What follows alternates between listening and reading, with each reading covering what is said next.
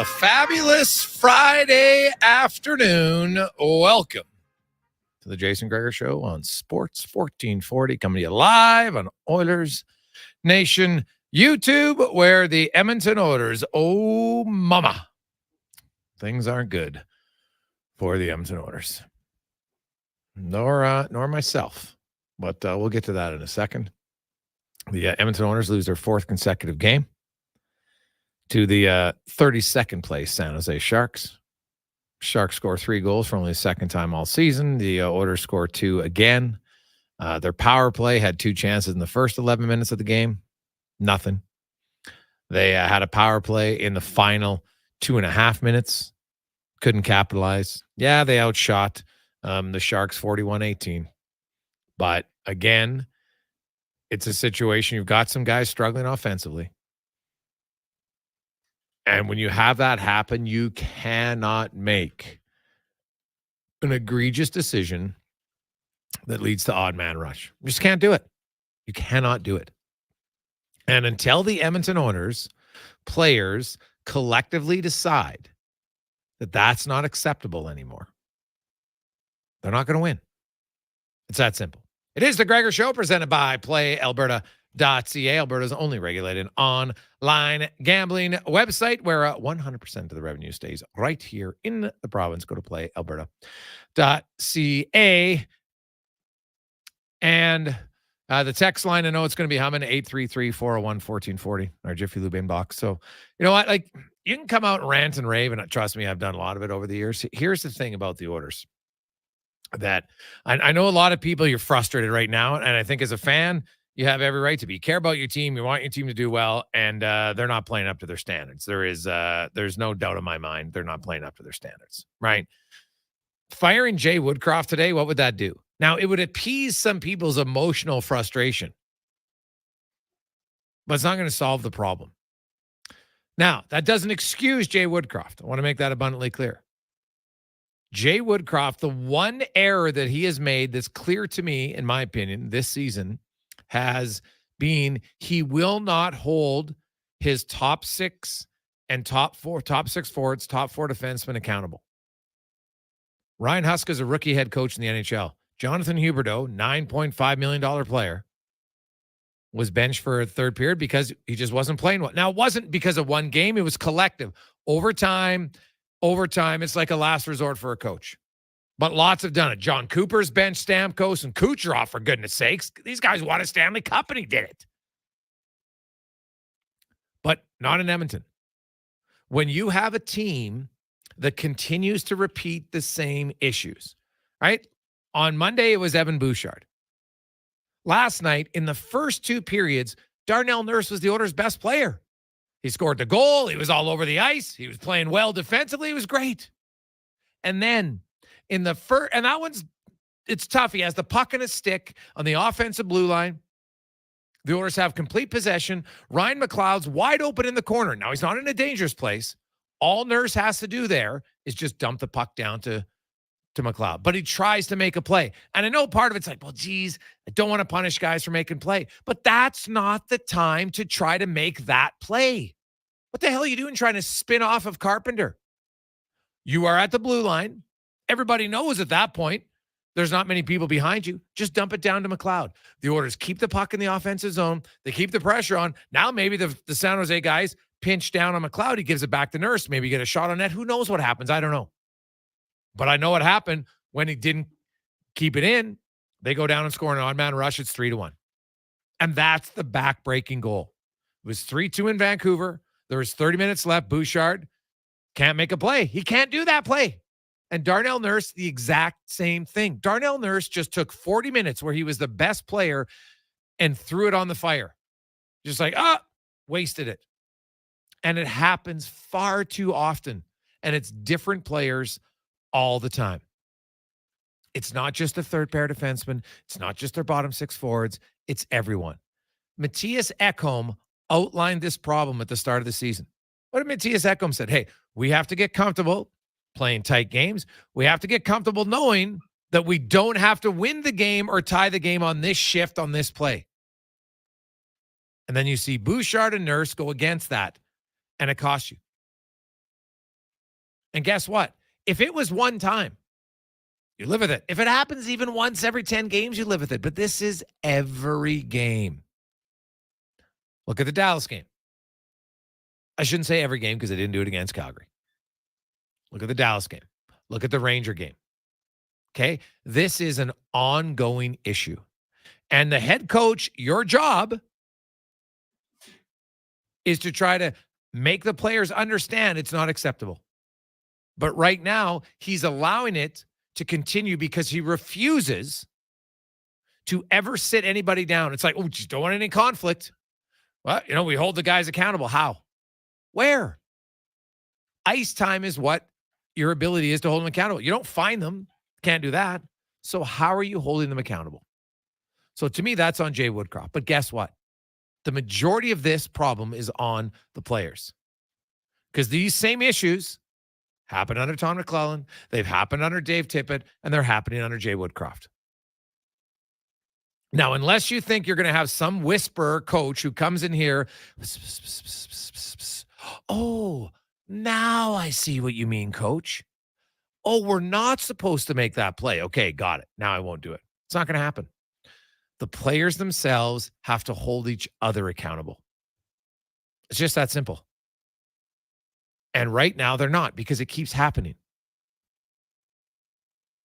Like I said, if it was infrequent, you'd live with it. Because even the best teams, guys will make an error every now and then. But it's not that it happens once. It's happened continually. And the message is not being received. Number one, I don't think the coaches come down hard enough on players. But most importantly, the players themselves have not held each other to a standard. They haven't. Okay? And until that changes, especially right now where the Oilers can't score. In their last 9 games, Nugent Hopkins, no goals, 5-on-5. Connor McDavid, no goals, 5-on-5. Leon Draisaitl, 1 goal, 5-on-5. What do they get paid for? They get paid to score. Right? Their power play last night. It's not always like if you go 1 for 4, you're 25% in the game. It's pretty good. But when you have 2 power plays in the first 11 minutes of the game, there's a chance to get up on a team that doesn't score a lot of goals. And they didn't really come close to chances. Then they battle back. They get an extra attacker on. Nugent Hopkins scores, and it's 3-2. And then they draw a penalty. And now you have a 2-minute man advantage. And they even pull the goalie for the second half of it. It's a 6-on-4. They had 2 shots on net, one from long range in Bouchard and one from a sharp angle in Draisaitl. That's it. Are you kidding me? So there is no player here, Draisaitl. Now, he wants to be snarky to the press, and I know some fans like, yeah, look, he's snarky. Give me a break. Grow the hell up and learn how to handle and that wasn't even a difficult question from Nugent Bowman. It wasn't even that hard. Like, you know what? Maybe show some snark on the ice. Like, give me a break with the spoiled little brat attitude. I'm done with it. I am tired of this because trust me, it's been around for a long time, right? Now, that's just a sidebar issue. But the bigger concern for the Edmonton Oilers is their unwillingness as a team to commit to making the right play at key times in game more often than not. It's a 2-1 game. You've severely outshot them. You have complete control of the puck at the left point. You have a wide open guy in the corner. Just dump it down. The play keeps going. Who knows what happens? Live to fight another day. No, you try a fancy play that was not needed. Just like when Bouchard's pinch on Monday. He's not pinching there. You can't get the guy. He just put himself out of position for an easy odd man rush, and then he didn't back check. Right? It's Nurse and Bouchard this week, but it's been Draisaitl, Nugent Hopkins, Hyman, Kane. Go down the list. Who hasn't done it? Anybody? That's the problem. It's a group, so they're going to win as a group, but right now they're going to lose as a group because they refuse collectively to want to hold each other to a standard of winning. Right now, they don't have a standard of winning. Their standard is losing. Because you are what your record says you are. I don't care how often you outshoot the opposition. Doesn't matter.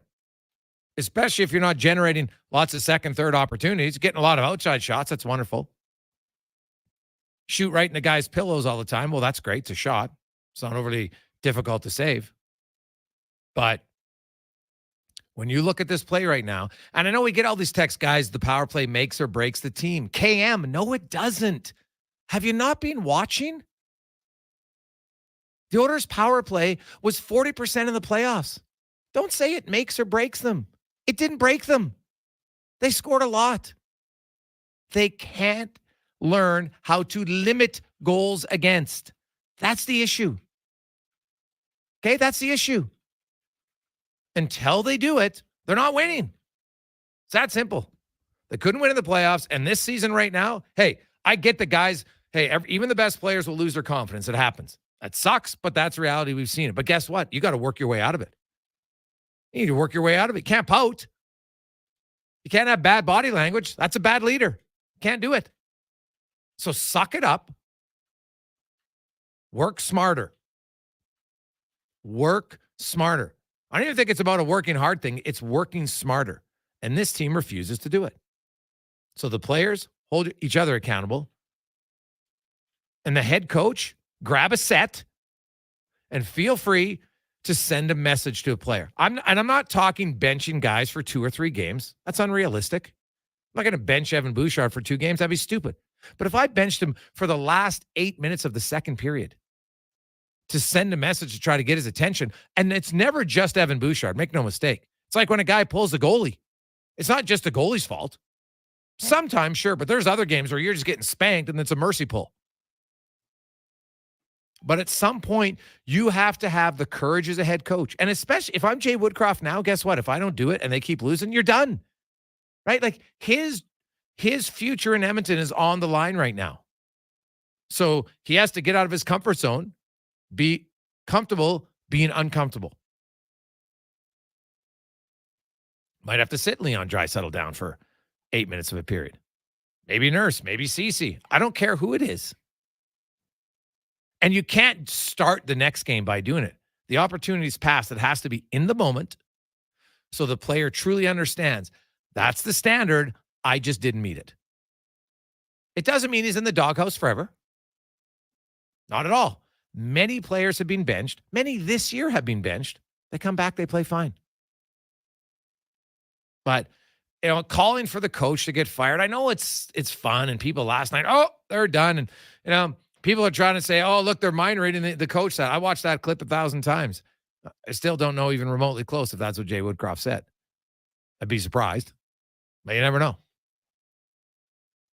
But the Oilers as a group need to wake up. And the crazy thing is, on Positive Friday, it's not even that unrealistic. Here's why. So last year, the Oilers, in their final 62 games of the season, won 40 of them, lost 13, and had 9 overtime losses. They got 89 points. That was on their way to 109 points because they had 20 points in the first 20 games. 10-10. The Oilers this season have 70 games remaining now. If they go 40, 20, and 10, so win 40 of 70. Last year, they won 40 of 62. So it's a much lower winning percentage. It's a lower points percentage. Now, that's not going to get them to 109. It just gets them to 95. And you just got to get in the dance, and then anything can happen. But and guess what? There's no easy fix. Because you know what? As you all know in life, how many of you out there right now have gone on a diet at one point in your life? Oh, yeah, okay, we're going to eat healthy. Lots of us try it. And then, we're just going to have one cheat day or one cheat meal. And then it turns into 2, and then it turns into 3, and guess what? Now you're done. It's hard to make the right decision. It's easy to make to take the easy route out. You know what? I'm not going to work out today. That's easy to say rather than, damn, I'm going to work out. It's harder, right? You worked out for 4 days. You're supposed to work out a 5th or whatever it is. Once you start saying no a few times, then eventually you say no lots. That's how it is. It's easy. Anybody can quit. Trust me, that's the easiest thing to do. That's what I tell my kids all the time in hockey. Guess what, guys? Anybody can quit when we're doing endurance skate. That's not hard at all. What's hard is to push yourself through and continue it, even when you're uncomfortable. And so the Edmonton Oilers organization, the easy choice, fire the head coach. Right? Fire the head coach. Yeah, we'll bring in Gerard Gallant, we'll bring in Bruce Boudreau. Pick a name. And suddenly he's magically going to have this magician wand and going to cure all the woes of the Oilers. It's not happening. Okay? Jay Woodcroft came in. The Oilers had some success, no question. But the underlying issues were there early on last year. They kind of covered them up for a bit, and then they re-exposed themselves in the playoffs. Now, some of that could be immaturity, right? Learning how to win is knowing how to do it. But Matthias Ekholm outlined it at the start of the year as clear as day. And guess what? Here we are, 12 games into the season, and the Edmonton Oilers are doing the exact same things that he said they shouldn't be doing. And there's been no accountability. So that's got to start with the players and the head coach. It's that simple. If the head coach doesn't do it, now trust me, I get how sports works. Oilers lose again in Seattle. You come home from a road trip. You know what? Plane lands after the game, early morning on Sunday. Guess what? You have a meeting. Coach is announced, fired the next day. This happens all the time. Again, easiest of the decisions. You know what the hard decision would be? For Jeff Jackson or Ken Holland to stand up in front of the meeting and say, you know what? This team is good enough. They got to play better. Simple. And some people, well, no, you can't say that. Ken Holland signed a guy I didn't like. I don't like his contract. That has nothing to do with it. The San Jose Sharks, look at the talent level of that team. You just lost to them. Do you think they have more talent than the Edmonton Oilers? No, they had more will. They didn't gift any goals to the Oilers. Sure, their goalie played well. That's nice. But they didn't gift any goals. How many odd man rushes the Oilers have last night? And the Sharks are a much less talented team. Stop giving me the garbage of never, ever expecting your best players to raise the level of execution on your team. And as good as they've been offensively, no one ever questions it. Okay? And I don't mind if you're going to cheat every now and then. But you've got to know at certain times in the game, this is a play you do not make. End of discussion. End of discussion. It's a 3-2 game. We're on the road. We don't make a bad pinch. It's a 2-1 game. We're on the road. We're dominating. We don't try to make a selfish play at the blue line, leads to a turnover, and now it's 3-1. And guess what? The Oilers lose by a goal. Cost them the game. Yeah, the game in control. Nurse had been their best player in the game up until that point. That stuff has to be unacceptable. So please, I'm not buying any of this fire the coach garbage. You can fire the coach all you want. Yeah, you'll get a coach bump, and then what happens? Back to reality. So if the Oilers want the reality to change, they need to change it. It's that simple. It's not easy. And it's not like snap your fingers and voila, it's going to happen in the next game. But they can talk till they're blue in the face. Actions speak louder than words. And I don't see any action on holding others accountable because the players still keep doing it. I don't hear it from the coach.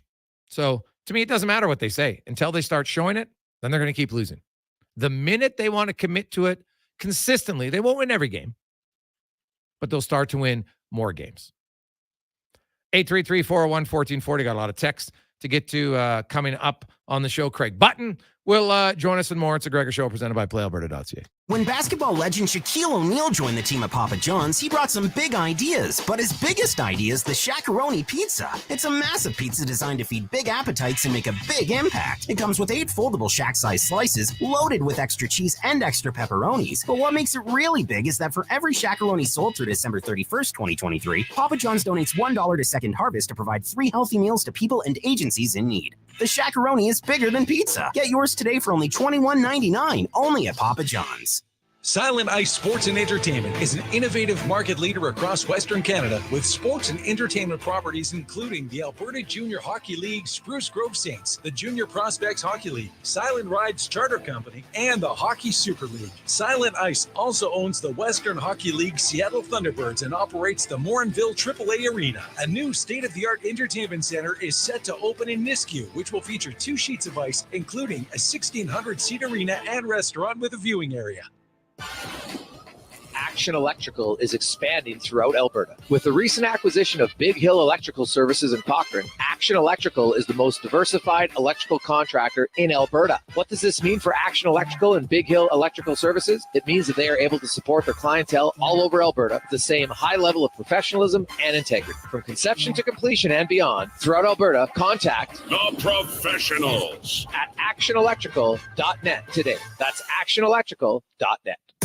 It's simply the best time to buy. The Black Friday event is on right now at Volvo Cars Edmonton. You'll save up to a game-changing $7,500 off your purchase or finance as low as 1.49%. Choose from a winning selection of 2023 cars and SUVs like the sleek S60 or the roomy and comfortable XC60s and 90s. Black Friday is on now at Volvo Cars Edmonton, Canada's only 12-time Volvo Excellence Award winner. Visit 1205 101st Street Southwest or chat online at volvocarsedmonton.com. When you think local, think corporate business solutions. Local service, local support, local always. CBS is the largest Konica Minolta office equipment dealer in Western Canada with a full line of multifunction office devices, printers, mail machines, and software solutions. When you call CBS, you'll speak with a live person located right here in Edmonton, and most issues can be resolved over the phone within 20 minutes or less. Call Corporate Business Solutions today, 780-490-5600, or visit cbsca.com. Looking to tackle your backyard projects with power and precision this fall? Look no further than Kubota compact tractors. Experience the perfect blend of compact size and unbeatable value with Kubota. Right now, take advantage of financing as low as 0% for up to 84 months and save up to $1,500 on select models. Plus, as the temperature drops, get ready for Alberta winters with confidence with Kubota Performance Match snowblowers, sweeper, and blades. Visit Edmonton Kubota today for details. Hey everyone, it's Kelly here from United Sport and Cycle. Christmas is just around the corner, and we've got everything for the athlete and sports fan on your list, including United gift cards. United Sport and Cycle, your Santa's workshop for over 95 years. What's better than getting a delicious McMuffin and a medium premium roast coffee? Getting a delicious McMuffin and a medium premium roast coffee for only $4 plus tax. It's your favorite McDonald's breakfast for less. What's better than that? For a limited time at participating McDonald's in Canada, prices exclude delivery. When you're a snowbird and take to warmer climates this winter, you want to make sure you have full coverage. That means home insurance when you're at home and travel insurance for when you try wave jumping on your jet skis. The James Insurance Group gives you peace of mind in your policy, so you're always covered. Working for Albertans across the province, the James Insurance Group will find you the best value and coverage you need. Find us at tjig.ca. That's tjig.ca. Portions of this hour brought to you by Papa John's. Try the Shakaroni, a big pizza with a big impact for only $21.99. For every Shakaroni sold until December 31st, 2023, Papa John's donates $1 to Second Harvest. Order at papajohns.ca. Pro sports, local sports, minor leagues, you got it all. It's the Jason Gregor Show on Sports 1440. Presented by playalberta.ca, Alberta's only regulated online gambling website.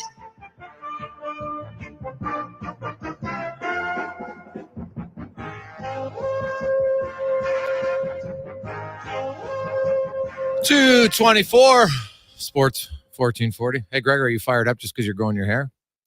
Well, I'll admit that is not ideal. I would agree, Dan. That was not a position I expected to be myself in. But you know what? Unlike the Edmonton Oilers, I won't take the easy way out. I'll do it. No problem. But no, that has nothing to do with it. It's a sidebar that I'm not happy about. I'm not gonna pretend to sugarcoat it. Be like, this will be fun. No, it's gonna suck. Right? I'm not excited about it.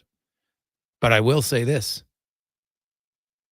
The Edmonton Oilers issues that I talked about in the opening segment have been around much longer than my decision to have to grow my hair out. You've seen them gift goals, make ill-advised pinches, try dangerous passes constantly. Matthias Ekholm even outlined it in numerous interviews at the start of the season. It's basically hollow words because his teammates don't respect him enough to do it. It's that simple. It is that simple. You can talk all you want. Oh, they care. I'm not saying they don't care. But you know what? They don't care enough to play smart hockey. That's a fact. That's not an opinion. You're watching the same games as I am. If you think those are smart decisions, please tell me why. Because they're not. It's that simple. Right? Give me a break on the firing the coach. Now, doesn't mean the coach isn't out there to be criticized, because he is. Because his unwillingness to show any sort of standard to his team to say, you know what, that's unacceptable. Sorry, take a seat in the bench. And like I said, I'm not talking games. I'm talking a half a period. Wherever it happened, that's when you do it. You do it in the moment because it's being built up. Because trust me, that wasn't the first time. Right? No coach worth his name benches a guy after one mistake. Right? That's a terrible coach. It's something you've talked about, and then you've talked about again. And usually it's like after the third time where it's like, well, guess what? Like Jonathan Huberdeau. That wasn't the first time Huska has talked about, God, we need more from you, man. We got to get you going. And to Huberdeau's credit, he admitted it. Right? He admitted it. So be honest, look in the mirror, admit you're not playing well. Don't pout about it. And the coach, you can't be scared, because the minute you don't hold your players accountable, now you've lost the room. And he's on the brink of that. Look where they are. They're 2-9-1. So automatically he's on the hot seat. But he gets on the hot seat anymore because of his unwillingness to hold his players accountable. Let's go around the NHL now. Brought to you by McDonald's, where stop in right now at McDonald's, and there's lots of, hey, you want to combine a McMuffin and coffee for only $4? You can right now at McDonald's. There's Craig Button from TSN. Joins us. Bots, you're a GM. Give me your thoughts. So if you see a coach, like I don't know how the inner workings are, but when I see a coach, and you might hold guys accountable in video room, but that's different. At the end of the day, your biggest ability to hold guys accountable is ice time. Doesn't matter who it is. You take away their love, then it probably gets their attention the most. You can talk in film work till you're blue in the face. It's different when all of a sudden you're missing some ice time. So if you have a coach who's not doing that, does the GM have to say something? How does that work? Yeah, well, let me just say, I'll get into that in a second, but just listening to what you just said, all I can tell you is I applaud everything you just said prior to me coming on. Accountability. And so I'm going to talk about, like, I'll get to Jay in a second. As a manager, coach, you're talking all the time. You're in constant communication with your coach. You're going, okay, what are we going to do? What's your solution? You know, you have that back and forth. Okay, what ideas? And you try to look at different things as a solution, and you consider them. Okay, is that possible? Is that not possible? But the one thing that a coach always has to do, he cannot talk the talk unless he's willing to walk the walk. And you have to be able to say, hey, listen, this is the way that we need to play. These are the standards that I have to make sure that I uphold. And to your point about sitting out a player or benching him, you know, there's also a double-edged sword to that. The double-edged sword is the player sits there on the bench, and if it adds up and there's more than one player, the other players start to go, get going here. I can't keep going out there with 4 defensemen. You're killing me. So get playing. That's where the peer pressure from the teammates start to come in. Listen, I can't begin to tell you how disappointed I was in Jay Woodcroft in Vancouver previous game. Yeah. I mean, to me, he bailed on his team. He bailed. He got thrown out. The team is playing guard. He got thrown out of the game. Like, I would not be happy about that if I'm the manager. But the second thing, which is the most important thing, he said, well, I couldn't sit out Evan Bouchard. We needed him to get back in the game. What? He got you into the hole. Mm-hmm. He got you in. And now you're going to say, I can't sit him out because, you know, I might need him to help us get out of the hole that he dug. Not happening.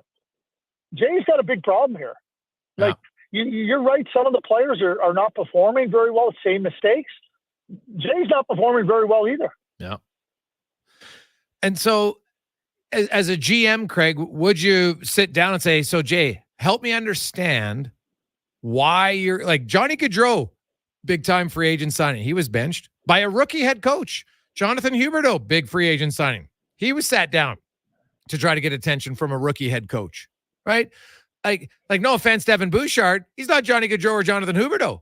and you still won't do it. So why do you think that is? And would you have the conversation first? Like, because you can fire the coach. Firing the coach, well, it's not an easy decision, but it's the easier one in hockey, right? Like, they fire the coach all the time and think it's magically going to solve problems.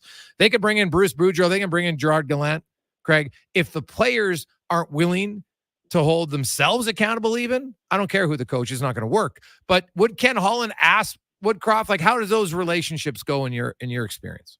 You just nailed it. You go, help me understand. Please help me understand, Jay, why you wouldn't do this. And you talk about coaches. The vast majority of coaches, when it comes to, let's just say, to their expiry date, I'm just going to use that term right now. Yeah. It's not because of the X's and O's. It's not because of their systems play for the most part. It's because they've lost credibility with the group because they haven't been able to deal with the problems. Jay right now is not dealing with the problems. And that's what's going to do him in. It's not about the X's and O's. We can debate whether they should play this defensive system or they should play this way or do that, whatever you want to look at. But the coaches, the vast majority of them lose when the expiry date comes. It's because they've lost credibility because they won't deal with the problems. They won't deal with the problems. And problems manifest themselves in a lot of different ways, and how you deal with them. You have to confront them. And to me, Jay hasn't confronted it. No. You're Jeff Jackson. Like, I didn't think they'd fire Jay Woodcroft today. With every loss, the pressure mounts. I understand the adage you can't fire the whole team, Craig, but I also think it's the easy decision to fire the head coach. And now I'm not saying that it might not be the right decision, but there's other decisions that need to be made here. What are Jackson and Holland like? What needs to occur in Edmonton in your eyes? So you're right. The easiest thing to do is to say, okay, we're going to need a coaching change.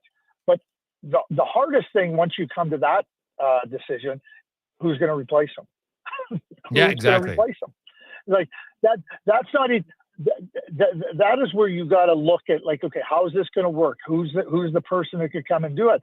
So, and maybe Jeff and Kenny have made a decision that they want to change the coach. Well, now you got to go through the process of talking to people and who is going to be the person, right? And we saw when Dave Tippett was let go.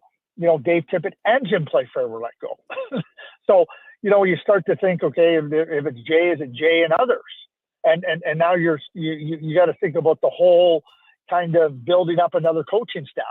But if I was sitting there talking to Jay, I would be very clear with Jay. And see, and this is the problem. Here's the problem that Jay's run into: is it now when he goes and holds players accountable, is it really him? Yeah. See where the credibility is? Yeah. See where he's lost the credibility? Is it really him? I would say to him, I said, Jay, like, you know what? You better go down upholding your standards. If you're going to go down with your principles. Go down with what you believe in. That's what I tell him. Okay. So Craig Button joins us. John Klingberg maybe has an injury. Maybe he doesn't. Who knows? But he's not going to dress for Toronto, Craig. They're in somewhat of a similar position, except their offense has allowed them to win some games. Edmonton's offense, we'll get back to that in a sec, is not. What do you make of Toronto? And we're in November. Usually there's not many trades made. Sometimes there is, but it is more difficult for whatever reason to find a dance partner in November than it is in January and February, right? That's just the reality. You've been there. Like, you might want to make a trade as a GM all day long, but you got to find a trading partner. How dire is it, do you think, on the blue line in Toronto? Well, I mean, it's dire. I mean, it's not anywhere near good enough. So, first of all, with McCabe, with Klingberg, with their full complement of players, they're not good enough. They're not good enough to compete and have success against good teams. They're not. So Brad Treliving, he came into Toronto with the single most important mandate being has to find a way to have better playoff outcomes. So I think Brad can look at that blue line and say it's not good enough. I think he knows it, but that's what he's going to have to find a way to do. Trading partners are difficult. Yes. Trying to find a way to improve it in a significant way. Yeah, it's difficult. That's your job as a manager. And you get compensated very well to identify problems and find solutions. But that blue line is terrible. It really is. And if you and if anybody in watching that team thinks that you're going to contend against really good teams with that group of defensemen, you're completely delusional. I totally agree with you. So to me, at some point, do you think they try to move one of their big guys, or is that just a losing proposition? Because I just look at Vegas, right? And I look at Buffalo. Yeah, Buffalo traded Jack Eichel, and they got some good pieces back, Craig. But Vegas won the cup because they were a good team who got the best player in the trade. And so if you're Toronto, like Willie Nylander, I could argue, is being their best forward this year. Man, he's a competitive player. I like lots of things about his game. You trade him, like, unless you're going to get a legit, really good D-man, not just like one defenseman and one forward, then you probably lose the trade. So what would you do if you were in Toronto? Would you trade some young guys away and say, you know what? I'm going to trade some young prospects to get good players rather than try to unload one of my better players? Okay, well, who are the young players? Like Cowan, like some young guys in the like draft picks down the road, future guys. Oh, okay, that's fine, right? So, okay, that's why I wanted to just be clear on it. Yeah. So who are those? So what are you going to get for Easton Cowan? Like, you're going to have to find a team that's in a rebuild mode. That's what you're going to have to do, right? So a team that's interested in looking at trading a young player. And we're 12, 13, whatever games into the regular season. How many teams are prepared, if not named San Jose, to go and do that? There's not very many teams that at this point in time, I think, are ready to and who do you want from San Jose? Oh gosh, no one.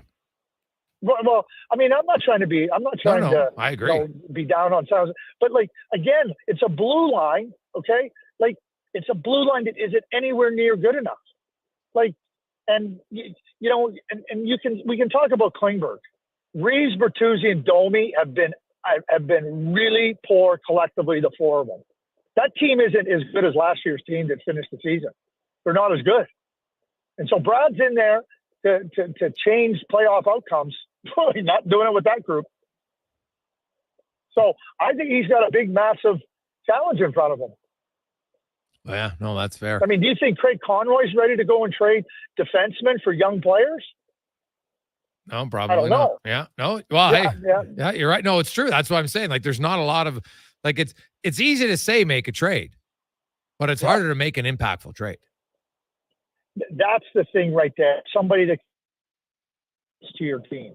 And when you look at and the Toronto Maple Leafs for years, they traded draft picks. They traded. They don't have any young players. And the other thing that Kyle Dubas did, he drafted little guys. All he did was draft little guys. He drafted little guys that aren't going to help you when it matters. So, like, they can't look to their farm system and tap in anywhere.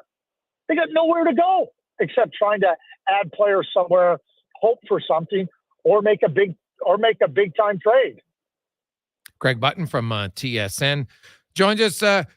Craig, there's obviously teams at the top.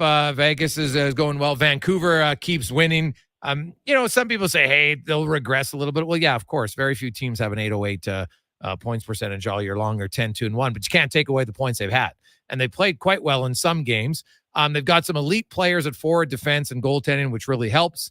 When you look at the Canucks, obviously we know that they've got to tighten it up, but what do you see about their game in the neutral zone or defensively that you feel, okay, this is the area I want to focus on? Because if they do that, like I still think they're going to make the playoffs. I don't see any reason why they wouldn't. But for them to maybe want to take the next step and be a playoff contender, what do you think they need? Yeah, and they're going to make the playoffs, and I'm going to have to pay off a bet to you. But I'll be happy. I'll switch bets with you, Craig. I'll switch bets. I'll buy dinner, and you can grow at the Costanza. You probably don't want that. Yeah, no, I don't. The company will be good, so that's not a problem. But, one of the things, I mean, Thatcher Demko is a really good goaltender. We know he's but, like, I think for the Vancouver Canucks, you have an opportunity to correct some of their flaws. They still give up what I think are some really good quality chances defensively. I know they're working harder, but I think Rick Tocchet really has to limit them, to try to reduce them. Are you going to reduce it to any great extent where you're going to be confused with the New Jersey Devils? No.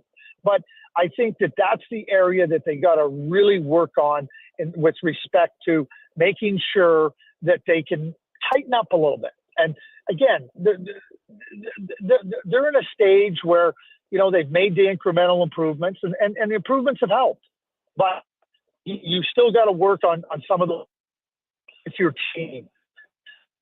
Really going to your goaltender to bail you out, I think. I think we lost Craig there. Unfortunate.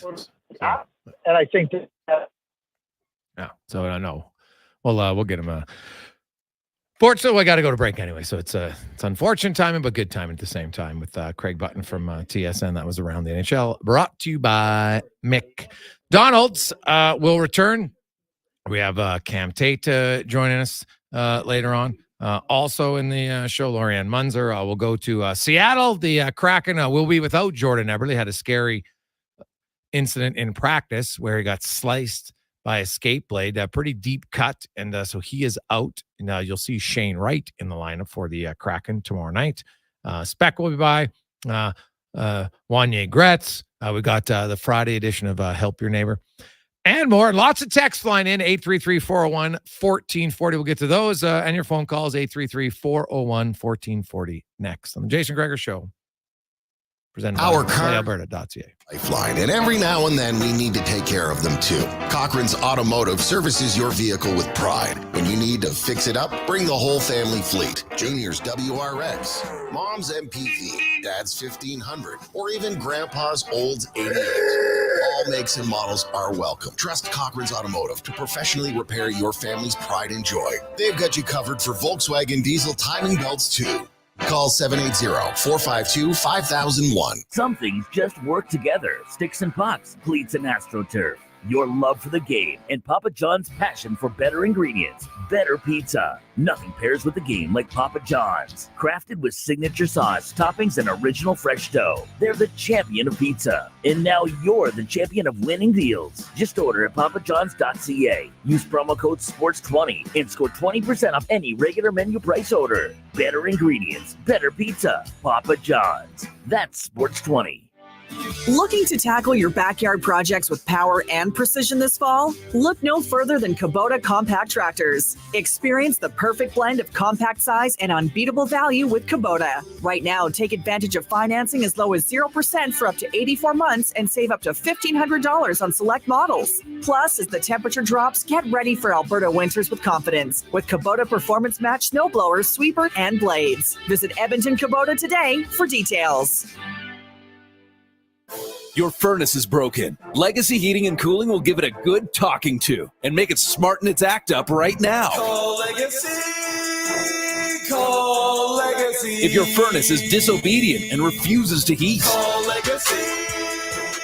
Call Legacy.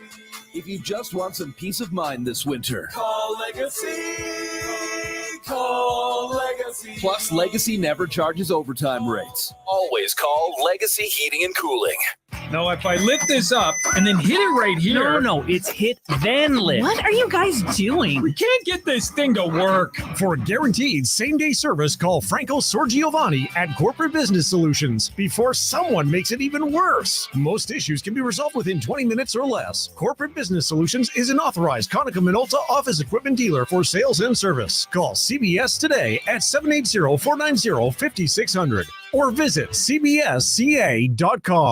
Hey world, get ready to believe. At Oodle Noodle, we serve up world-class, worldwide flavors in our sweet, saucy, and fiery noodles. We believe in the power of nudes. We've got everything from saucy mac and cheese to sizzling pad thai to so many other unbelievable dishes sure to make you a noodle convert for life.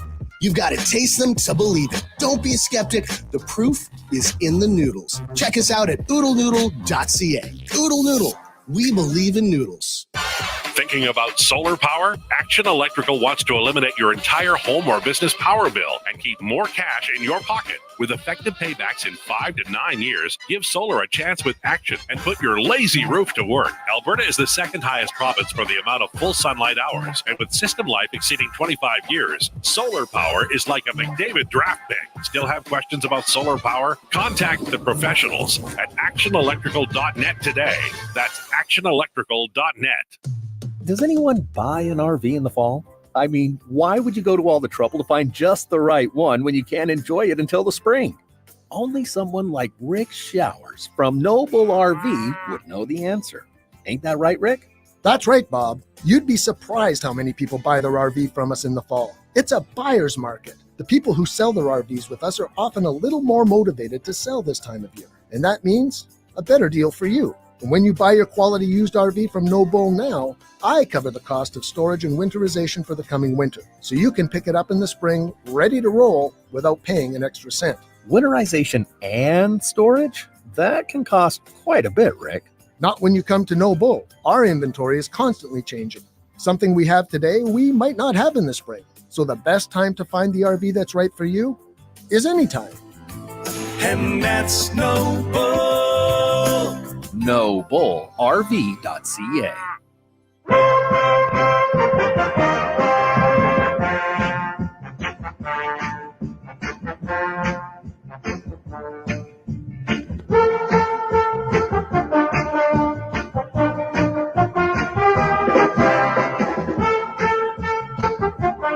Portions of this hour brought to you by On the Rocks. On the Rocks Kitchen and Drink. Watch every single Oilers game at OTR with $4.50 Molson Canadians and a 60-cent wings. Plus, play Oilers Score and Win, and you could walk away with a ton of On the Rocks GCs. Oilers hockey at OTR. Book your table today. Jasper Ave and 118. Sports Radio is back. The Jason Gregor Show on Sports 1440. Presented by PlayAlberta.ca, Alberta's only regulated online gambling website.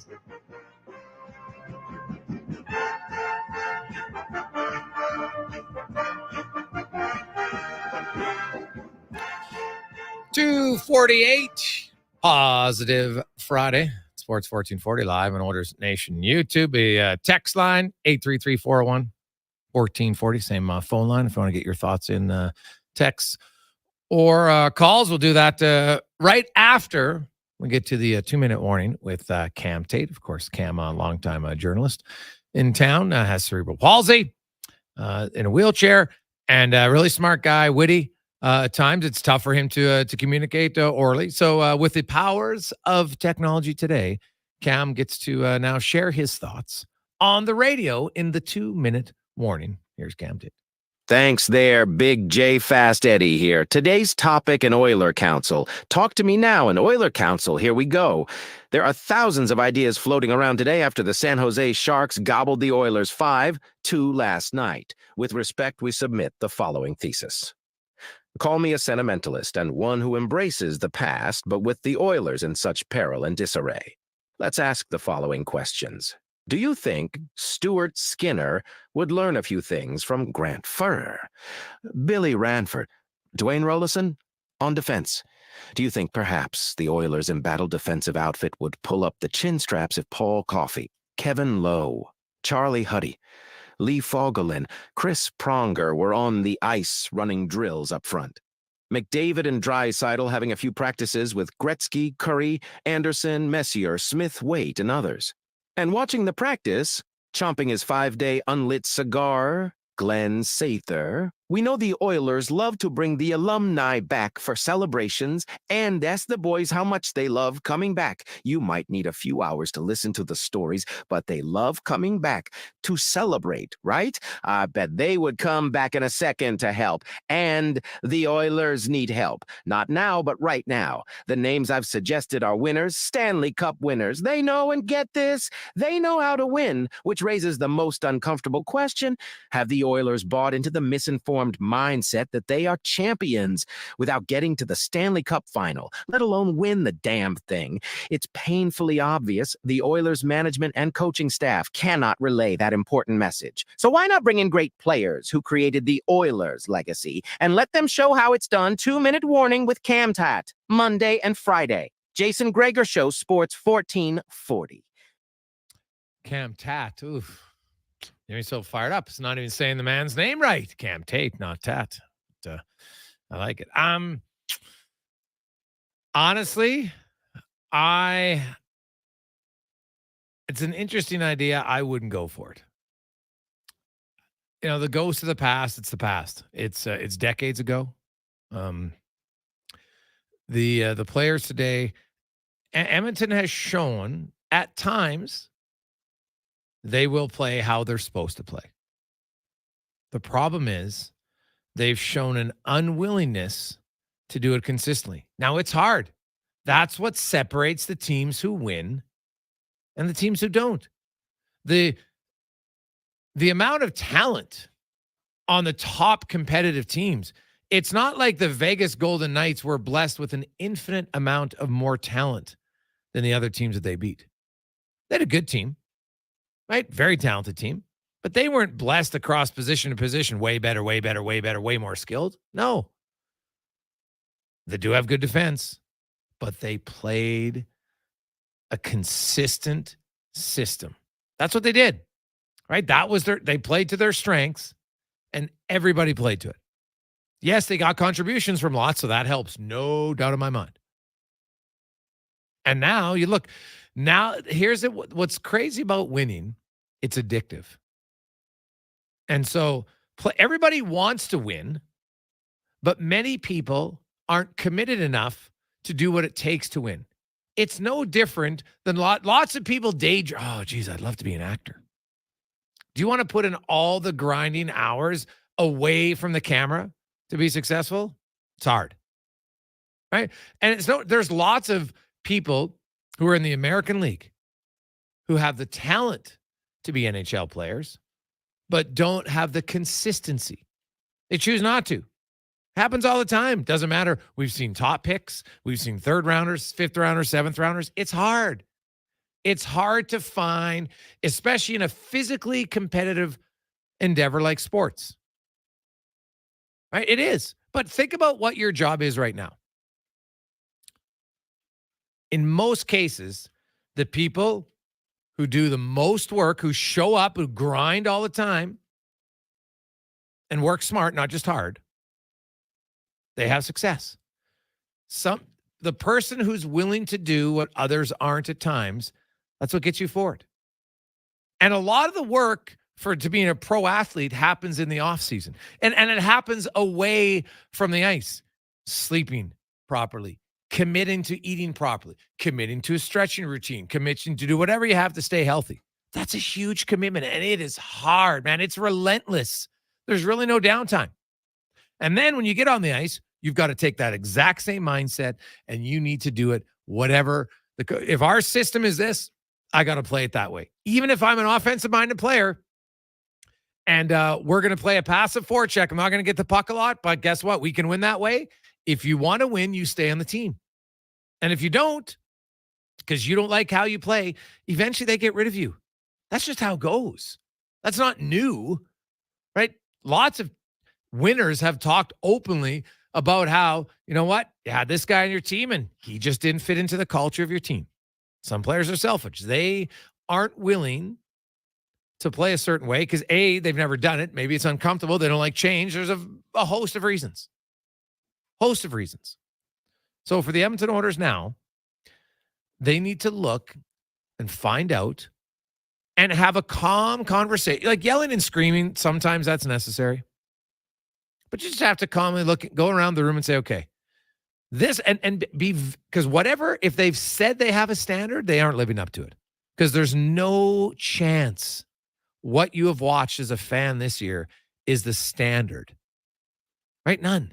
There's no chance that's their standard. So they're playing below their standard. And as Craig Button said, maybe Jay Woodcroft isn't capable of being the hard-ass guy who holds him to a higher standard. Maybe he isn't. I don't know. I know Jay. I don't know him that well. I'm not in the room. I don't see what he says to the players when no one's around, right? So I don't know. I can only judge on what I see. And when I see players making the same mistake over and over, but there's no recourse for it, right? So to me, that's the only thing I can gauge it on. And so far, especially this season, we haven't seen that. And that's one element that's missing. There's lots of elements that are missing. The players themselves need to do it. Hey, Gregor, are the players choosing not to, or do they lack the mental capacity to self-motivate? From Walter. Well, I don't believe you're in the NHL without being self-motivated. I think they put in the work to get to the NHL. Now, staying in the NHL and having success in the NHL are two very different things. But I think most NHL players who stick around long enough. Now, if you get up here, you're playing 70, 80 games. Hey, now maybe sometimes you just don't have the skill to be a regular NHL player. And that, you know what? That's the harsh truth, but it's true. Not everybody has the skill to be a regular NHL player. You might get in 10 games, 15 games, 20 games. Heck, you might play 200 games. But if you don't have the skill, and sometimes that skill might be, you know what? You get put in a spot where teams think you're only a penalty killer or you're only a bottom six forward. So now you have to adjust to it. Right? Like one of the great examples I use is Kyle Brodziak. Kyle Brodziak was a high scorer in junior. That's what he did. Now, his coach in junior told him, Kyle, and luckily he was honest, and luckily Kyle listened. But he said, Kyle, I don't think you have the offensive chops to be an offensive player in the NHL. If you want to play in the NHL, you're going to have to be a good two-way player. So he worked on it in junior a little bit. So that gave him a little bit of a leg up. But then when his junior coach, he moved on, Kyle was the one who made the choice to continue to do it. Think about how many players play over 900 games in the role of Kyle Brodziak. Like there obviously are some, but there's not many. Now, he had a stretch where he's a really good third-line center, right? Had 20-goal seasons in Minnesota. Solid. But for lots of years, he was a fourth-line center for many different coaches who could kill penalties, reliable in the faceoff dot, and was reliable defensively. The coach knew what you were going to get. And the guy had a fantastic NHL career, over 900 games. But he made the choice to adapt. It wasn't easy. Right now, and as Kyle's told us, one of the best things happened to him, he got traded out of Edmonton. Because, you know what, there's a little bit too many distractions as a young guy here. And he admitted it. I love his honesty. It's like the best thing that happened to him and his wife. Plus, you know what, they had to grow up together now, away from everybody. It helped them, off the ice and on the ice. Now they're both thriving. It's awesome. So, but you have to make that choice. And the Edmonton Oilers need to make the choice. You want to blame the coach, fine. And hey, if they keep losing, the coach is going to pay the price. That's just the truth of the situation. But when the new coach comes in, look what happened. Dave Tippett. They reacted well. They did.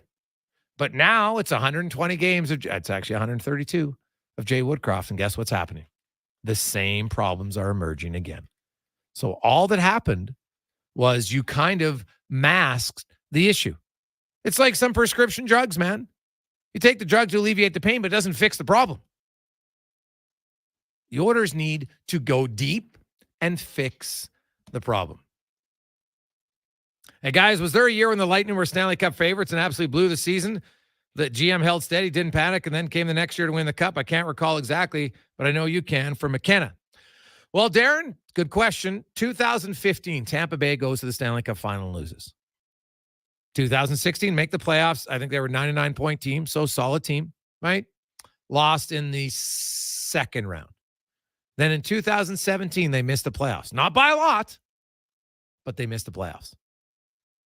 They didn't have a massive overhaul, but they made some changes. Then they came back 2018. Decent year, right? Make the playoffs, went around. 2019, they crush it. 132 points and get swept in the first round. And then they were like, you know what? We're missing a little juice. Where's some little jam? So they went out and they adjusted some of their bottom end players. Right? But their top guys also learned from that painful loss. And they got better. But think about it. They went to the Cup final in 15. They didn't win until 5 years later. Just because the Oilers went to the conference final 2 years ago doesn't guarantee they get a trip to the Stanley Cup. It's not how it works in the NHL. Every year is a new year. And if you don't have the commitment, it's going to be hard to win. And that's what the Oilers are finding out right now.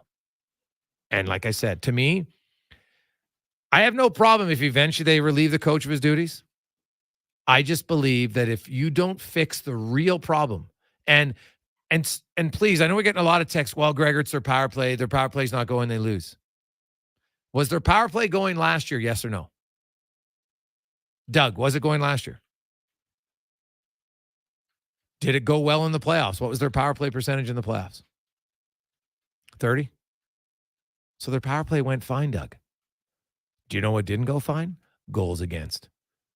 You know what category they've been outside of 2017? Mainly outside of the top 15? Goals against, specifically 5-on-5. That's the root of their problem. And you can go out and you can find another defenseman. Oh, Matthias Ekholm. Remember that? Oh, Matthias Ekholm calms everyone down. I was like, pump the brakes. No, he doesn't. The team played well for a stretch. Awesome. But at the end, Matthias Ekholm's presence on the bench isn't suddenly going to make every other guy want. Look at Matthias Ekholm. He said all the right things at the start of the year. He said exactly what the Oilers needed to do. They need to get more comfortable winning lower scoring games. They have to know that they don't have to make a play to try to win the game all the time, because that's what's happened, especially this week. Trying to win the game rather than just hold until you get a good opportunity. So, honestly, guys, I don't know. They've yet to show, but that's the great thing about life. I can tell you in my own personal experience, I was kind of a train wreck in my early 20s. Right? It took me getting in a car accident that was my fault to wake up. I woke up hanging outside the passenger window of my Dodge Daytona on what is now Ellerslie Road and 66th Street, back when there was no houses there. I ran a stop sign. Now, on a road I'd driven, I don't know, hundreds of times in my life, daydreaming, rode it, got T-bone on the left side. Right? Somehow, there's those massive spruce trees there. Somehow, unconscious, my car went through them at full speed and didn't hit one. Could have been worse. I literally woke up in the hospital. I remember briefly hanging outside the window, looking down on some lady who lived at that farmhouse. God love her. She came out. I went and talked to her afterwards and thanked her. And, I had blood streaming down my head. Well, guess what? So I wake up in the hospital and, they're doing all the tests. I thought I had a broken neck. Thankfully, I had no real damage, just some scars. No big deal. No one was hurt, thankfully. And then I had a choice. I was spinning my tires. I wasn't taking life serious. My parents, I had great parents. But I had to make the choice to want to make a change. So you know what? And it wasn't like an instant choice. But it was like constantly making better decisions by myself. And the Edmonton Oilers players, as individuals, need to do it.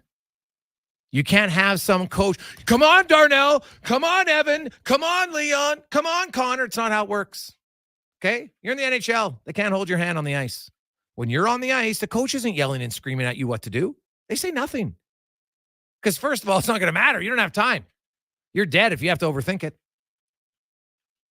So players look in the mirror and they will make the choice. If they want to be champions, and even if they want to be champions, do everything right, there's no guarantee. That's what's harsh about pro sports. That's what's harsh about it. But if they don't make the commitment, I'm telling you right now, this team is never going to truly compete for the cup until they commit defensively. Full stop.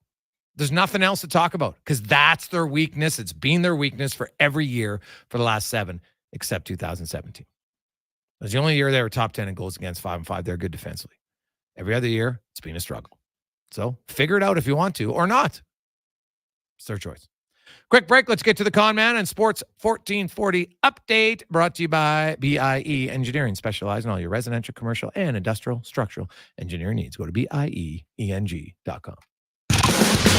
This is a Sports 1440 update.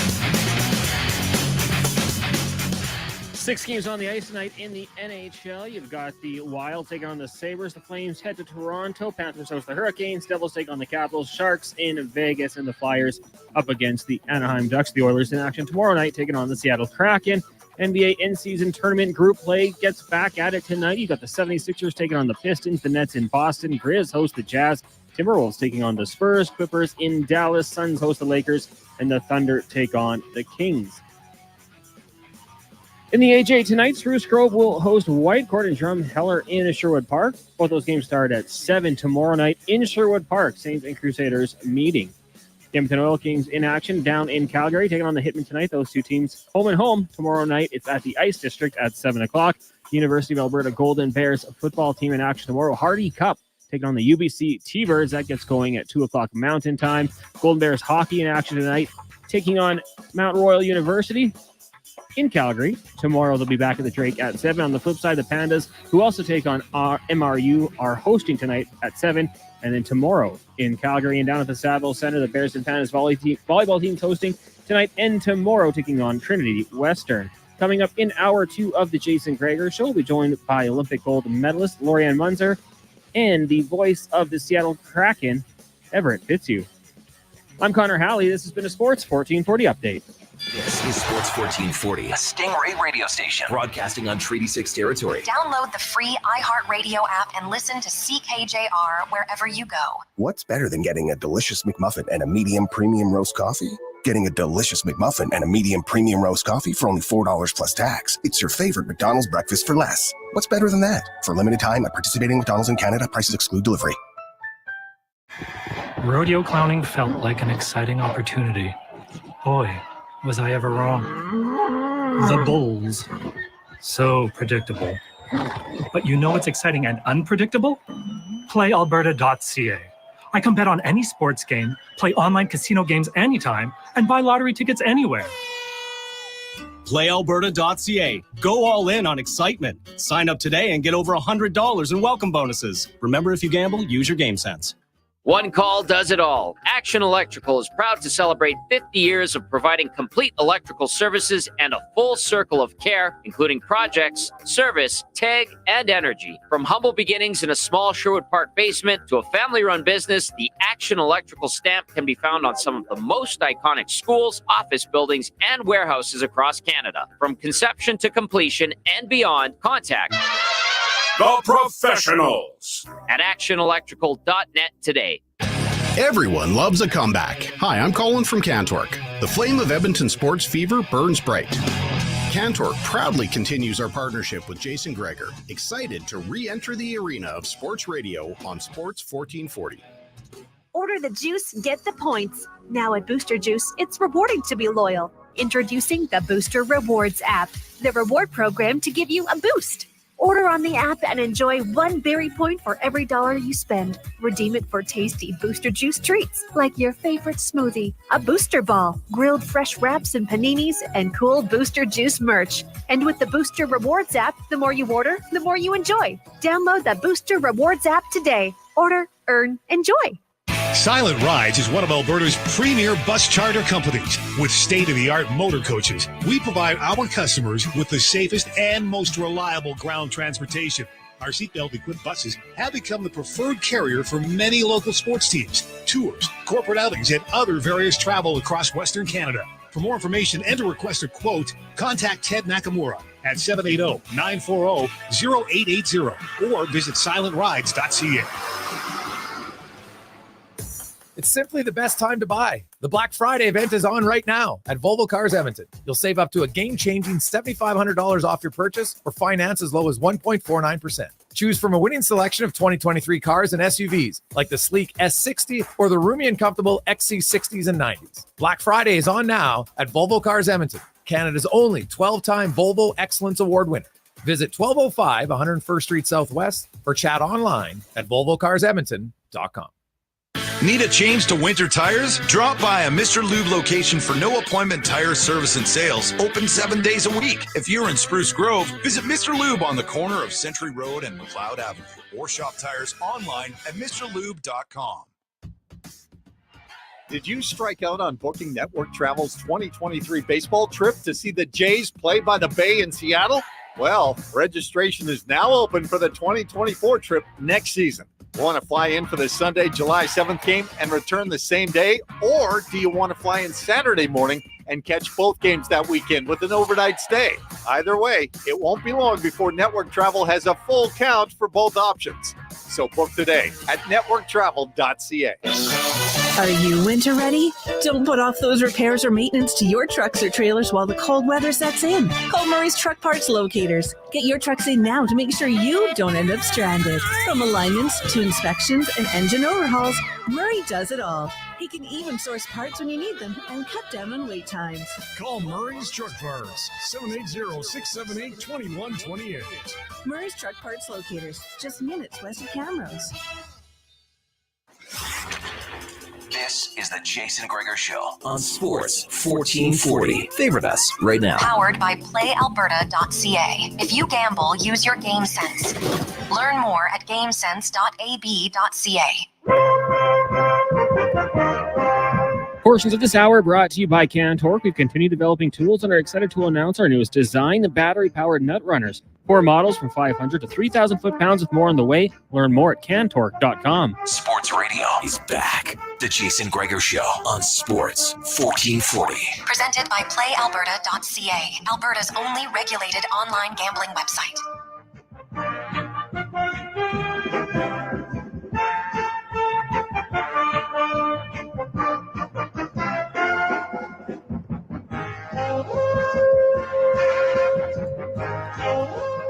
Positive Friday. How are you? Sports 1440. Text line is humming. Lots of good text, by the way. Guys, so do you think last year was just a one-off? No, I don't, because I think Edmonton's, they've been a playoff team for 4 years. They've continually improved, right? Their offense was elite. There's no question about that. And then they had, look at down the stretch when they went 18-2-1. They scored a lot of goals, but they were also 6th in goals against. They tightened up. So they've shown for short times you can do it. But that's like anybody. Like some people can be committed to working out, right? How many, look at New Year's resolutions. How many people start January 1st? How many are still there February 1st? Right? Like you can do something for a short period of time. It's much more difficult to continue it long time. To me, that's what separates, because great athletes, and trust me, you're in the NHL, I think you're a great athlete. The great athletes are willing to do more. But then to stay in the NHL or stay at the top of your athletic endeavor, then you got to keep working, right? That's the challenge. It's not like, oh, we got here, now I can rest. Oof, this is easy. No. It becomes harder. Why? Because there's someone coming up to try to take your spot all the time. Some other team that's trying to knock your teeth out in case of hockey. It's just how it goes. Let's get to our big guest of the day, brought to you by the Spruce Grove Saints. Exciting AJHL action tonight at the Grant Fuhr Arena in Spruce Grove. Get your tickets at sprucegrovesaints.ca. And then the Saints are on the road tomorrow night in Sherwood Park. Whew, that's going to be a heck of a matchup, man. The Saints got to get going here a little bit. Crusaders off to a really good start. As we welcome back Olympic gold medalist. Of course, she's the Monday co-host here on Sports 1440 and the Kevin Carey Show. Laurian Munzer joins us. And Laurian, I think, self-commitment, because I look at the Edmonton Oilers and people, hey, the coach, fire the coach. Sure, you can change a coach, right? For sure. And you have a different message and you might get a new coach bump. But ultimately, in athletics, I believe most of the commitment to success comes from the player. A coach can help guide you and maybe give you some tips here or there for sure. But I think most of it is going to come down to the players. And so far, the Edmonton Oilers have never been able, with this core group, shown a willingness to continually commit to playing sound defensively and not take too many risks. So I believe until they decide as a group to do it and hold each other accountable, it's not going to happen. Because I don't think a coach can do it because he's not on the ice. And eventually you might do it for 2 months. But if you don't truly want to do it, then eventually it goes away because the message of the new coach wears off. What do you think? Totally agree with you here, Jason. It comes from within first. You can be motivated, you can be inspired by somebody else, but the true desire comes from within. And as a team, I believe you have to put all differences aside and you got to work together. But it's the desire. The desire's got to be there. And if there's no desire, there's no fire, literally. It's not about doing more. It's about doing whatever it takes to succeed, to win. And it's, one line at a time, one period at a time, one game at a time. And you can keep it going. There's going to be a lot of highs, there's going to be a lot of lows, but it starts with yourself. It starts with your desire and what you're going to bring to the table and keep bringing to the table. Even if you don't feel like it, you still got to bring it. Yeah. So like coaching definitely can help, right? Like a coach can help. There's no question about that. But if you don't have the foundation first, I think it's hard for a coach. Like sometimes maybe a coach will turn the light bulb on for somebody, maybe, but it depends where they're at in their life. And I just look at the Oilers, and it seems right now, for whatever reason, that collectively, and the reason I only say that because it's based on the actions. I'm not in the room. I don't talk to I go in the room, but I don't talk to the players the way they talk to each other. They just don't. And I can only base my evaluation on what I'm seeing in the games and the lack of a commitment to it. So how would you go about it? If you were a player, if you're one of the leaders on the team, how do you go about instilling that new standard, saying starting today, because you can't change the past, starting today, November 10th, this is our new standard. How does it go for a team or an individual? Well, I think first off, the leader has to set the standard, and anything else than that is unacceptable. And either you're in or you're out. There isn't a halfway for that here, Jason. It's either you're in or you're out. And it comes down to the willingness to do whatever it takes. You talked about, and we've talked about this before, about being uncomfortable. Yeah, you may have to work smarter. You may have to work harder, because it's not just a physical game. Where they're at is a mental game. If everybody, in the NHL is at a physical standard, then everybody's pretty much same across the board. So you know what's going to happen. But it's actually the mental game of where you're going to win, or you're going to get second place, or you're going to just get totally, ixed out of the game. At the Olympics, everybody is at the same level physically, or pretty much. But it's that mental game. And that is where you have to bring it. You have to keep bringing it over and over again. So number one, what is the standard? You think about the movie, what was it, Miracle on Ice with Kirk Douglas. It's like, okay, again, give me another one. Give me another one. Who is willing to go that far and push themselves? And when you're in that environment, there's an energy with that becomes contagious, but everybody has to bring it. How did you learn to bring it? How long did it take for you as an athlete to understand that? Well, it took a little bit. I mean, I was hungry from the start. So you were just talking about coaching there. There's different levels of coaching. So there is a lot at the beginning where when you don't know all the rules or all the training, what exactly you're supposed to be doing, the coach does guide you. But at an Olympic level, at an NHL level, the coach there is to maybe challenge you in some way that will ignite that spark in you to bring it out, but you got to bring it there. And it's just a matter of, you got to figure out what is your goal and are you working towards it? Because if you're not working towards a target, what are you working towards? Why are you getting up in the morning? And sometimes it takes a while to build it, but the guys at this level, they know what it takes. And this is where you got to dig. You got to dig deeper than anything you have ever done, I believe, and bring out your A+ game and just give it everything that you have. It's like my coach said to me, Laurian, when you get on your bike, your race is only 3 laps. Leave nothing else. Give it everything that you've got. And that's what we would do. One race, one heat at a time. And if you don't play your line, giving it all that you've got, then maybe we should get a different set of crew of people in. But this is the team. So go out, give it your best, and leave nothing on the table. What about learning? Because, there's lots of tactical parts of your race. So there's the physical side of it, right? And then there's, you can race smart, right? Like you can race hard and you got to give everything, but then you have to learn the strategy involved, and strategy can help. You've talked about it before. And I think in every game. So I look at the Edmonton Oilers and I'm just using these examples because they're recent and I think listeners can visualize them very easily. On Monday night, Evan Bouchard makes a play he does not need to make. It's 3-2. There's 30 minutes left in the game. You've been out shooting the opposition. He tries to pinch when there's no reason to pinch. He steps up on a guy. He's not close to the puck. He doesn't get the man. He doesn't get the puck. It just leads to an odd man rush. And then he doesn't bust his butt back hard enough. And his guy scores the rebounds, 4-2. It's basically game over. Last night, for 40 minutes, Darnell Nurse is the Oilers' best player. And then his first shift into the third period, He has the puck at the left point, not really under pressure. He has lots of time. McLeod's wide open in the corner. The easy, safe, smart play is to just give it to McLeod. But he holds on, tries to make a play, loses it, 2-on-1, scores, 3-1. They lose 3-2. How can you get players to commit to making the right play all the time, Laura? Because now no one can make the right play all the time. But like you learned eventually, I can be the strongest racer, but if I don't race smart, I'm not going to win. So where did you learn from working smart and then combining into the lane of working hard at the same time? Great question.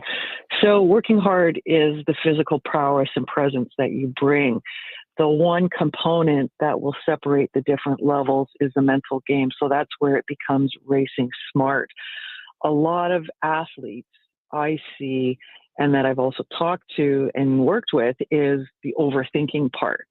Is they overthink it and they spend so much time thinking about, okay, what they're going to do, that when they get to the moment, they blow the moment, they miss the shot. And you got to feel the game. You got to feel the skates. You got to feel the stick. You got to feel the puck. You got to feel where you are. And this is where you start using your sensory perception of, where are you on the ice? Where are you? Where is the play? Where is the pass? Where are your opponents? Where's your defense? Where's your offense? Right? And it's just, where are you? But it's just so many times. I also think that there's so much pressure that, we got to, pick it up. We got to do better, that it ends up being overthinking. And then you're just out of energy. You're just overtaxed, and then you make all the wrong moves. Laurie, great stuff. It's going to be fascinating to see what happens for the Edmonton Oilers. There's no easy fix. You got to work hard. You can't pout because they just go deeper into it. And so we'll see if they can pull themselves out of the muck starting on Saturday, or that they just keep sinking. What was talk to the old quicksand analogy from The Replacements, one of the greatest sports speeches of all time. So sometimes you feel like you're in quicksand and you can't get out. Well, they got to get out of it. We'll see how they do it. Laurie, thanks for your time. Yep. Take care. Bye for now. It's Laurian Munzer, Olympic gold medalist. And I love what she said about, hey, you can be motivated by others. There's no question. But most of it ultimately comes down to you. And think about that in your everyday life. Right? Now, the difference is our everyday life doesn't involve someone else like physically trying to, defeat us at what we do.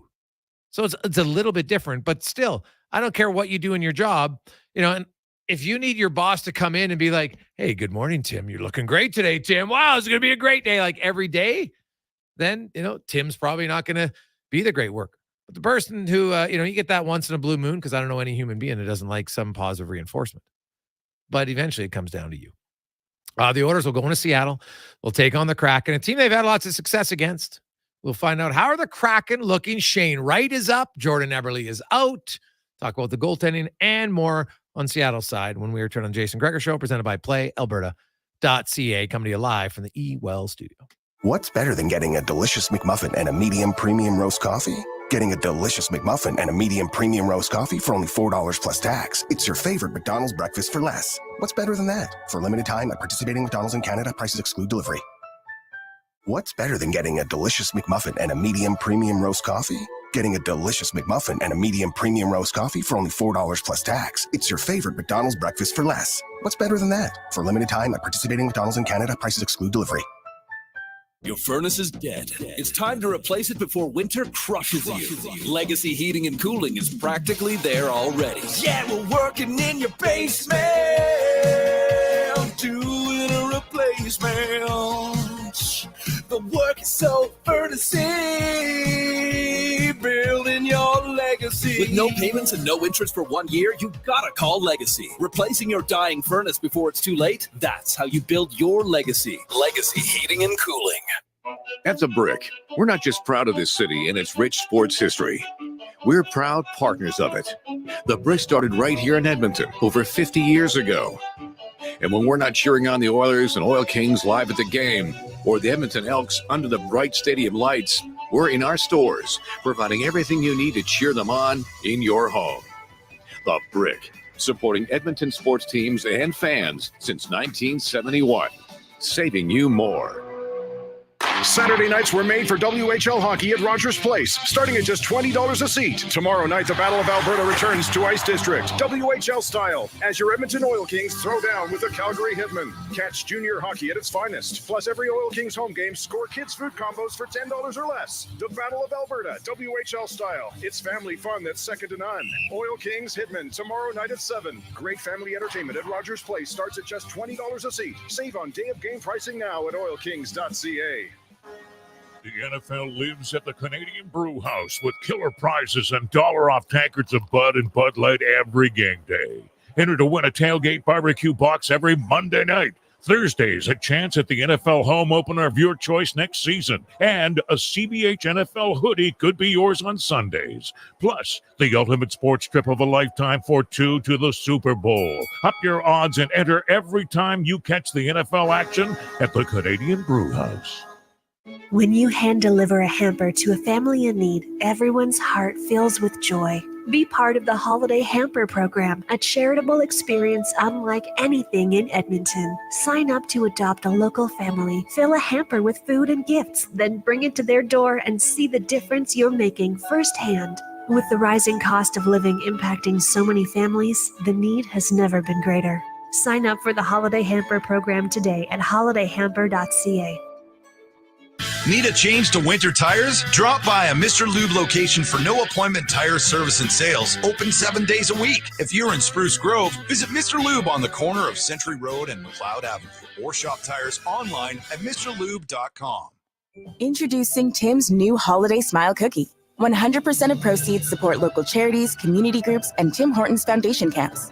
From November 13th to 19th, buy a Holiday Smile Cookie at Tim's to give back to your community at participating restaurants in Canada.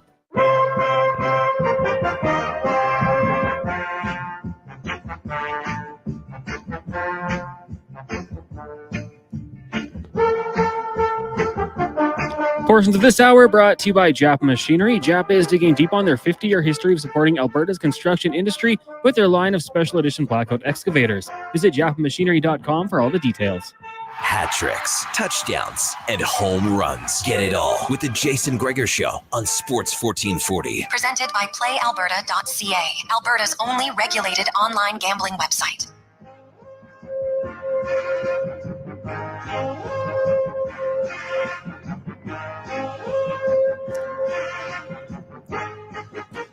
Positive Fridays. We continue on the Jason Gregor Show on Sports 1440 live on Oilers Nation YouTube, presented by PlayAlberta.ca, where, of course, you can get into the game. But more importantly, do you feel lucky? Hey, maybe you just feel like, you know what? Maybe you picked the Sharks to win last night. Screw you if you did. No offense, but cost me a terrible hairstyle for a long time. So not excited about it. But I would be excited if I won Lotto Max tonight at 23 mil. Get your tickets. PlayAlberta.ca as the Edmonton Oilers are in town in Seattle right now as we get to the oil report brought to you by VolvoCarsEdmonton.com. And right now they're having an unbelievable Black Friday sale that goes until November 30th, where you can get $7,500 off any of their 2023 models. S60, X6, S60s, XC90, XC60. Check them out. Even their new electric vehicle. Try it right now. Go in for a test drive this weekend. You won't be disappointed. VolvoCarsEdmonton.com. Everett Fitzhugh joins us, the voice of the Kraken. Everett, good to have you back in the show, my man. How you doing? Hey, Gregor, doing well, man. Listen, before we begin, you know that I've listened to your show, and I used to listen to the old station all the time, and I was gutted for you and all of your colleagues and coworkers, and I'm so happy that you were able to find the home and get sports radio back up and running in Edmonton. Morning show guys, midday guys, I listened to you guys all the time when I was back in my college days and in my 20s, traveling through my career. So I'm happy for all of you. Congrats on the new home, and looking forward to many more years of success for you guys. So I want to make sure I got that out. Well, I appreciate that. It's been a lot of fun. It's been well received. Obviously, right now, Oilers fans are pretty fired up. They got a lot of opinions, as they should be, because things aren't going well for them. Seattle, if you look at, based on being a 100-point team last year, right, they're just under a point a game, or, a point pace right now. So by their standards, they're probably not loving their start either. They're minus 11 goal for differential. How would you evaluate the Kraken start? What kind of has not been there this year that was there last year? I think a couple of things. Definitely when you're coming off of a 7-game first-round playoff series win, you're 9 seconds away from overtime, and Game 7 of the second round against Dallas, the expectations were high. And then to start the year, I don't want to say the team came out a little bit flat, but I think that's what it was. And I don't know if it was you lost 101 points on your fourth line between Daniel Sprong, Morgan Geekie, Ryan Donato. All three of those players are now having success in different locales. But for Seattle, you lose that offense. I think Matty Beniers and Jordan Eberle have not been the players that they would expect to be early on this season. Matty just scored his first goal of the year last night, and he actually has looked the best he's looked all season his last 2 games. So I think it was a slow start after losing all that offense. And even though this team was together for most of last year, that core is still in place, there was a bit of a chemistry factor. I think because you lost those players on that fourth line, you brought in a few new faces on this roster, you needed to work on that chemistry a bit. So I think now, over these last 3 to 4 games, you're starting to see the Kraken team that we saw last year. They're starting to play that hard style, that heavy checking style, that smothering neutral zone play that they became known for. I think we're in the middle of rounding that proverbial corner, starting to turn that corner, if you will, toward playing the way that made them successful last year. Mention Matty Beniers, and he gets his first goal, which is huge because when your top 2 centers have 0 goals between them, it's hard to win, right? That's obvious. And then you throw in the injury to Burakovsky that hurts their team. No question. They just don't, like, I look at their offense. They're not coming close to scoring as many goals as they scored last year. That's a big one, right? And then they're giving up more. Now the goals against, when I look at Seattle, because right now only the Oilers and Sharks have allowed more goals in the Kraken. Now the Kraken have played a few more games, but what is it about? Because defensively they're pretty good last year. So is it team defense? Is it goaltending? What's been the biggest culprit for the high goals against for them? Averaging 49, so not averaging, but allowing 49 in 14 games.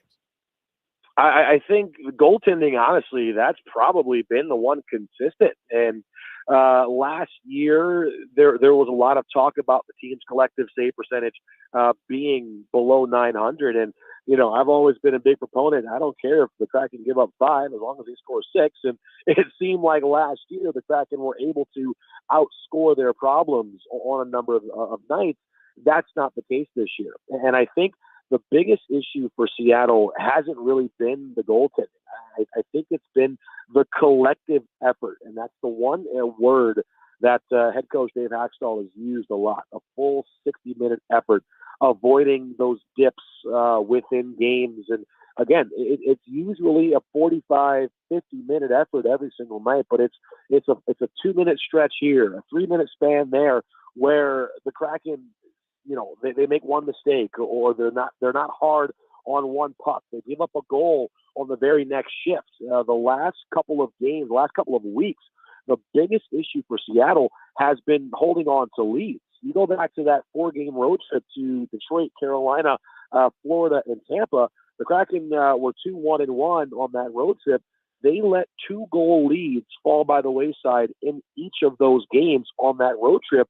And then it happened again last night in Colorado. Seattle had a pair of 2-goal leads, 2-0 and 3-1, and they won that game 4-3 with 31 seconds to go on Bjorkstrand's second goal of the game. So holding on to leads, playing that full 60-minute effort, as cliche as it sounds, I think that has been the real struggle for Seattle, is putting together that complete effort on a consistent nightly basis. Everett Fitzhugh joins us. He's the voice of the Kraken. Oilers taking on the Kraken tomorrow night, 8 o'clock start, Edmonton time, the second half of the hockey night in Canada. Doubleheader in a wonderful building, by the way. Absolutely fantastic. If you're looking to go on a road game, you should be going to Seattle. It's an amazing facility. Unbelievable, actually. So, you look at Seattle, and the expectations, right? Like year 2, you make the playoffs, then you win a round, which is huge. And not only win a round, like you beat a pretty good team. So how do you sense the fans and even the organization? Has the bar jumped significantly in expectations in Seattle? I think the bar is no regression. Now that's not necessarily getting back to the exact same spot you were, but I think that's minimally a playoff spot. I think you, as a franchise, Ron Francis, GM, multiple times last year said this team, if you realistically look at where we are about a year and a half to 2 years ahead of schedule. I don't think anyone expected the Kraken. A lot of folks didn't expect Seattle to finish 500 last year, let alone make the playoffs, defeat the defending Cup champions. And like I said, 10 seconds to go in Game 7 in Dallas in round 2, Jordan Eberle's stick is an inch and a half off the ice. He's going to tap a puck right into the back of the net. We're going to overtime, tied at 4 in Game 7. So I think for Seattle, the expectations internally, I think the expectations in the front office amongst the fan base are getting back to the playoffs. And it's very, very early, and obviously a lot can happen between now and mid-April. But playoffs not regressing back to where you were in your inaugural year, that for me is the bar. But I don't think realistically people are saying this is going to be a Cup contender. This is going to be a team that is going to win the division outright. I do think that if you find yourself in that top 3 conversation come February and March, hey, you're doing pretty good. But ultimately, if you can get one of those 8 spots and just get into the dance, that's the bar that I think a lot of folks have set for the Kraken this season. Quickly, give me your thoughts on that game last night. Big win for them over Colorado. Now, I know it's only one game. Oilers fans thought the Oilers, after they won the Heritage Classic in convincing fashion over Calgary, that would be a stepping point for them and they would turn it around. Did you see anything last night where you say, okay, you know what? Like, I think there's more foundational pieces here that Seattle could build on that. And conversely, what do they have to ensure they don't revert back to tomorrow against Edmonton? So I think last night was a perfect example for the Kraken of what made them successful last year. They were heavy on the forecheck. They checked very, very well. They played extremely well. They generated chances off the rush through transition. Their zone entries were smooth. Their zone exits were tightened together. But I think one area that we don't pay a lot of attention to is this Kraken team beat Colorado in the playoffs last year because they were so physical. Every time McKinnon, Landeskog, Nichushkin, Makar, Taves, you name it, every time they touched the puck, there was a body on a body. And we saw that last night. The Seattle Kraken, I believe, I don't have the stats in front of me, but I think the Kraken out-hit Colorado by a 2-1 margin last night. That is what this team has to do to be successful. Tomorrow night against the Edmonton Oilers, McDavid, Draisaitl, Nugent Hopkins, Darnell Nurse, got to put a body on a body and let them feel you. Let them know you're going to be there. And a lot of things that the Kraken did well last year, aside from offensively, came from their physicality. Now, this isn't going to be a team that's going to beat you. They're not a lot of fighters in the Kraken roster, but they do outwork teams on a nightly basis. They check well, like I said. That is last night. Myself, I was talking to our head coach after the game, and he had this look of, see, this is what happens when you play the style of hockey that's made you successful. So that is what I saw from this team last night. And I do think that can be a foundational win. That can be a building stepping stone win for the Kraken moving forward. They were able to beat the top team in the Central. Again, they're now 6-1-1 on the road in Denver, including playoffs in their last, or 6-1-0 rather, in their last 7 games in Denver against the Avalanche. So for Seattle, that is how they play when they have success. And we saw it last night against the Avs. Everett, thanks so much, my man. Have a great call tomorrow. We'll see if the Oilers can awake from their slumber or if Seattle just digs them a little bit deeper into the hole. Should be an interesting one to watch. Thanks so much for your time. Anytime. Always a pleasure. Take care. There you go. That is the voice of the Seattle Kraken, Everett Fitzhugh. When we return, coming up in 4 o'clock hour, we have Help Your Neighbor, Wanye Gretz, will join us. We've got lots and lots of texts to get to next. 833-401-1440 in our Jiffy Lube inbox. It is the Jason Gregor Show on Sports 1440 live on Oilers Nation YouTube. Hey world, get ready to believe. At Oodle Noodle, we serve up world-class, worldwide flavors in our sweet, saucy, and fiery noodles. We believe in the power of nudes. We've got everything from saucy mac and cheese to sizzling pad thai to so many other unbelievable dishes sure to make you a noodle convert for life. You've got to taste them to believe it. Don't be a skeptic. The proof is in the noodles. Check us out at oodlenoodle.ca. Oodle Noodle. We believe in noodles. You know, I got into reffing for the excitement. He's going for the chair. Turns out wrestling is completely scripted. But you know what's exciting and unscripted? PlayAlberta.ca. With an all-new sportsbook, odds boosts, and betting on any game. PlayAlberta.ca. Go all in on excitement. Sign up today with promo code SPORTS50 and get a $50 free bet. Official gaming partner of the Edmonton Oilers. Remember, if you gamble, use your game sense. At The Brick, we're not just proud of this city and its rich sports history. We're proud partners of it. The Brick started right here in Edmonton over 50 years ago. And when we're not cheering on the Oilers and Oil Kings live at the game, or the Edmonton Elks under the bright stadium lights, we're in our stores, providing everything you need to cheer them on in your home. The Brick, supporting Edmonton sports teams and fans since 1971, saving you more.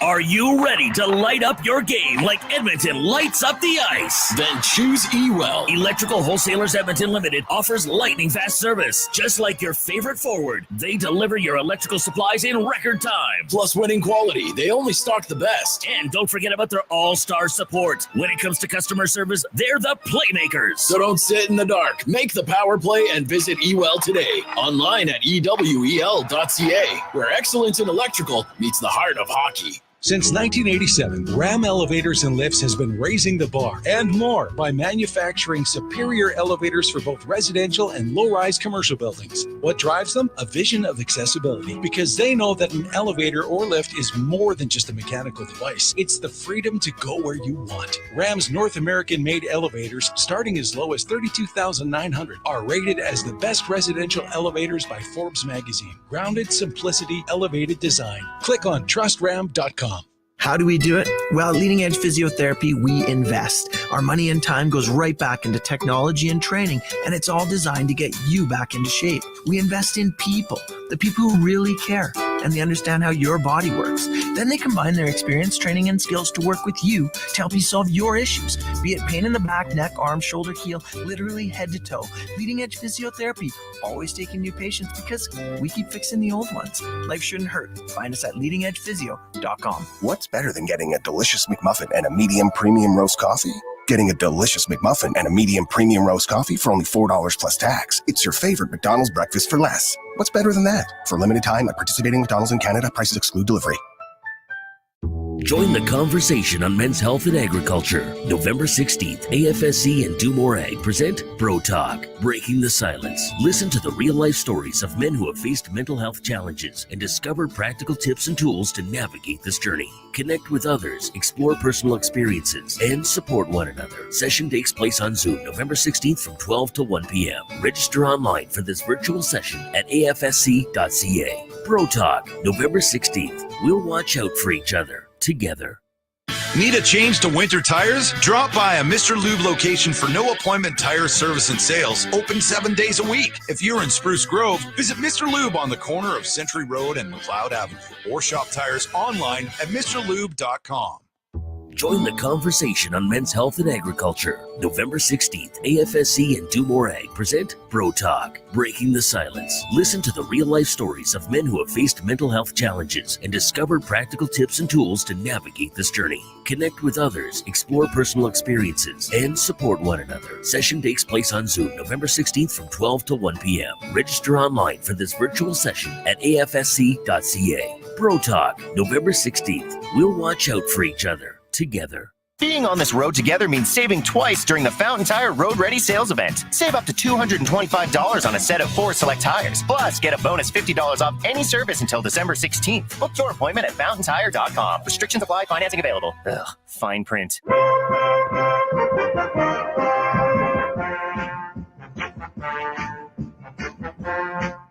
Portions of this hour brought to you by Roger Weirton, a team at Weird, Pearson, Akel and Associates, Private Wealth Management, helping business owners and professionals build, protect, and enjoy their wealth. Earn more now and call Roger and his team at 988-4119. Look good, feel good, play good. It's the Jason Gregor Show. Thanks for listening to Sports 1440. Presented by PlayAlberta.ca, Alberta's only regulated online gambling website.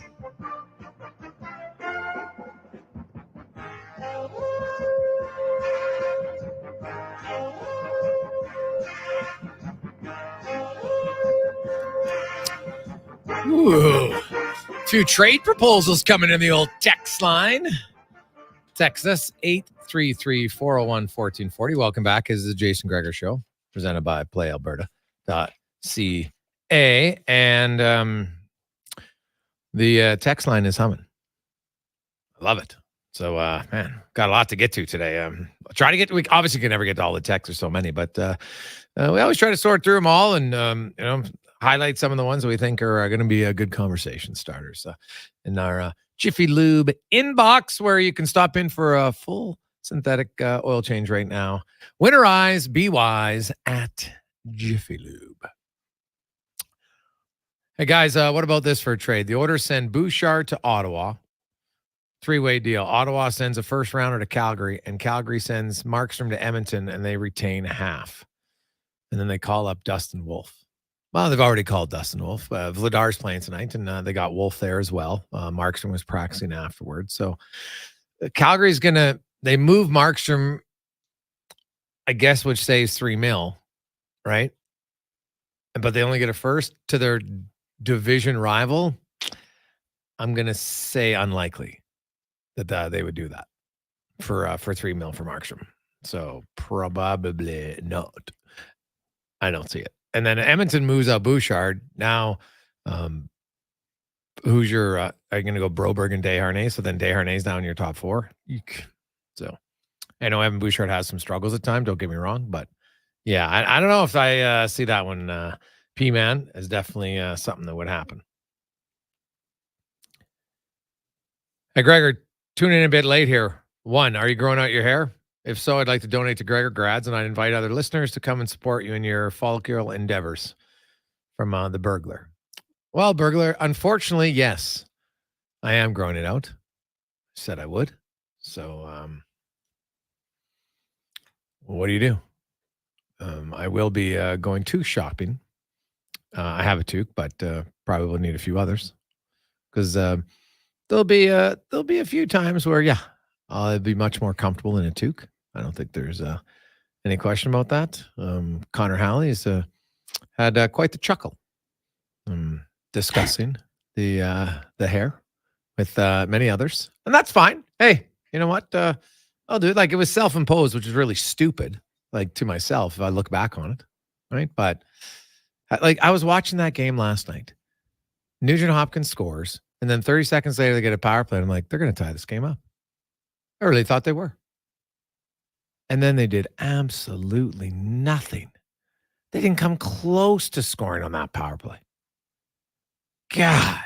Like, I'll be honest, I was watching that game and I said, like, rooting for a San Jose loss, like, invested in it. Trust me, I didn't want to grow my hair. Like, this is going to suck. Like, there's not one part of me that's like, this is funny. There's not one. For many others, there is. That's fine. But me personally, no, I'm not. And I will tell you, my wife's because she went to bed and she's like, oh my God, they're going to lose, aren't they? It's like, I don't know. She goes, well, I'll wake up in the morning. She woke up at whatever time it was, 1 a.m. And I wasn't in bed yet. And she goes, she knew without even talking to me that they had lost because I was so irritated that I had to start growing on my hair. So I was just like, you know what? I need a drink. Sat downstairs in my basement to watch a little bit of a show, comedy, just trying to take my mind off it because I was rather annoyed. Not about the loss. But the fact that now I have to honor my word, which is fine. That part doesn't bother me, but what I have to honor doing. So it's it's going to be a tough 6 months. So I'm not going to sugarcoat it. I'm not excited about it. I know many of you are, which I get. Trust me, if it was role reversal, I'd think it was funny too. Don't get me wrong. So don't feel bad if you think it's funny. There you go. Yeah, Gregor. Ashley woke up early to check the score. She told me she got to go to bed, but she was very curious. That was the first thing she did when she woke up. Got to see how the game went. Yeah. I had texts from family members asking about that. We had a few people text in. Is there any way we can do anything to make it a little less worse? And Declan and I were talking about it. We want to keep you on the hook for 3 months. But then at that point, if the Oilers, because they got you into this, they can get you out of it. If they were to go on a 5-game winning streak, after 3 months, you're locked in for 3 months, but after that, a 5-game winning streak could get you out of it. What do you think about that? On this positive Friday. The odds of that happening are pretty low. But I thought the odds of the Oilers losing were pretty low. So, yeah, sure. Because seriously, after 3 months, by then the pain is real. There's no doubt about that. But here's what's going to happen, Cons. The Oilers are going to win 4 in a row, and then they'll be taking on the San Jose Sharks and lose in overtime of Game 5. I could see it, right? That's almost too painful to think you've got a chance, and then it goes out again. I won't turn it down. But there's a gleam, as Marty Schottenheimer would say. There's a gleam, man. You have an opportunity it's to get like out. You're dangling the carrot, but I can just see it, but I'll never touch it. But it's there, is what you're saying. There's always that chance. Yeah. So nice. Hey, Greg's, I actually think you're more going to look like Jason Statham than Leahy. Yeah, I'll take that comparison all day long. Yeah. I might start drinking like Leahy, though. It's funny. Every GIF has that guy just buckled. You ever notice that? Everyone. So yeah, not great. His Wikipedia page has one of his professions as alcoholic. So yeah, to live up to that, yeah, he is. And a lot of people said I should go as Randy as the wingman. And like I said yesterday, it was preemptive. HR got a hold of me. They said no, you got to wear a shirt. So yeah, don't blame me. It's the higher ups. Hey guys, what does cup or bust mean? Is it time to lay it all on the line, sell the farm, and make something happen? And all you hear is excuses about how they can't make a move. I understand the cap era is tough, but talk is cheap. If it's truly cup or bust, it's time to push the chips in. From Dex, that's a fair point, man. And I would agree with you that it's 12 games for the Edmonton Oilers. I outlined what's a realistic scenario. Not easy, realistic. The Edmonton Oilers last year started average. In their first 20 games, they were 10-10. Then they won 40 of their next 62. They went 40, 13-9. It's pretty good. And that's 89 points in 62 games, and that got them to 109. The Edmonton Oilers aren't getting 109 points this year. They don't need 109 points. They probably need at least 95, I would think. I think 95, pretty good cut line to get you in the postseason. So if they need 95 points from now, they have 70 games remaining. Last year, they won 40 of 62. So you win 40 of 70 games. 40, 20, and 10. Maybe you go 41, 21, and 8. Right? If you want. That would work too. But that's what they need to get to 95 points. It's actually a lower winning and points percentage than last year. So it's doable, but I'll tell you right now, if the Oilers do not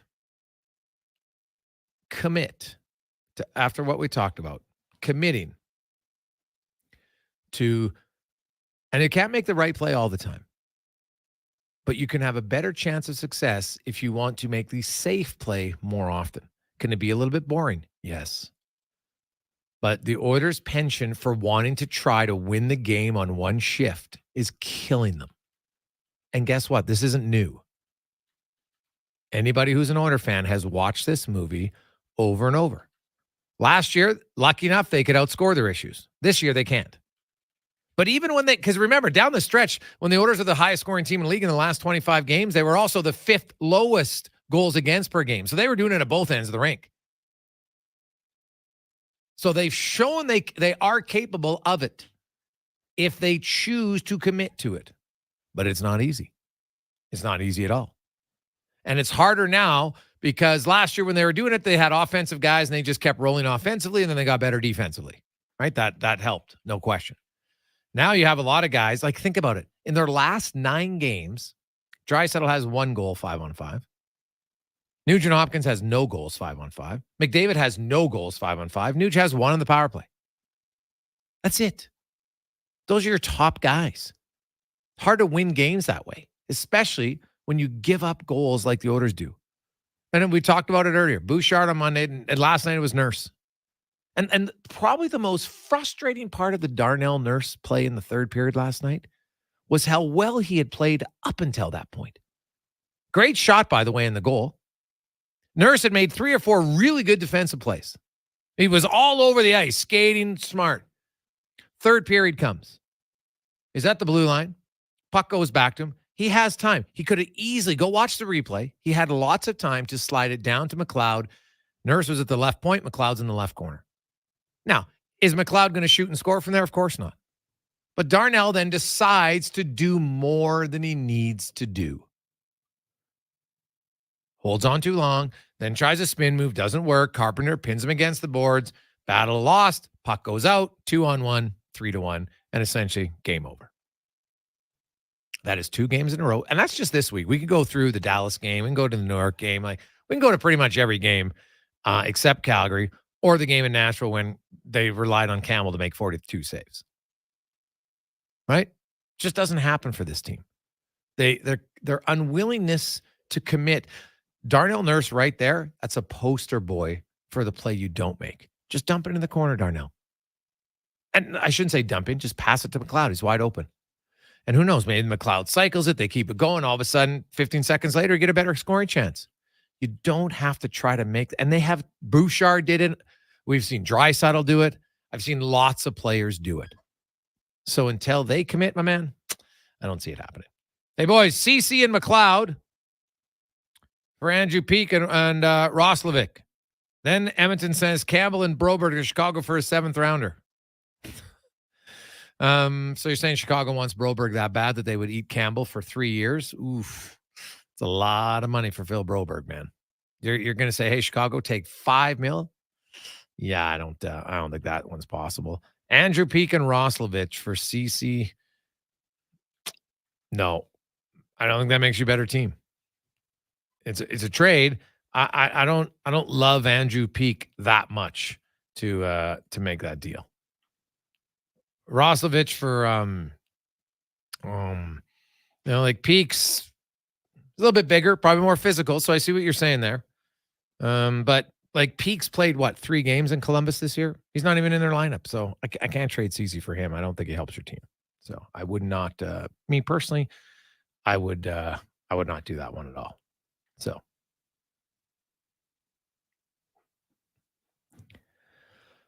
Hey, Greg, since you're doing the Leahy, he should have a Wins of Bleep segment when the Oilers lose. There's a lot of things to look at. I'm not ruling out anything. Other than being the first week will be fine, whatever. I've gone a week without shaving my head. It's no big deal.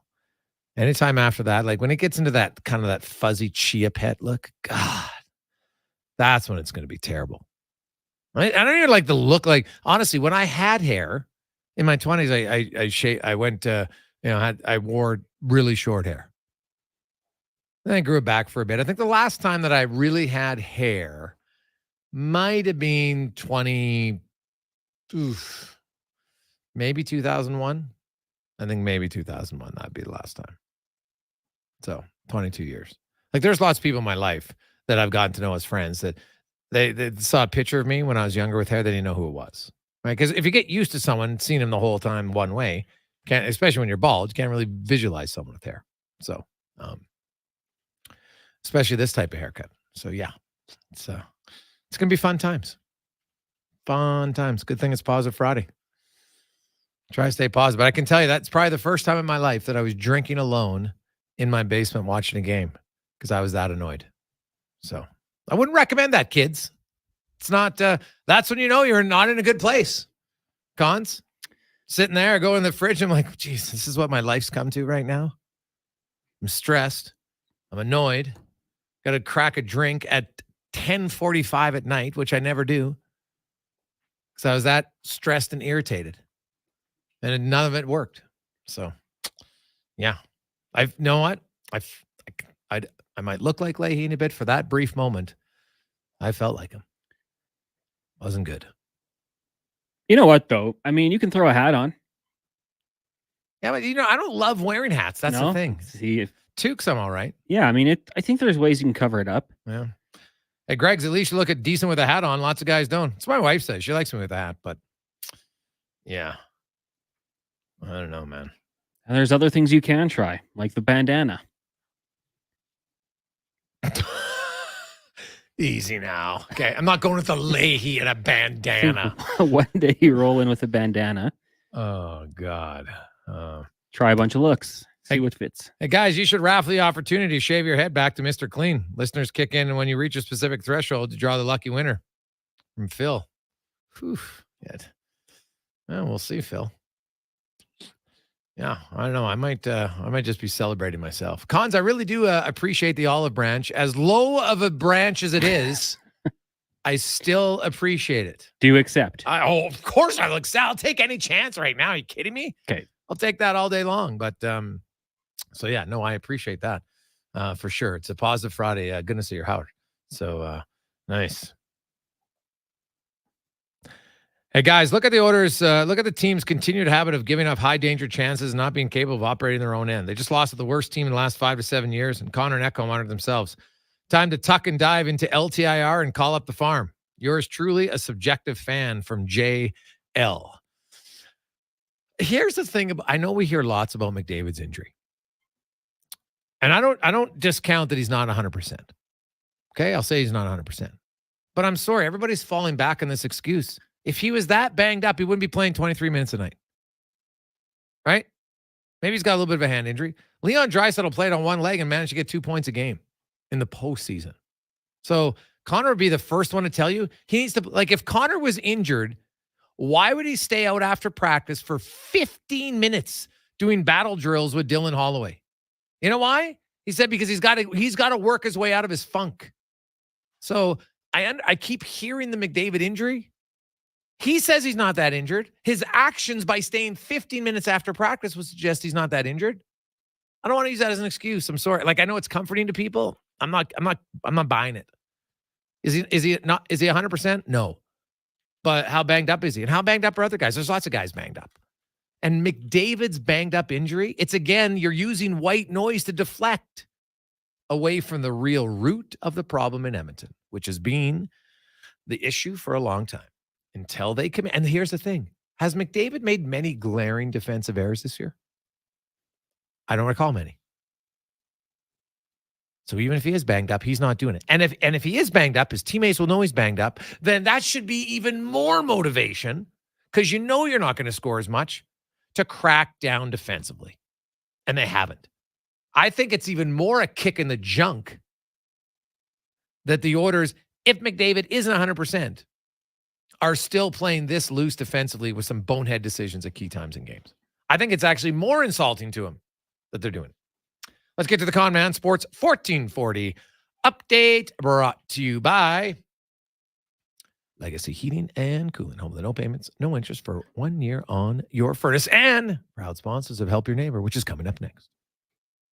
This is a Sports 1440 update. 6 games on the ice tonight in the NHL. The Wild in Buffalo. Maple Leafs hosting the Flames. Hurricanes travel to Florida to battle the Panthers. Devils host the Caps. Sharks in Sin City. And the Ducks taking on the Flyers. Of course, the Oilers in action tomorrow when they'll take on the Seattle Kraken. In the association, the in-season tournament resumes play tonight. Pistons host the 76ers. The Hornets in Washington. Nets take on the Celtics. Rockets host the Pelicans. Jazz up against the Grizz. Spurs host the T-Wolves. Lakers taking on the Suns. Mavs welcome the Clippers to town, and the Thunder in Sacramento. In the AJ, Spruce Grove will host Whitecourt. Drumheller taking on Sherwood Park. Both those games start at 7 o'clock, and then the Crew and Saints meet tomorrow in Sherwood Park. 7 o'clock puck drop in that one. The Edmonton Oil Kings home and home with the Hitmen this weekend, tonight in Calgary. Tomorrow down at the Ice District. That's a 7 o'clock start. The U of A Golden Bears football team, they're in the Hardy Cup, take on the UBC T-Birds. That'll get going at 2 o'clock Mountain Time. On the ice, the Golden Bears, also a home and home with Mount Royal. Tonight in Calgary, then tomorrow night down at the Drake at 7. The Pandas, same thing with MRU. Tonight at the Drake, tomorrow in Calgary. And at the Saville Center, it's the Bears and Pandas volleyball teams hosting Trinity Western tonight and tomorrow. Coming up in hour 3 of the Jason Gregor Show, another chance to help your neighbor. We'll be joined by Wanye Gretz of Oilers Nation and another edition of 5 Questions. I'm Connor Halley. This has been a Sports 1440 update. Sports 1440, a Stingray radio station. CKJR broadcasts from West Edmonton Mall and Wetaskiwin. Download the free Stingray music app and listen wherever you go. When you hand deliver a hamper to a family in need, everyone's hearts fill with joy. Be part of the Holiday Hamper Program, a charitable experience unlike anything in Edmonton. Sign up to adopt a local family. Fill a hamper with food and gifts, then bring it to their door and see the difference you're making firsthand. With the rising cost of living impacting so many families, the need has never been greater. Sign up for the Holiday Hamper Program today at holidayhamper.ca. Christensen Communities, the name in active adult living. Enjoy retirement living without compromise. At Christensen, we understand that each lifestyle is unique. We are committed to providing choice through optional dining, personal services, recreation programs, and care plans to suit your current and future needs. Enjoy maintenance-free living and build new friendships in a safe, independent community. Large suites with full kitchens and in-suite laundry, on-site amenities, and so much more. Find out more today about our communities across the province at cdlhomes.com. Don, buddy, want to come over and watch the game? I'll make a big salad. I don't know, man. Steve, come over and watch the game. I've got a massive salad here. Yeah, my wife needs me to go shopping with her. Mike, want to watch the game and eat salad with me? Who is this? Did I mention I've got a bunch of Will Hawk beef jerky too? I'll be right over. I'm heading over now. I'm already at your front door. Will Hawk Beef Jerky, because you don't win friends with salad. Will Hawk is the home of Alberta's best beef jerky. In Leduc, Spruce Grove, and West Edmonton Mall. At The Brick, we're not just proud of this city and its rich sports history. We're proud partners of it. The Brick started right here in Edmonton over 50 years ago. And when we're not cheering on the Oilers and Oil Kings live at the game, or the Edmonton Elks under the bright stadium lights, we're in our stores, providing everything you need to cheer them on in your home. The Brick, supporting Edmonton sports teams and fans since 1971, saving you more. With sport and group events returning, are you looking for safe and professional travel options? Look no further than Silent Rides, one of Alberta's premier bus charter companies. Whether your group is big or small, Silent Rides has you covered. We offer state-of-the-art motor coaches, first-class service, and affordable rates. Get your quote today. For more information, contact Ted Nakamura at 780-940-0880 or visit silentrides.ca. When you go home, tell them of us and say, for your tomorrow, we gave our today.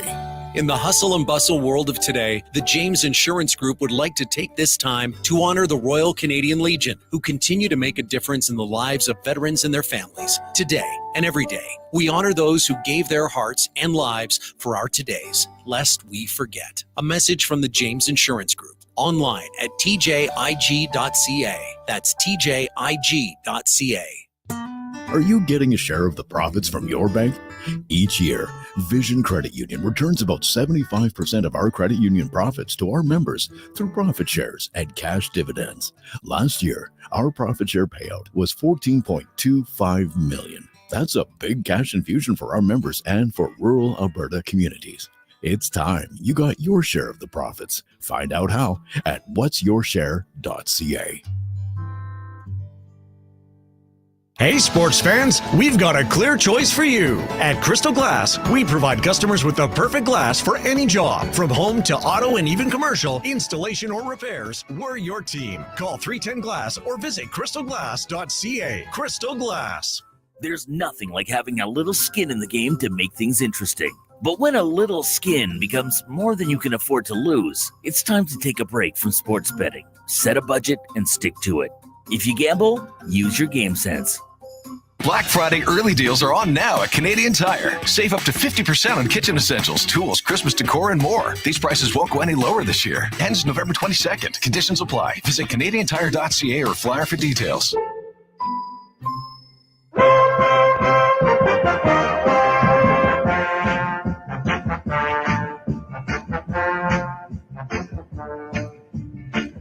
Portions of this hour brought to you by Crystal Glass, the clear choice for all your auto, residential, and commercial glass. Call 310 Glass or book now at crystalglass.ca. Look good, feel good, play good. It's the Jason Gregor Show. Thanks for listening to Sports 1440. Presented by PlayAlberta.ca, Alberta's only regulated online gambling website.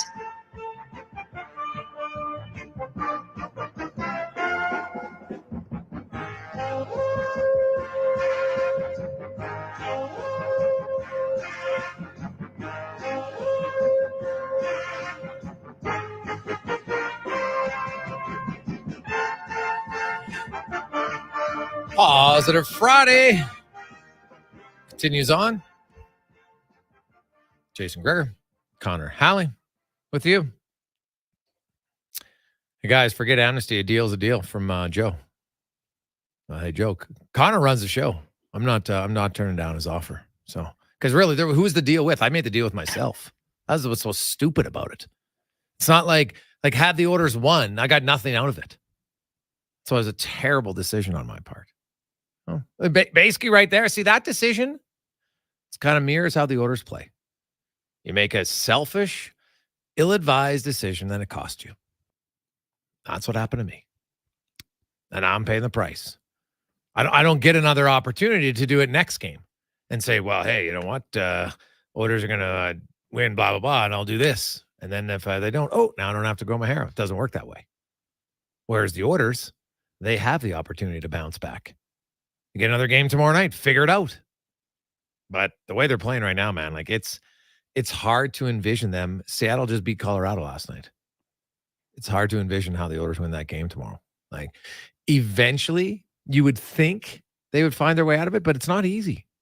And I got to see it to believe it, Connor, before I could, like right now, I'd probably pick the Oilers to lose that game. Well, I do want Joe Bananas to know that this is not a democracy. You know, like we control the rules here. And I would do the same to all of you. If you ever needed some help and I could make something a little less painful, not entirely pain-free, but a little less painful, I would do the same to you. So you're still doing 3 months, Gregor, and you still need the Oilers who put you in the situation after you put yourself in the situation to get you out of it. So I do think that we just got to put that out there. There still is a chance you go the entire 6 months. Well, yeah, the Oilers are winning like 5 games in a row. Yeah, Connor throws an olive branch, but it's like an olive branch that's being stepped on. You know, it looks like it's dying. Yeah, hey, you know what? If they win 5 in a row after 3 months, then yeah. Well, first of all, winning 5 in a row is hard, even when they're playing well. I got to go back and look how many times they win 5 in a row. Now I know down the stretch they probably did a few times, but yeah. I do that for everyone. Yeah, someone needs to borrow money. I say, if the Oilers win 5 in a row, yeah, I'll lend you some money. Oh, okay. But that's it. Yeah, nice. Great. Let's get to help your neighbor. You know what? Hey, I need something positive here on a Positive Friday. This is the Gregor Show presented by PlayAlberta.ca. Quickly, I want to go to PlayAlberta.ca just for fun to see tomorrow. So scrolling down. There's faith there. Like Edmonton and Seattle, it's almost even. Like it's 1.86 for Edmonton. Actually, Edmonton's still the favorite at PlayAlberta.ca against Seattle tomorrow. Wow. They're getting a lot of respect. A lot of respect. So the over-under, though. The order. Think about that. Like the order last year, there were many games where they were changing the line to 7.5 because the Oilers were scoring so much. The line's 6.5 now. So, interesting. You think the Oilers could win? Yes. It's still hard to honestly, I'd be hard pressed right now, Cons, to take a 20 spot out of my wallet and put it on the Oilers tomorrow night. It would be It'll be challenging for sure. Let's get to Help Your Neighbor, brought to you by Legacy Heating and Cooling. If you're just listening for the first time, or maybe you missed it, this is the second year we've done this contest. It's fantastic. And a huge shout out to Bobby and everyone down there at Legacy Heating, where they have donated a brand new high efficiency furnace. And it's not just a furnace, you know what? It's installation. They'll remove the old furnace, comes with, the warranties for parts and labor. Also, the lifetime heater exchange warranty, 5-year on the labor, 10-year on the parts, the thermostat, everything, all the inspection fees, permit to make sure everything's good. All that's included. It's amazing. So that's going to go not to you. You're going to win a prize. If you qualify today, you get the limited edition, brand new Sports 1440 hats. It's pretty sweet. And you will receive the Google Nest or Ecobee Smart Thermostat, courtesy of Legacy. Right? The order game on December 8th. It's Friday night. Might need a beverage or two, depending on how the orders. Hey, maybe they'll be out of the funk by then. Dare to dream. Dare to dream. But either way, it's where the orders shoot twice. It's a lot of fun. You'll have a good time. It's Friday night. And then you will get a chance to gift that furnace to someone in your circle. They can't live with you, though. That's the only rule. So you can't gift it to your partner, your spouse, husband, wife, none of that. But you can give it to someone that you know, your neighbor, your coworker, good friend, somebody who needs a furnace. And I know many of you, I love it. People are really, texting, hey, I found someone that really needs one, and which is great. So hopefully that one of you qualifies right now. It's Pause It Friday. You text in your name and the code word today, legacy. Spell it correctly. Okay, that's simple. Your name and the word legacy, and the con man will fire it up. We'll give you about 5 or 6 minutes, and then during the commercial break, he'll pick somebody. Answer your phone, because Con's going to call you. We need, for all the rules, we have to talk to a real human on the air. All right, so it's that easy. Legacy, text it to 833-401-1440. Simple stuff. Let's get to some more of the texts while we wait. Hey, guys, I have to admit, I'm sick of hearing we have to be better. At some point, actions speak louder than words. Do you think this team is capable of it? Well, as I've said, we have a pretty good track record of the main core players saying this team can be more competitive than they are. They're 2-9-1. They got to be better than this, right? So when I look at, yes, I think they can be better. But can they be better consistently?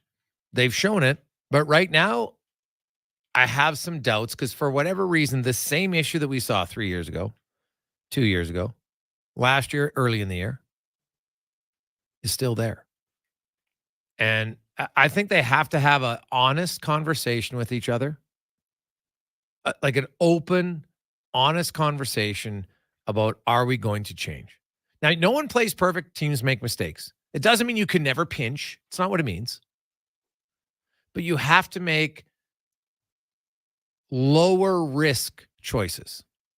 Evan Bouchard was a no-win situation. What's the best scenario that happened when he tried to make that play against Vancouver? He's not getting the puck. He's too far away. So what's the best case scenario? He would have to hope that the Vancouver player would botch it. You don't want to be in there.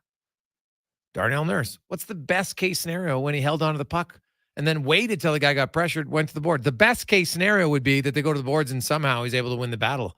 But why take that risk when all you had to do was pass the puck down to a wide open Ryan McLeod in the corner? It's a safe play. It's not even a bad play because now McLeod's deeper in the zone. It's going to force the San Jose defense to have to rotate, come down with him, and maybe that opens up the slot area now, right? Because the defenseman's got to go. Someone's got to pressure him. Maybe one of their forwards overpressures. Would have left someone open. I'll never know. But we all know what happened because of that decision by Nurse. And what makes it more disappointing is Nurse was playing very well in the first 2 periods of that game. And then just kind of throws it all away. And the Oilers, that's when you talk about an identity of a team, I think it's fair to say that has been the identity of the Edmonton Oilers. As great as they've been offensively at times, they've also been a team that has the ability to consistently self-destruct. I think they're the most self-destructive team in the league amongst good teams. Some teams are just bad. I don't think the Oilers are that bad. Let's take a quick break. We'll return. Wanye Gretz will join us on Sports 1440. It's the Jason Gregor Show presented by PlayAlberta.ca. What's better than getting a delicious McMuffin and a medium premium roast coffee? Getting a delicious McMuffin and a medium premium roast coffee for only $4 plus tax. It's your favorite McDonald's breakfast for less. What's better than that? For a limited time at participating McDonald's in Canada, prices exclude delivery. You've got a go-to coffee spot, a trusted barber, even a lucky game day jersey. But when it's about looking your absolute best, there's only one name you need. Mr. Dirk. Family run since 1939. We're experts in crafting impeccable tailor-made suits and offering a wide variety of everyday styles. Pair that with personalized one-on-one fittings and the convenience of on-site tailoring. Mr. Dirk elevates your style game. Visit our Edmonton store or explore MrDirk.com. Score big on style with Mr. Dirk. It's simply the best time to buy. The Black Friday event is on right now at Volvo Cars Edmonton. You'll save up to a game-changing $7,500 off your purchase or finance as low as 1.49%. Choose from a winning selection of 2023 cars and SUVs like the sleek S60 or the roomy and comfortable XC60s and 90s. Black Friday is on now at Volvo Cars Edmonton, Canada's only 12-time Volvo Excellence Award winner. Visit 1205 101st Street Southwest or chat online at volvocarsedmonton.com. When basketball legend Shaquille O'Neal joined the team at Papa John's, he brought some big ideas, but his biggest idea is the Shaq-a-Roni pizza. It's a massive pizza designed to feed big appetites and make a big impact. It comes with 8 foldable Shaq-sized slices, loaded with extra cheese and extra pepperonis. But what makes it really big is that for every Shaq-a-Roni sold through December 31st, 2023, Papa John's donates $1 to Second Harvest to provide 3 healthy meals to people and agencies in need. The Shaq-a-Roni is bigger than pizza. Get yours today for only $21.99, only at Papa John's.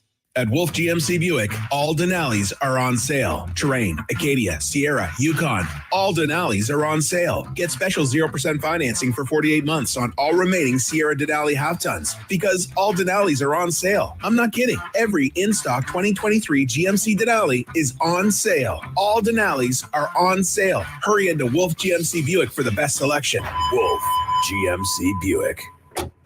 We're making it easy because all Denali's are on sale. Christensen Communities, the name in active adult living. Enjoy retirement living without compromise. At Christensen, we understand that each lifestyle is unique. We are committed to providing choice through optional dining, personal services, recreation programs, and care plans to suit your current and future needs. Enjoy maintenance-free living and build new friendships in a safe, independent community. Large suites with full kitchens and in-suite laundry, on-site amenities, and so much more. Find out more today about our communities across the province at cdlhomes.com.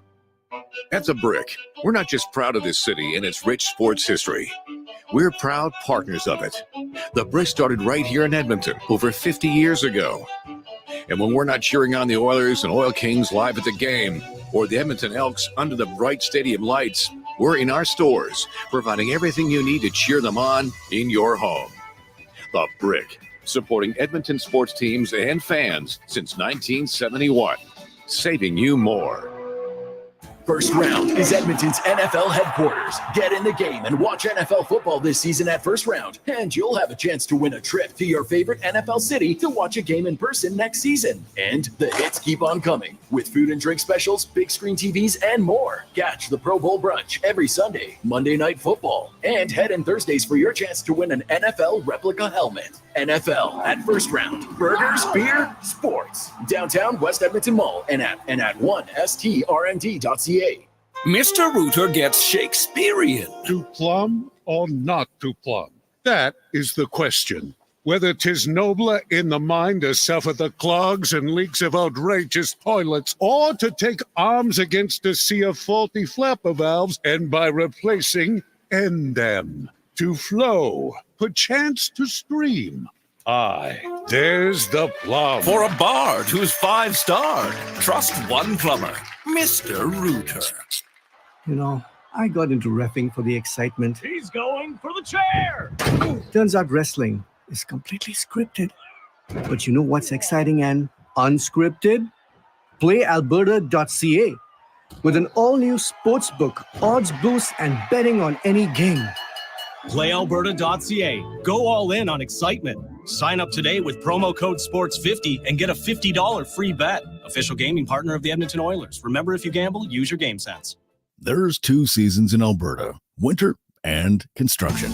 During these days of traffic barricades and slower commutes, GS Construction reminds you those crews are improving our communities. They're rehabilitating and upgrading Edmonton's infrastructure all across the city. When you see the barricades and run into a traffic backup, remember, the crews are there to help. Drive slow and be patient. Help make our city better and join the GS Construction team. See what they're hiring for on Indeed.com. GS Construction, laying the groundwork for your community since 1974. Black Friday early deals are on now at Canadian Tire. Save up to 50% on kitchen essentials, tools, Christmas decor, and more. These prices won't go any lower this year. Ends November 22nd. Conditions apply. Visit CanadianTire.ca or flyer for details. Full-service provider of heavy haul transportation and rigging at the highest level. Next Gen Transportation. We're developing new and innovative ways to transport oversized and overweight equipment to remote and challenging locations. Our Next Gen team leads with a wealth of experience and expertise. But most importantly, we put safety first, so everyone gets home safely. We also take great pride in supporting our local community programs and teams. Good luck to everyone this season and in the year ahead. Visit nextgentransportation.com.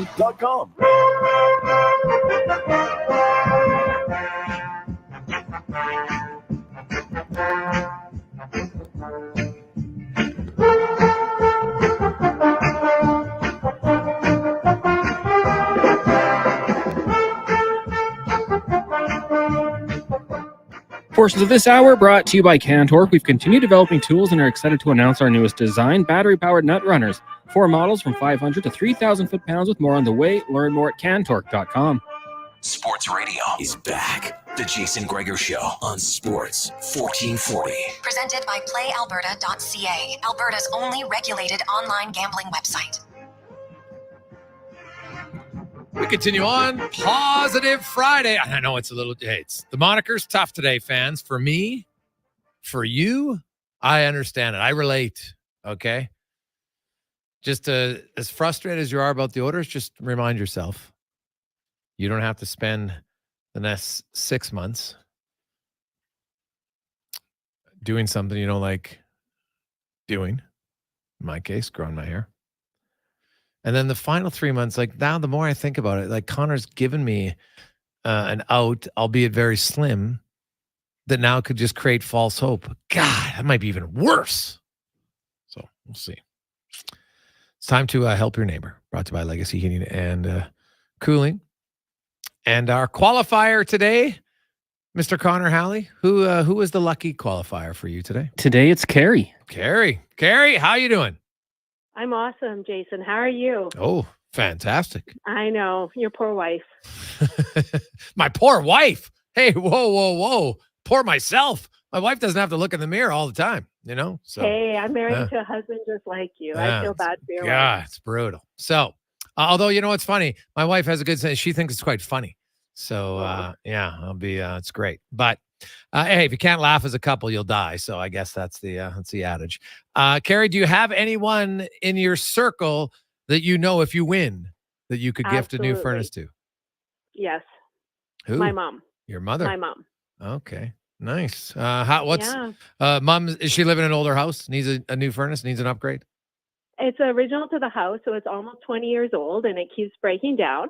No.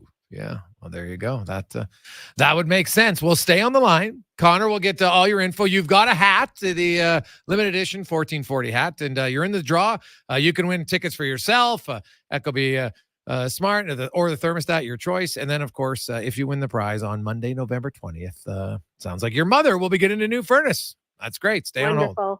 Okay. Thank you. You're welcome. There you go. It's nice. Good daughter thinking about mom. So this is Greg's. Honestly, how did you break it to your wife? Well, it was a conversation, and it was very quick. that involved a few. Pardon? You did what? So good news is, you know what? I don't really hear that very often. I don't make a lot of dumb decisions.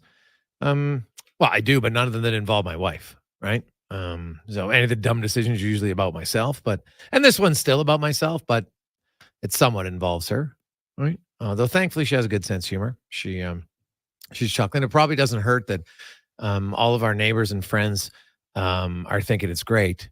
So the jokes will be endless. Right? I think I might have to remove myself from the neighborhood text chain right now. There's a lot of, my friends last night. All of a sudden, they're just all my buddies. It's, how you have those group text chains now, and they're all suddenly funny guys. Everybody's a jokester. All of a sudden, everybody's a jokester. So, yeah, I get it. I understand it. I don't have to like it. But I get it. Hey guys, accountability starts at the top. That's why the coaching staff has to go all of them. Play the next 10 games and start to dismantle. If they don't go 7-2-1 with the new blood behind the bench from Teabag. But again, Teabag, so you're getting rid of the coach after 132 games, where he has the 6th most wins in the NHL.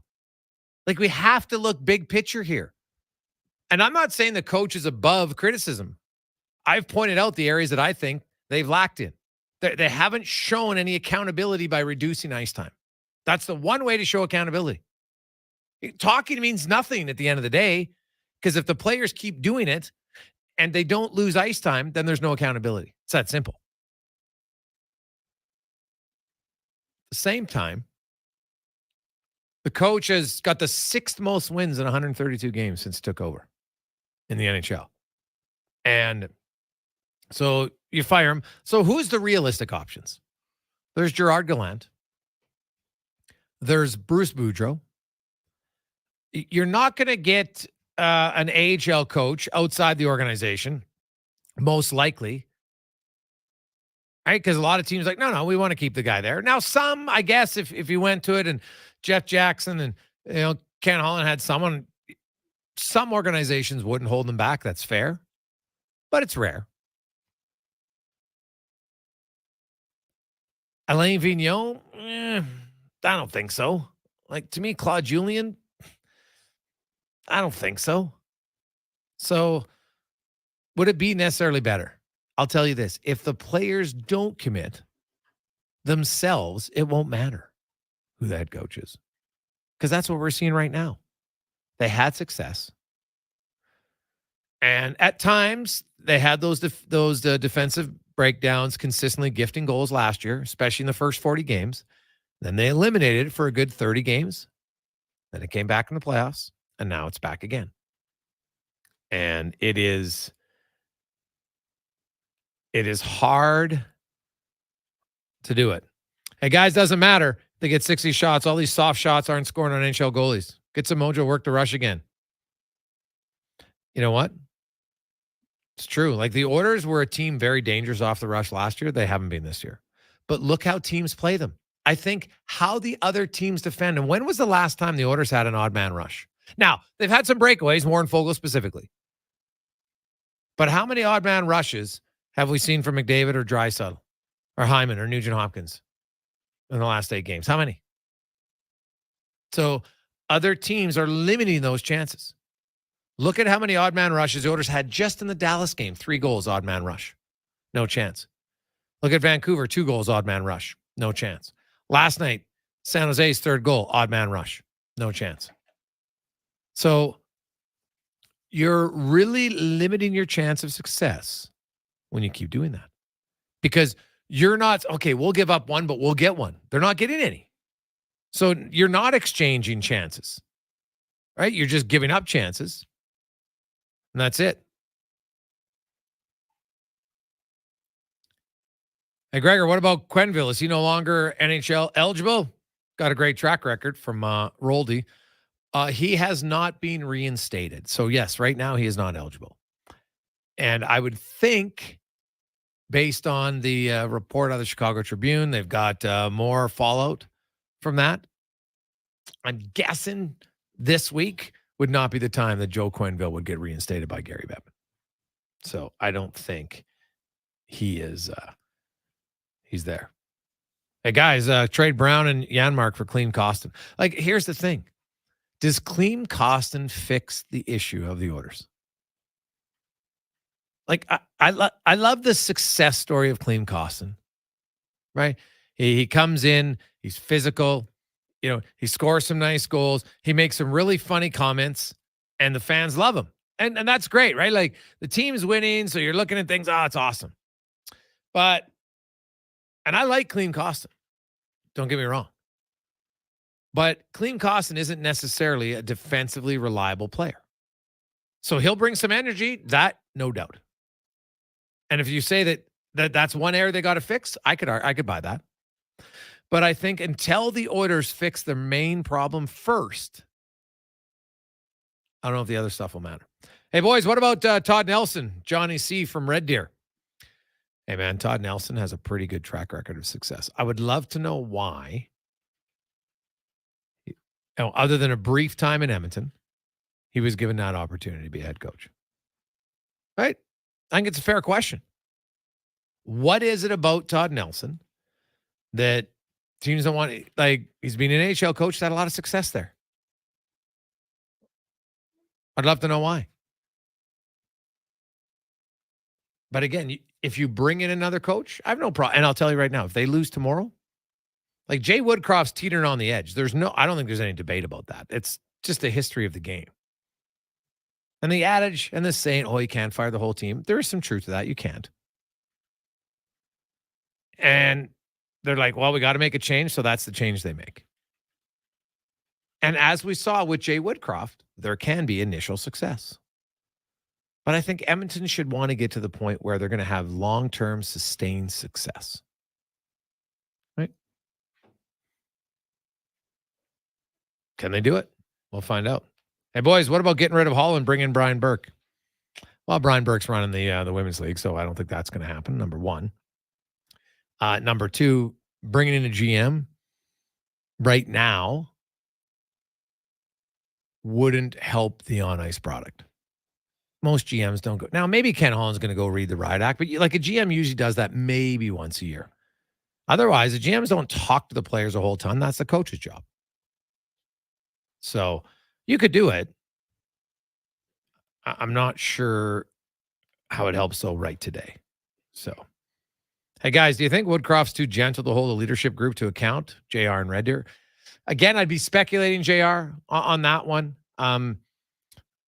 I do think the organization at times has been a little leery to want to crack down. But I say that when I look at other teams, I don't ever remember, and keep in mind, Nathan McKinnon was on that Colorado team that had 48 points.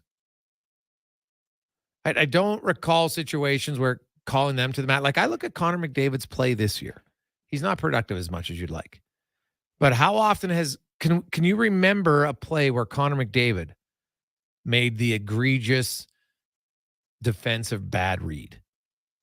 I haven't really seen that from him. So I don't know if he's not the guy I necessarily am calling to the mat. Now, I would challenge those guys that I don't care. Figure it out. You're paid to score goals. You got to figure that out. I think that's fair. But defensively this year, I don't really have any issues with McDavid. Like, I look at Draisaitl. To me, he's still trying too many risky passes. I'd like that to be eliminated, without question. Last night, it's a split-second read, so those will always happen on any team. Heck, I've seen Patrice Bergeron and Anze Kopitar make the wrong defensive read. It happens every now and then. I didn't love the read by Draisaitl on the first San Jose goal, right? Guys wide open in the slot. Or is that the second one? I can't remember. Either one. But I would like to see fewer high-risk passes, 100%. Enough's enough. If you're making them all or you're making a high percentage of them, then I live with it, that you make the odd one that doesn't work. I think that's a fair trade-off. But when it becomes 50-50, I can't live with it as a coach anymore. That's too much.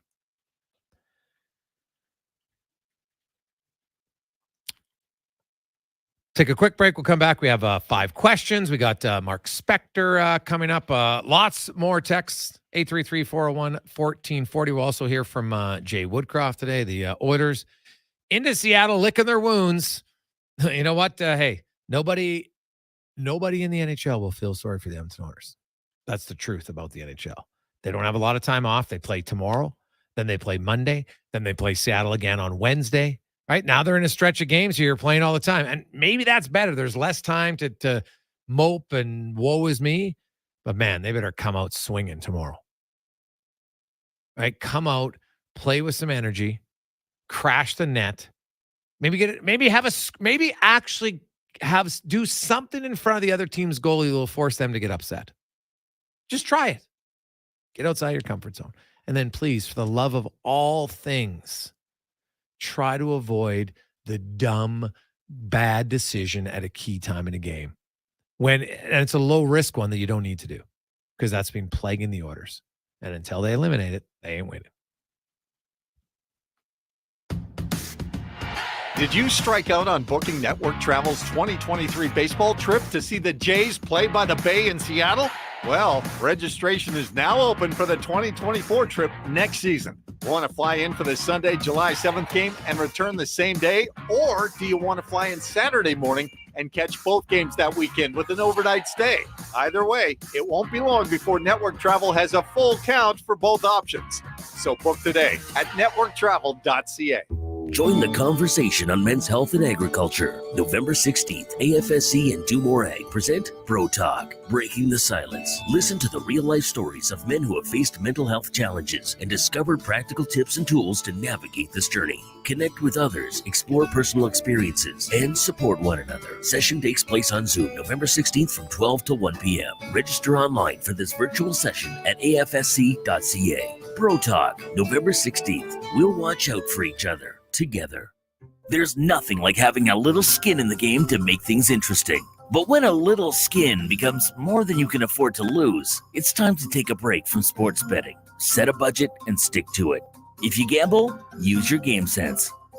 Heading south? If you're an Alberta snowbird, we can help. Hi, Larry Ricci from Vision RV. We have the inventory, savings, financing, everything you need to get ready for your winter escape. Explore our big, bright showroom. Check out our 10 service bays and drive-through appointment bay, and say hi to the great staff in our parts department. You'll quickly see that you're in good hands with us, a new state-of-the-art facility with old-fashioned values and a commitment to customer service. Vision RV, just south of the Yellowhead on Highway 60. Hi, Dennis from Weiss Johnson. Are you one of those people out there looking for something different to heat and cool your home? Weiss Johnson is Edmonton's cold climate heat pump specialist and would love to explain to you how Trane heat pumps are a reliable, cost-effective alternative for your home's heating and cooling needs. Order your Trane heat pump now and take advantage of the generous government rebates that are available. Trane, it's hard to stop a Trane. Call the most experienced HVAC company around with over 45 years in business. Visit wjcools.com today. Join the conversation on men's health and agriculture. November 16th, AFSC and Do More Ag present Bro Talk, Breaking the Silence. Listen to the real-life stories of men who have faced mental health challenges and discovered practical tips and tools to navigate this journey. Connect with others, explore personal experiences, and support one another. Session takes place on Zoom November 16th from 12 to 1 p.m. Register online for this virtual session at afsc.ca. Bro Talk, November 16th. We'll watch out for each other together. Black Friday early deals are on now at Canadian Tire. Save up to 50% on kitchen essentials, tools, Christmas decor, and more. These prices won't go any lower this year. Ends November 22nd. Conditions apply. Visit CanadianTire.ca or flyer for details. In the digital realm, our kids face threats, but we have the power to guard their innocence. Visit protectchildren.ca, a national charity teaching parents and kids how to stay safe online. Empower their curiosity, not their fears. Visit protectchildren.ca.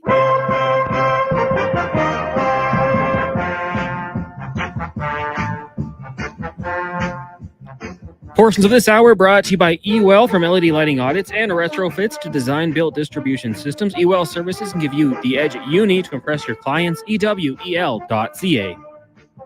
Look good, feel good, play good. It's the Jason Gregor Show. Thanks for listening to Sports 1440. Presented by PlayAlberta.ca, Alberta's only regulated online gambling website.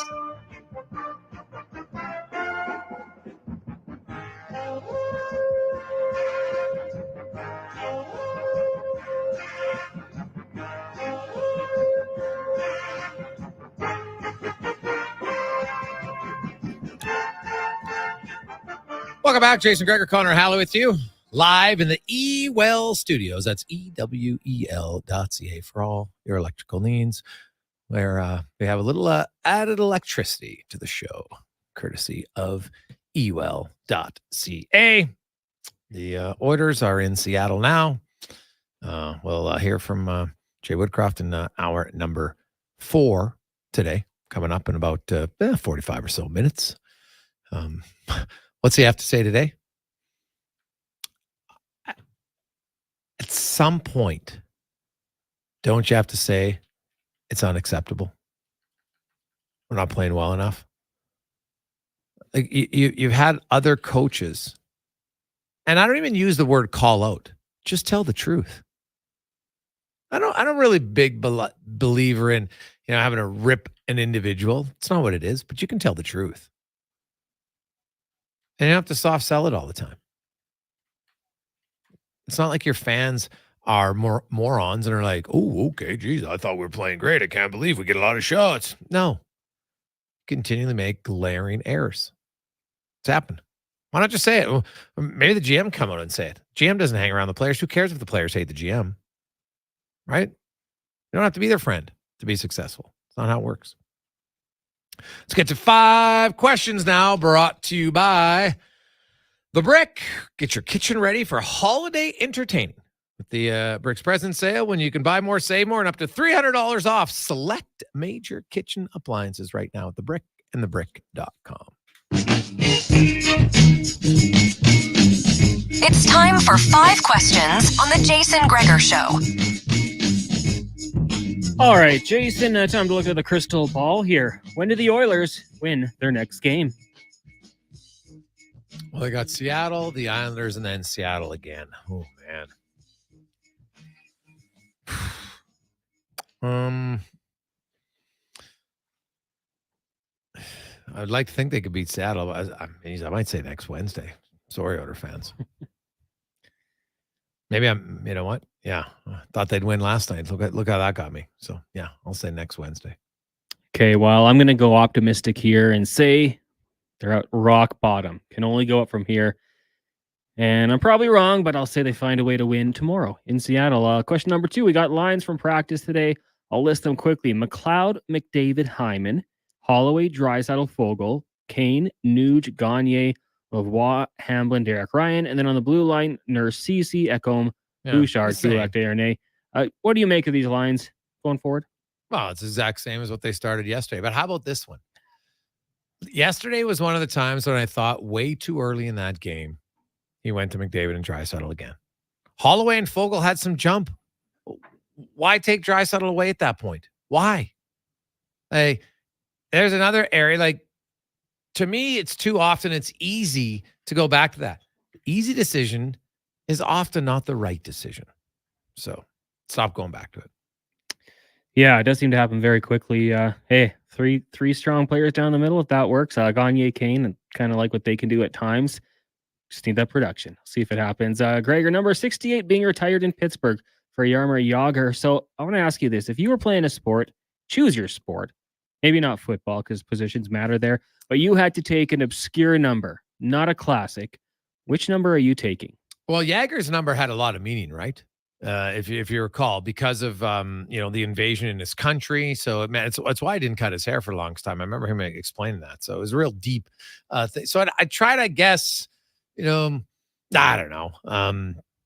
I like double digits, so I would never take a single digit number ever. I wouldn't take one that had a 6 at the end. I never like that.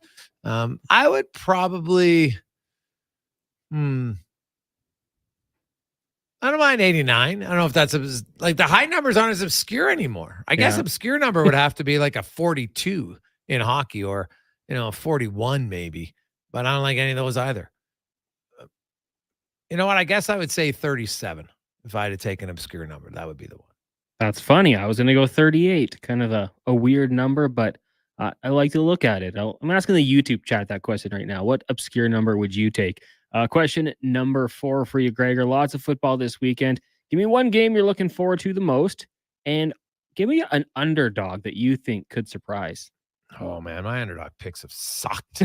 this year. So I just want to come on. Well, obviously the Cleveland-Baltimore game. Cleveland-Baltimore is a pretty interesting game to watch, right? The Browns defense has been great, and Baltimore is pretty entertaining. But I'm actually kind of more so, if I'm looking for pure entertainment, I think the Burrow-Stroud matchup between Cincy and Houston, that's the game. And I guess if I have to pick an underdog, I'm trying to think, ooh, geez. I'll say, and I'm not even saying that, Cons, I think your Chargers as an underdog home against Detroit, I give them a pretty good chance. Yeah, I think they should compete for sure. They might lose in heartbreaking fashion, but they could compete for a good game I'm looking forward to. I'm actually going to turn my attention to the CFL tomorrow at 2:30, Winnipeg and BC, and then an underdog, Golden Bears. How about that? Taking down UBC. Nice. I like that. Go away from the NFL for this one. Yeah, I do like that the CFL, for those who don't know, their playoff games are both tomorrow. I think that's a wise decision by them. And that BC Winnipeg game in the afternoon, like, it's going to be rocking in Winnipeg. Like, it's an unbelievable atmosphere there right now. And even in Toronto, unfortunately, won't have a huge crowd. I think the people will be there. Like, I don't know, that game doesn't bring the same flair, but BC Winnipeg, like Winnipeg, it's going to be a madhouse. And that will add to it. That'll be a fun game to watch. And final question for you here before we wrap up on the Hypothetical Friday. Since we've talked a lot about hair, this is a way of me asking, who do you think has the best hair? If you could have anyone's hair, and you can go celebrity from a movie, you could take, Kevin Carey's if you want. Whose hair would you like to have? Well, definitely not Dick's, I'll tell you that. That's a good question. I don't like long hair, so like Fabio on no.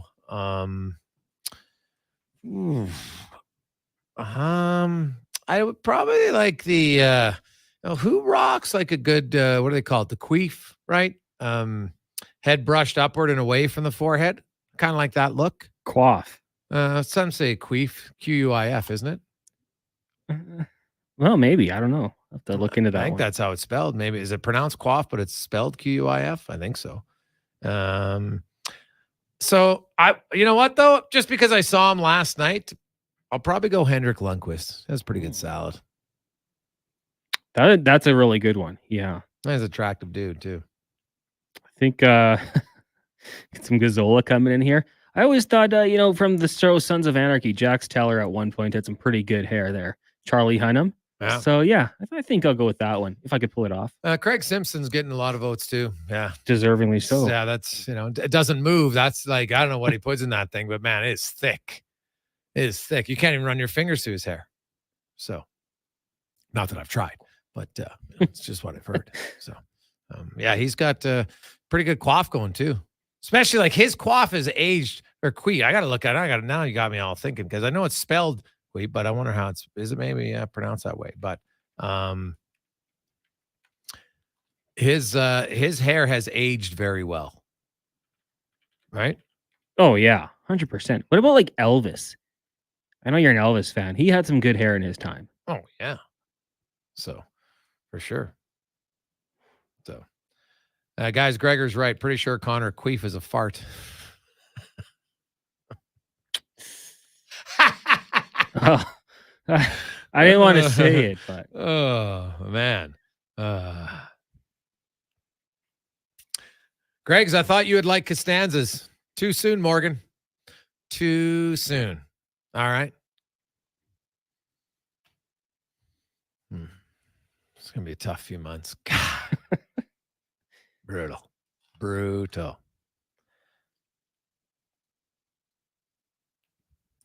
Boys, I honestly think the losing will continue until major changes.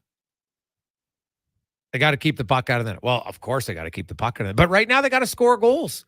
The Edmonton Oilers are 28th in offense, people. 20 freaking 8th. They led the league in scoring last year.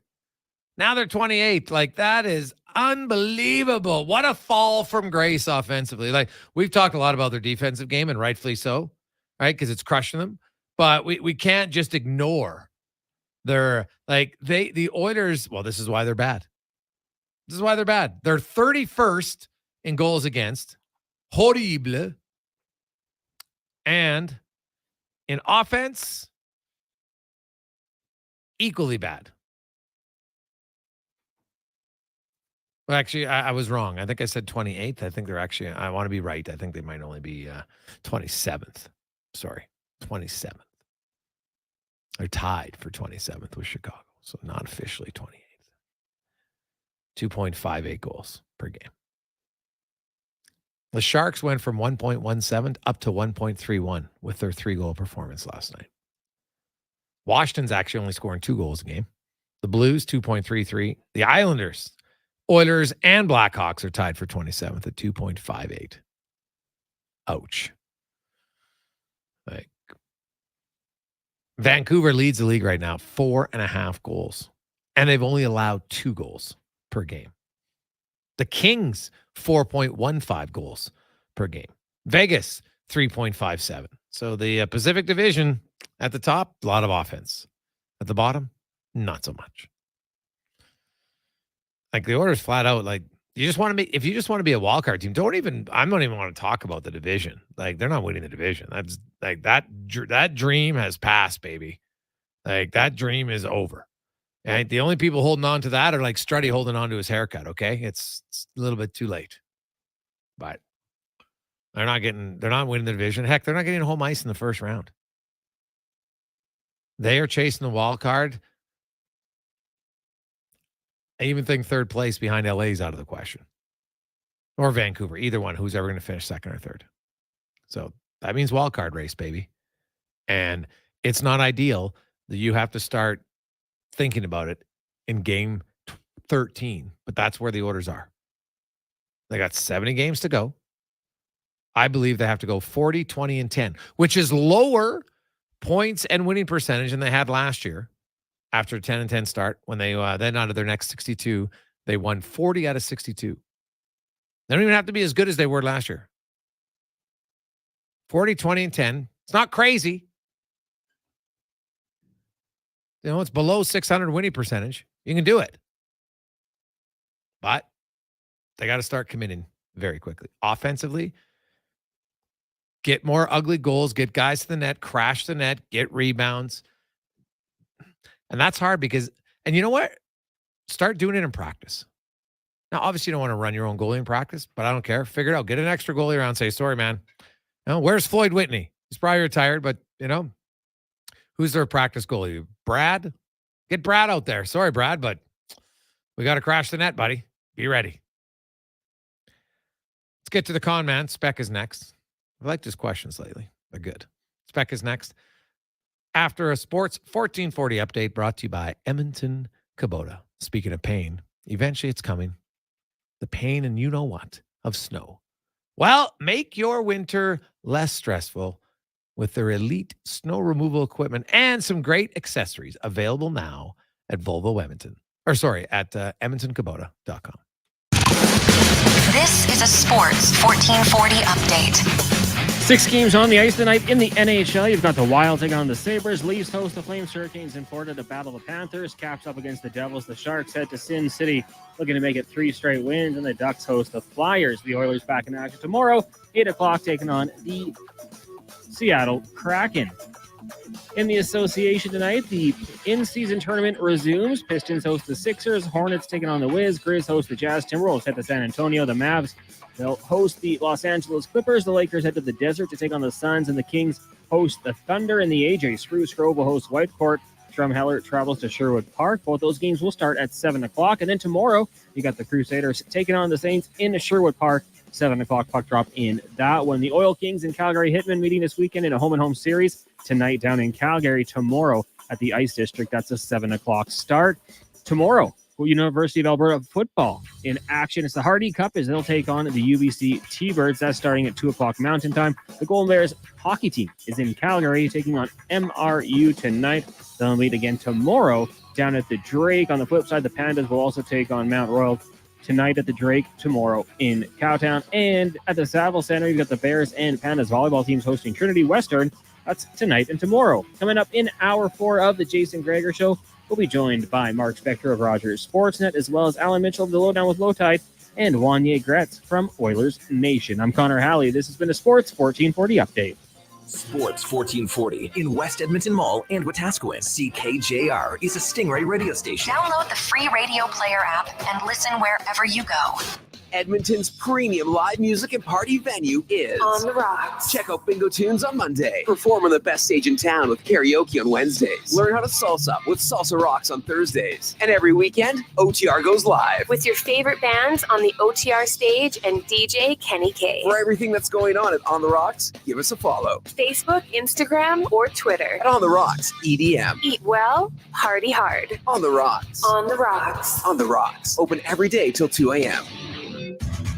Hey everyone, it's Kelly here from United Sport and Cycle. Christmas is just around the corner, and we've got everything for the athlete and sports fan on your list, including United gift cards. United Sport and Cycle, your Santa's workshop for over 95 years. The job isn't done until the last load is hauled, and having a semi-trailer out of commission is not an option. Whether replacing or adding to your convoy, Edmonton Trailer has a huge inventory of new and used semi-trailers, trusted by the gravel, logging, oil field, fluids, and freight industries. Find a trailer right for you online or at one of their 3 locations. For sales, service, parts, rental, and finance, when you're in it for the long haul, Edmonton Trailer. Building or renovating, you want to work with someone who sees and understands your vision. BIE Engineering is a family-owned, experienced structural engineering consulting firm serving commercial and residential clients in Edmonton and surrounding area. Homeowner or large company, they'll work with you to help see your ideas through. BIE Engineering can help prevent problems, deliver solutions, and minimize your risk. BIE Engineering. Request a quote for your project today. Visit bieeng.com.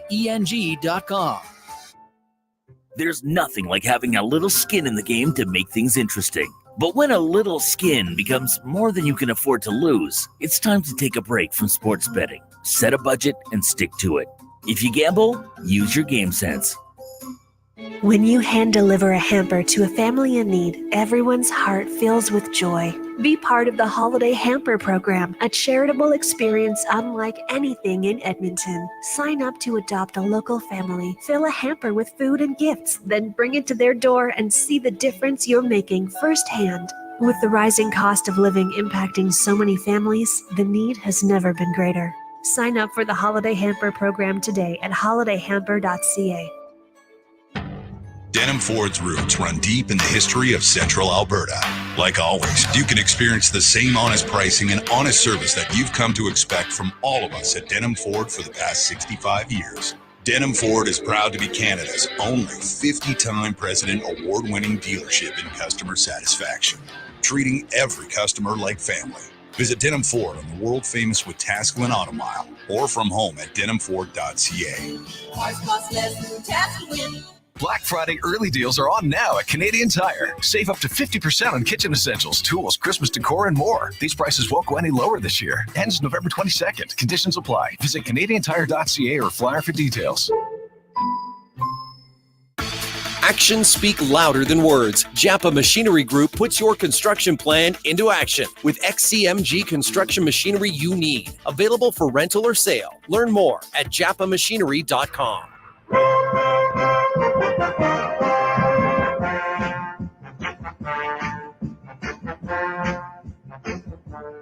Portions of this hour brought to you by Crystal Glass, the clear choice for all your auto, residential, and commercial glass needs. Call 310-GLASS or book now at crystalglass.ca. Sports Radio is back. The Jason Gregor Show on Sports 1440. Presented by PlayAlberta.ca, Alberta's only regulated online gambling website.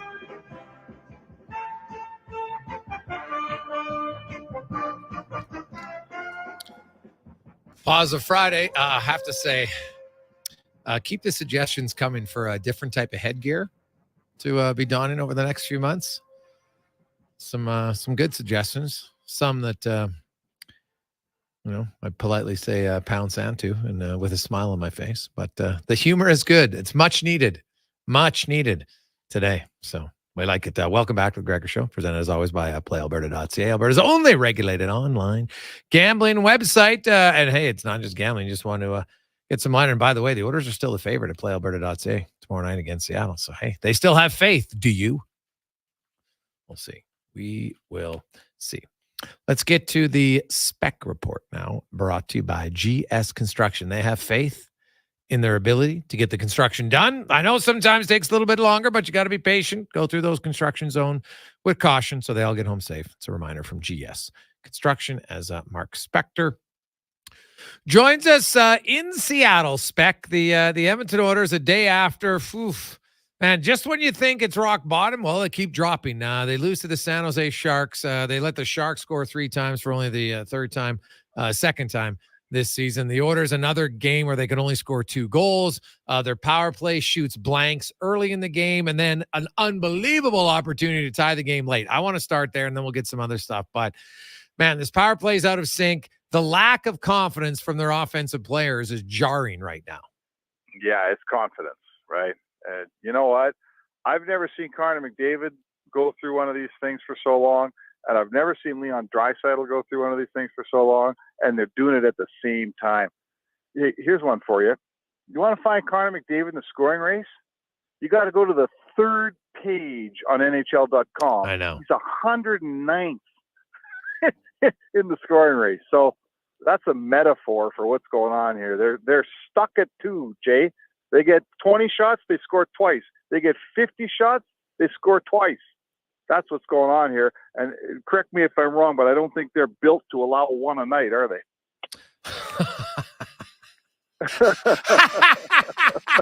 You're trying to tell jokes now? What a period. Yeah, sure. No, like, and here's the thing, Spec, about, because I know there's lots of talk last night. Oh, they're going to fire Jay Woodcroft. No, it was the bottom of the barrel. I honestly, right after the game, was like, what is firing Jay Wood? And by the way, not that he's above, being better, because I think there's areas he needs to be better as a coach. But to me, the Oilers' problems that we're seeing now are problems we've seen before. We saw them under Todd McClellan at times. We've seen them under Dave Tippett at times. And now they're back again with Jay Woodcroft. It's the same problem, Spec. When they'll play, like Darnell Nurse last night's a prime example. Through the first 2 periods, Darnell Nurse was the best player on the Oilers and arguably the best player on the ice. He scored a great goal. He made great defensive plays. He's using his speed. He's using his reach. He's using his body. You're like, wow, look at this guy. He was really controlling the game.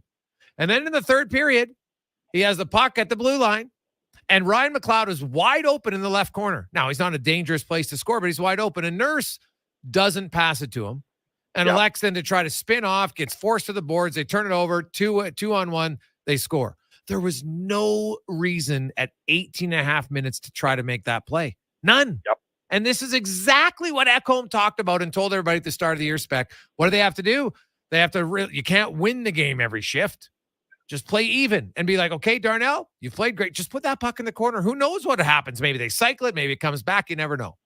But we know what happened, and that cost them the game. And that ruins, that play was so egregious that it kind of wipes out all the good plays beforehand. Oh, sure it does. Listen, and you got 2 guys who've been playing that game this season, right? If it's not Nurse making that play last night, it's Bouchard making the play the night before, right? Every second night, one of your top 2 of your top 4 defensemen are making an egregious play that costs you a almost free goal that's generally, an impossible save for your goaltender. And that's how you give up 3 or 4 or 5 every night. And you know what else never happens, Jason? None of those guys ever miss a shift when that happens, right? Nurse never misses a shift, and Bouchard never misses a shift. So now Holloway makes a bad play, and they staple him to the pine, and he's looking around going, well, hold on. Yeah. I made one bad play. Nurse and Bouchard go at it every night. It's like a contest for these 2 guys. Mm-hmm. So, you know what?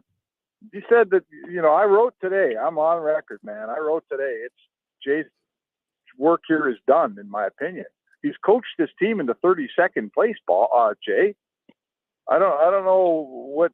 Now what? We're going to try to get him to coach it back up to 15th. Like, you tell me what you do around here, but there's a lot of things that are wrong. That they don't have depth players. All of a sudden, their top 2 guys. Every coach falls in the trap, right? Yeah. Every time they need help, for 97 and 29. All of a sudden, now 97 and 29 aren't going so good. They look around and say, "Okay, boys, let's get a little help here." And all the guys say, "Well, what do you mean?" Right? My feet are cold. I never get to play. I'm on the bench. So, you know what? They're reaping what they sowed around here for a while, I think. Yeah. Well, and last night I thought Holloway, Fogle, and Draisaitl were going, why the hell did you split them up?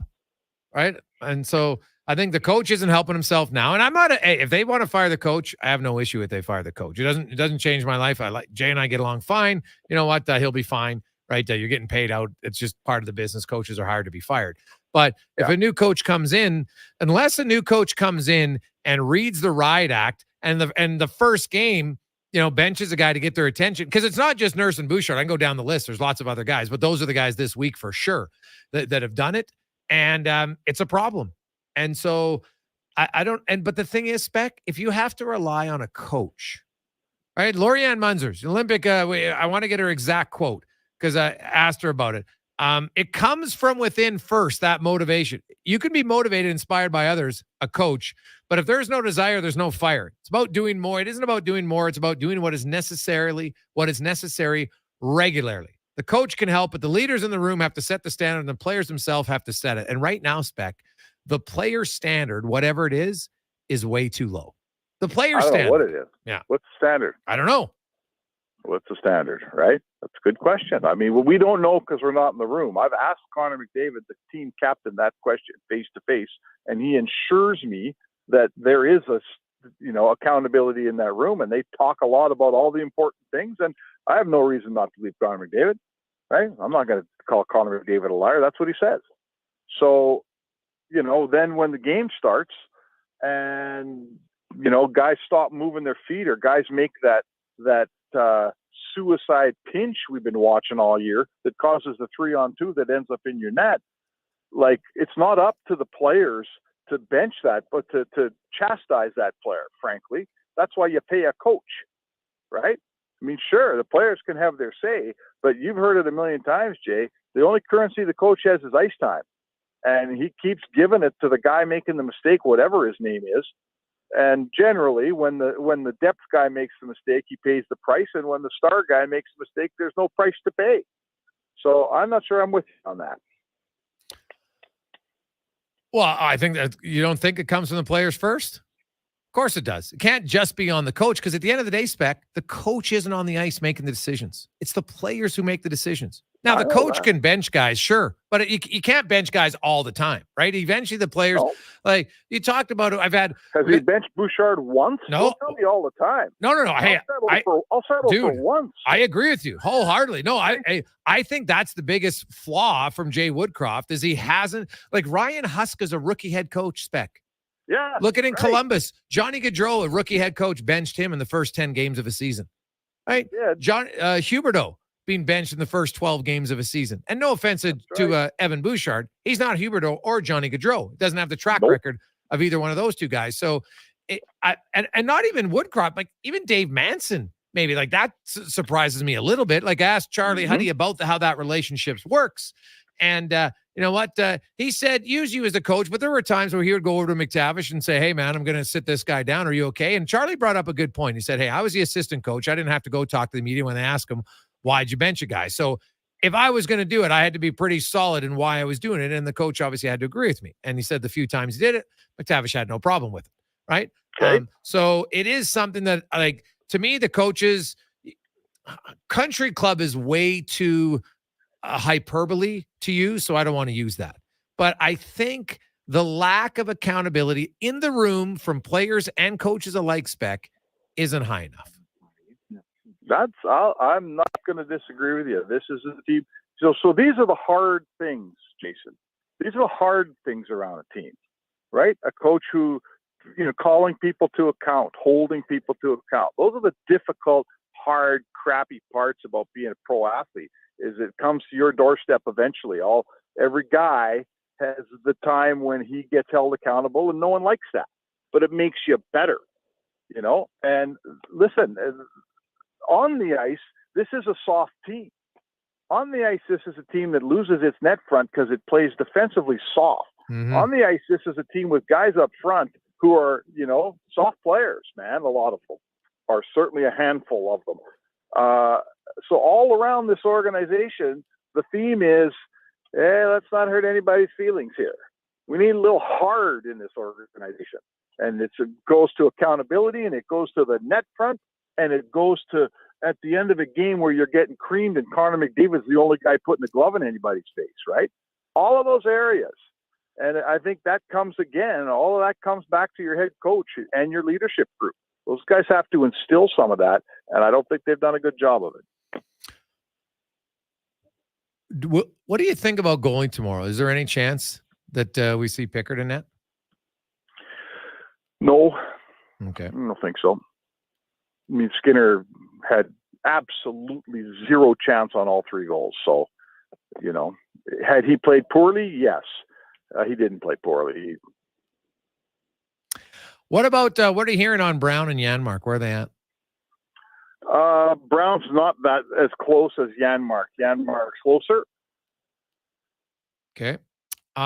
Your colleague, Elliot Friedman, had mentioned he thought that the Oilers were very close to a goalie deal on Wednesday, and then that's what he said. It didn't happen. Any guesses on who that is from the East? We've been hearing about Boston because they have 2. You just have to think of teams with 2 goalies. I know this. The Saros talk. He is an exceptionally expensive goaltender. Saros. I'm told Nashville turned down 3 first-round picks for Saros at the deadline last year. So think of what the equivalent of 3 first-rounders is from Edmonton. So I don't know, Jay. You know what? I think I think they'll end up with a guy that can share the net with Skinner. I do not see them bringing in a number 1 goaltender here. I just don't think you can find one and afford one.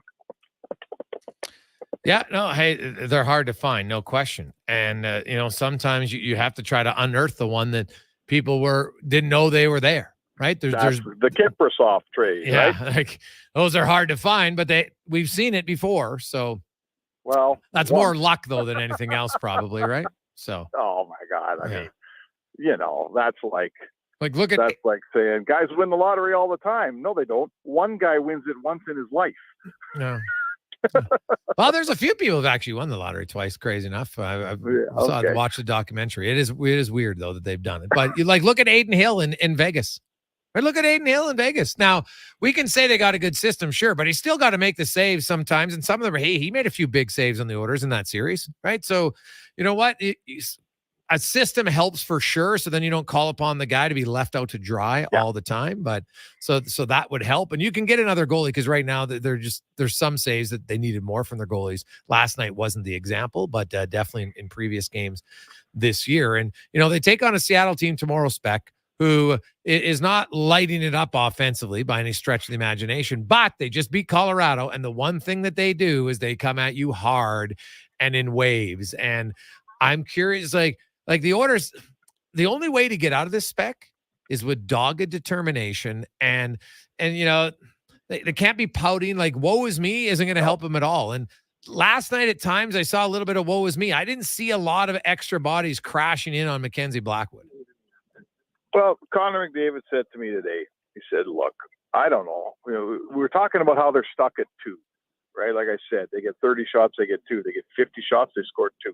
He says, I don't know when this ends, and I don't know how to get out of it. But he says, the only thing I do know is if you don't do the work and you don't have the determination and you don't keep plugging away, if you let your foot off the gas on any of that, it won't happen. You won't come back, right?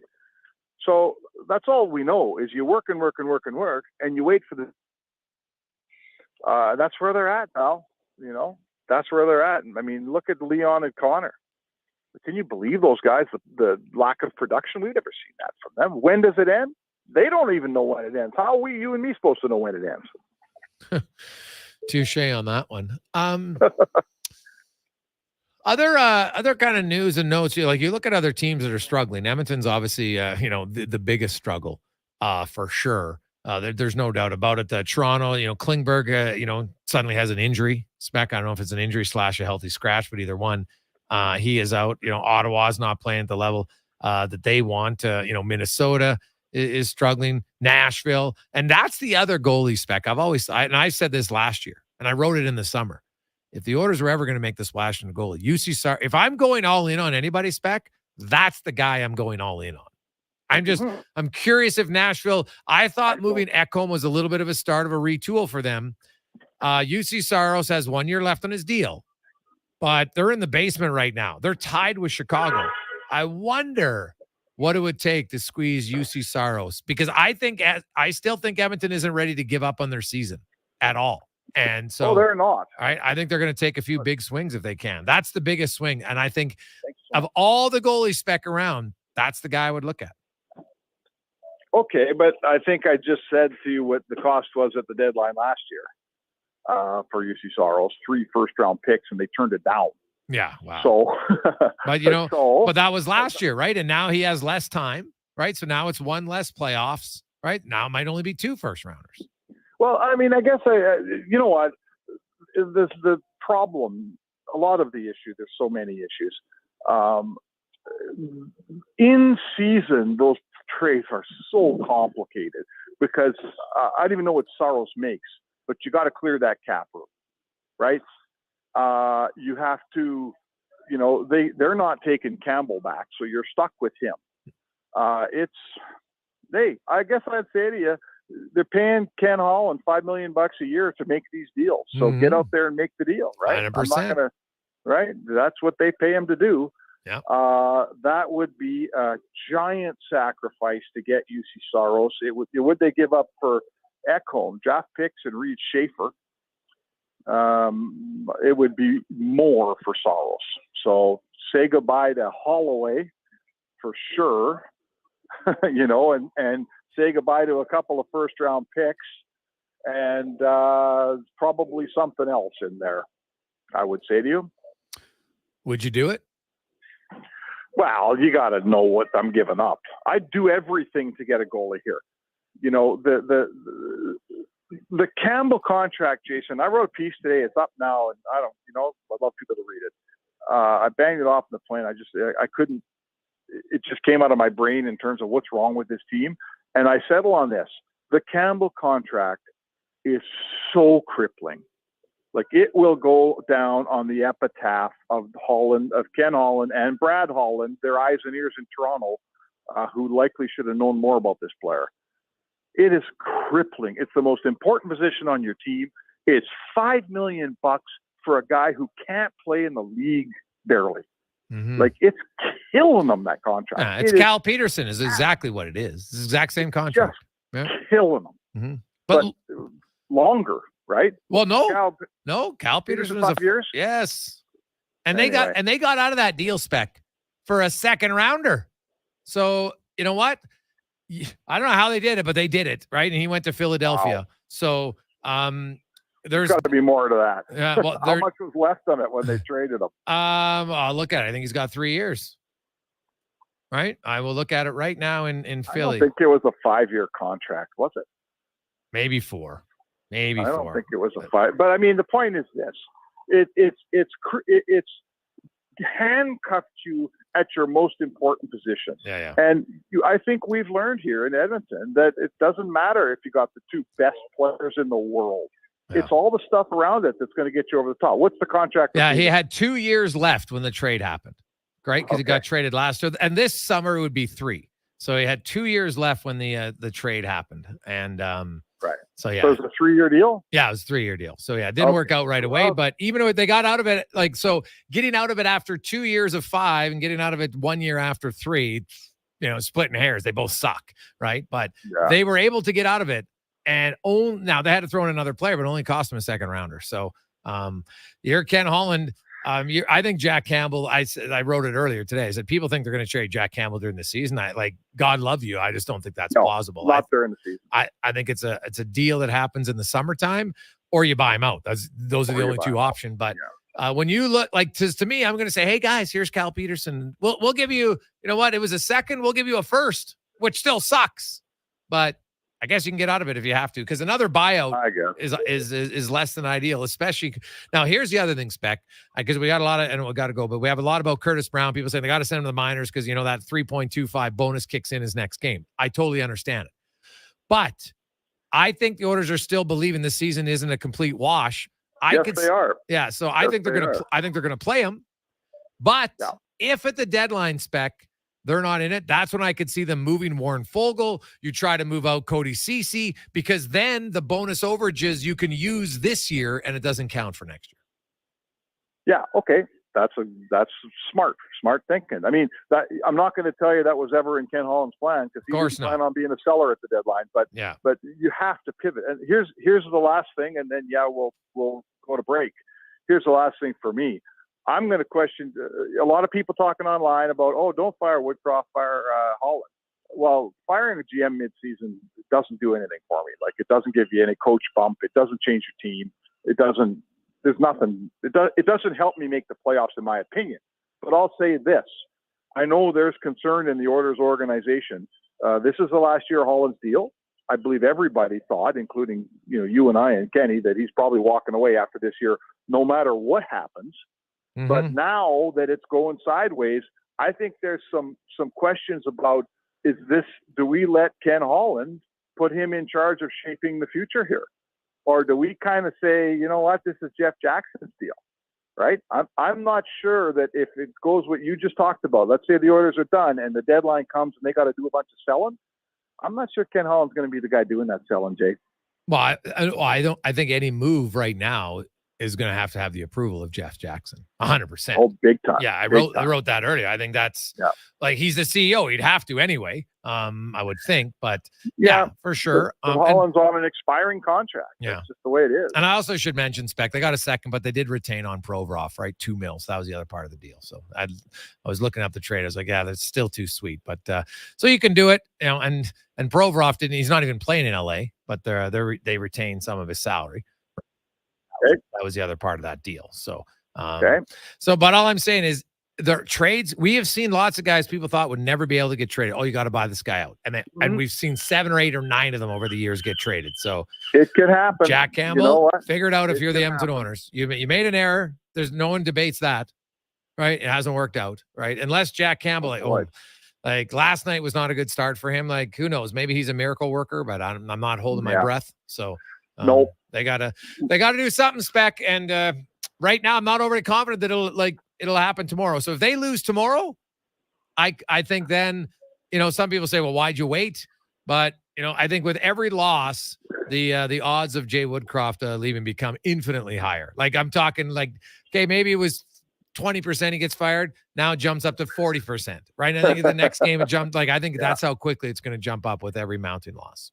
Hey, I said my piece in the paper today, so I'm with you all the way. Spec, enjoy Seattle. We'll talk to you on Monday. All right. Thanks, Jay. Have a great weekend, everybody. There you go. That is Mark Spector. Hey, boys, if you can trade Lucic's contract, you can trade anyone. Well, they got James Neal, and basically it was the same. It was a swap, right? And then they ended up buying out James Neal. So you can trade guys if you're willing to do it. There's no question about that. But so you can't. Are trades hard? Of course they're hard. But you got to figure it out. Lots of hard trades have been made over time. That's, to me, that's not a fair, viable answer. Yes, trades are hard. We all know it. Thanks. But they still get made. Come back. Wanye Gretz will join us on Sports 1440. There's 2 seasons in Alberta, winter and construction. During these days of traffic barricades and slower commutes, GS Construction reminds you those crews are improving our communities. They're rehabilitating and upgrading Edmonton's infrastructure all across the city. When you see the barricades and run into a traffic backup, remember, the crews are there to help. Drive slow and be patient. Help make our city better and join the GS Construction team. See what they're hiring for on Indeed.com. GS Construction, laying the groundwork for your community since 1974. Rodeo clowning felt like an exciting opportunity. Boy, was I ever wrong. The bulls. So predictable. But you know what's exciting and unpredictable? PlayAlberta.ca. I can bet on any sports game, play online casino games anytime, and buy lottery tickets anywhere. PlayAlberta.ca. Go all in on excitement. Sign up today and get over $100 in welcome bonuses. Remember, if you gamble, use your game sense. A solid financial plan is made up of more than just investments. Investments are an important part, but you need a more comprehensive approach. Roger Weird at Weird Pearson Akel & Associates Private Wealth Management understands that. He can help build a plan that includes retirement, estate planning, personal insurance, tax strategies, and yes, investments. Talk to him today and see the difference a real financial plan makes. Weird Pearson Akel & Associates. Call 780-988-4119 or visit weirdadvisoryteam.com. Being on this road together means saving twice during the Fountain Tire Road Ready sales event. Save up to $225 on a set of 4 select tires. Plus, get a bonus $50 off any service until December 16th. Book your appointment at fountaintire.com. Restrictions apply. Financing available. Ugh, fine print. Full-service provider of heavy haul transportation and rigging at the highest level. Next Gen Transportation. We're developing new and innovative ways to transport oversized and overweight equipment to remote and challenging locations. Our Next Gen team leads with a wealth of experience and expertise. But most importantly, we put safety first, so everyone gets home safely. We also take great pride in supporting our local community programs and teams. Good luck to everyone this season and in the year ahead. Visit nextgentransportation.com. This is a commercial for Corporate Business Solutions. Corporate Business Solutions, aka CBS. That's also known as CBS. As I was saying, Corporate Business Solutions empowers any business to become more efficient and profitable with office machine technology that really works. That's why they're the #1 Konica Minolta authorized dealer in all of Western Canada. Well, why don't you just read the next line? Sure. Corporate Business Solutions. Local service, local support, local always. Visit cbsca.com. Building or renovating, you want to work with someone who sees and understands your vision. BIE Engineering is a family-owned, experienced structural engineering consulting firm serving commercial and residential clients in Edmonton and surrounding area. Homeowner or large company, they'll work with you to help see your ideas through. BIE Engineering can help prevent problems, deliver solutions, and minimize your risk. BIE Engineering. Request a quote for your project today. Visit bieeng.com. There's nothing like having a little skin in the game to make things interesting. But when a little skin becomes more than you can afford to lose, it's time to take a break from sports betting. Set a budget and stick to it. If you gamble, use your game sense. Your furnace is broken. Legacy Heating and Cooling will give it a good talking to and make it smarten its act up right now. Call Legacy. Call Legacy. If your furnace is disobedient and refuses to heat. Call Legacy. If you just want some peace of mind this winter. Call Legacy. Call Legacy. Plus, Legacy never charges overtime rates. Always call Legacy Heating and Cooling. What's better than getting a delicious McMuffin and a medium premium roast coffee? Getting a delicious McMuffin and a medium premium roast coffee for only $4 plus tax. It's your favorite McDonald's breakfast for less. What's better than that? For a limited time at participating McDonald's in Canada, prices exclude delivery. Hey, sports fans, we've got a clear choice for you. At Crystal Glass, we provide customers with the perfect glass for any job. From home to auto and even commercial, installation or repairs, we're your team. Call 310-GLASS or visit crystalglass.ca. Crystal Glass. Portions of this hour brought to you by Christensen Communities. Have peace of mind knowing your loved one is in the best possible hands. Christensen Communities have safe retirement living options across the province and now welcoming new residents. Visit cdlhomes.com. The Jason Gregor Show, the best of Edmonton sports talk and beyond. This is Sports 1440. Presented by PlayAlberta.ca, Alberta's only regulated online gambling website.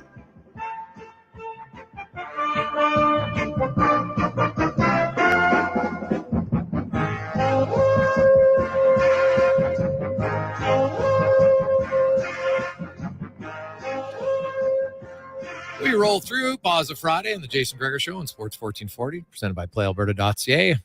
As always, thanks for tuning in. You can text us 833-401-1440 in our Jiffy Lube inbox. It's time for Wanye's World, brought to you by Action Electrical, where they just celebrated their 50th year, and they always evolve. They always change. Now have a huge solar division for both residential and commercial. And did you know the federal government, you can get up to $40,000 10-year interest-free loan from the Canadian government if you're looking to do some solar for your business. And for your residents, $5,600 in grant-free money as well. They can help you out. actionelectrical.net. Wanye Gretz, a little under the weather. So joining us over the phone today, being a good teammate, not coming in and spreading the illness all around. But are you just like actually taken taking Wanye Jr. We're heading north, away from Oilers hockey, away from sports radio. We're going to live way up north in the Arctic Circle where there's no electricity. And that's how I'm going to raise my son. Well, I knew you were taking it bad, but I knew you were that, like, you were so sick of the Oilers' performance that you had to get out of town. I had to fake an injury and then get out of town. There's no plan B at this point.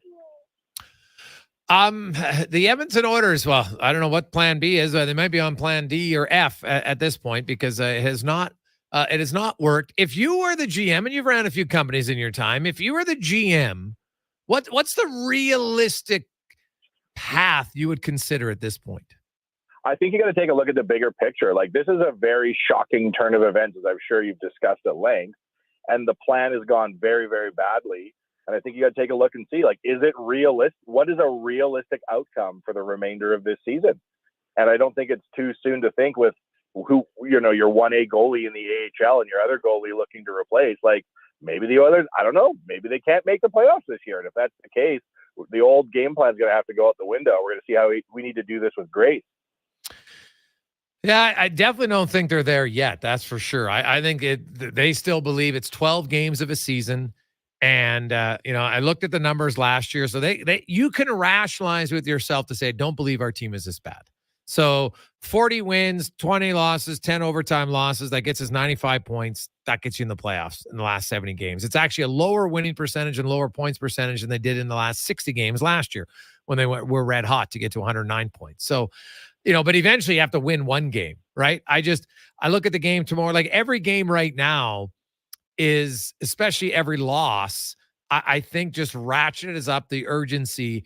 And they might, and so that urgency might lead to either a coach firing, which I don't necessarily agree with, or trying to make a significant trade. And that to me is the risky part, right? Like firing a coach, you can say we bring in another coach or whatever, but you make a big deal, Wanye, that, it's got some long-term ramifications. You better damn well be right that it's the right one, right? And we can't be panicking and making a panic deal because the rest of the league looks at Edmonton right now and knows we're in a bad spot. So player values aren't going to be great right now. And if we do some crazy deal that doesn't solve the problem and, gets rid of draft picks or gets rid of a good player, I think making that move in haste could make a bad situation even worse. Oh, 100%. And that's going to be, to me, the biggest challenge for them is to not allow their impatience to lead to because, Connor McDavid said, it's death by 1,000 cuts.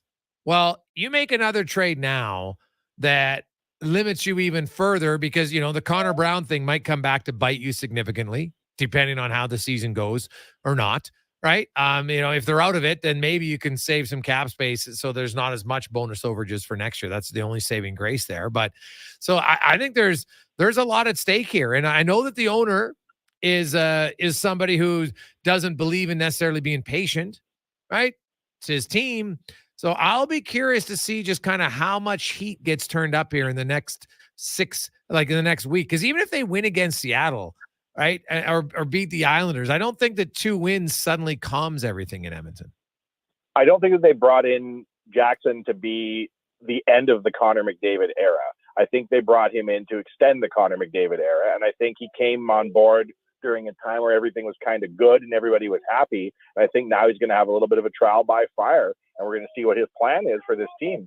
Yeah, well, that and you're right? Because we don't really know Jeff Jackson's approach. He has lots of experience in the game as a former player. He was an assistant GM, right? He was an agent. He's been around, but we don't really know kind of, what his plan will be. So I'm kind of curious, to be honest, to see what direction he goes.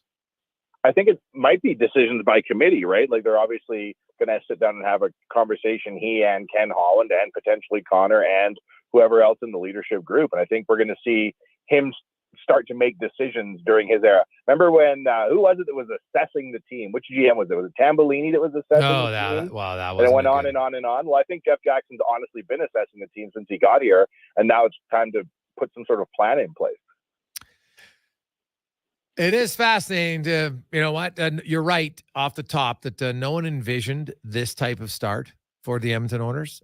And so that's where I believe patience and leadership comes in. But also, to me, the players need to do a hard, deep internal dive and say, our level, our standard, whatever it is, isn't high enough because they continually to make the same mistakes and they haven't learned from it. They can't make the high risk, low reward play that they continue to try to make.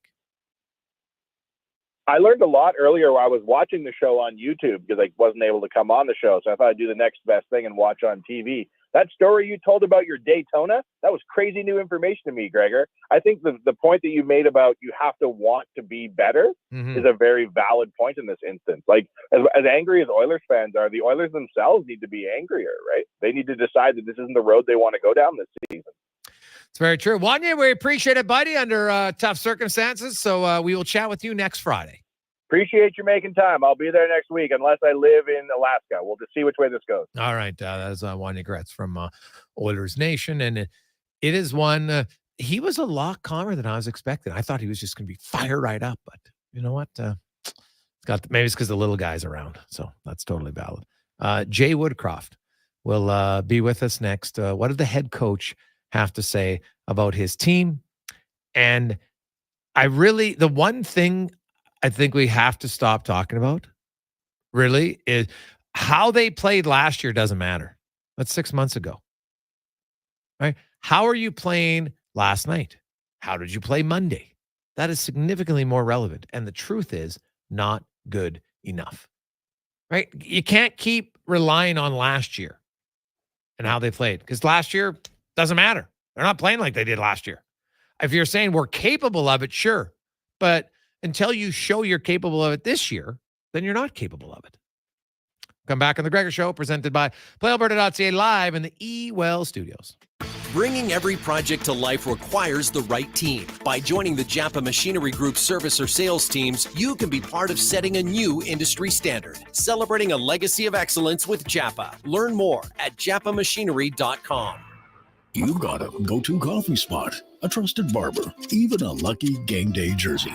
But when it's about looking your absolute best, there's only one name you need. Mr. Dirk. Family run since 1939. We're experts in crafting impeccable tailor-made suits and offering a wide variety of everyday styles. Pair that with personalized one-on-one fittings and the convenience of on-site tailoring. Mr. Dirk. Elevate your style game. Visit our Edmonton store or explore MrDirk.com. Score big on style with Mr. Dirk. Get your vehicle ready for winter with Jiffy Lube. Drive-in, drive-out service with 25 extra air miles with your Shell Go Plus app. Be wise, winterize. Jiffy Lube, keeping you moving. Edmonton's premium live music and party venue is On the Rocks. Check out Bingo Tunes on Monday. Perform on the best stage in town with karaoke on Wednesdays. Learn how to salsa with Salsa Rocks on Thursdays. And every weekend, OTR goes live. With your favorite bands on the OTR stage and DJ Kenny K. For everything that's going on at On the Rocks, give us a follow. Facebook, Instagram, or Twitter. At On the Rocks, EDM. Eat well, party hard. On the Rocks. On the Rocks. On the Rocks. Open every day till 2 a.m. Building or renovating, you want to work with someone who sees and understands your vision. BIE Engineering is a family-owned, experienced structural engineering consulting firm serving commercial and residential clients in Edmonton and surrounding area. Homeowner or large company, they'll work with you to help see your ideas through. BIE Engineering can help prevent problems, deliver solutions. Request a quote for your project today. Visit BIEENG.com. When you hand deliver a hamper to a family in need, everyone's heart fills with joy. Be part of the Holiday Hamper Program, a charitable experience unlike anything in Edmonton. Sign up to adopt a local family, fill a hamper with food and gifts, then bring it to their door and see the difference you're making firsthand. With the rising cost of living impacting so many families, the need has never been greater. Sign up for the Holiday Hamper Program today at holidayhamper.ca. Denim Ford's roots run deep in the history of Central Alberta.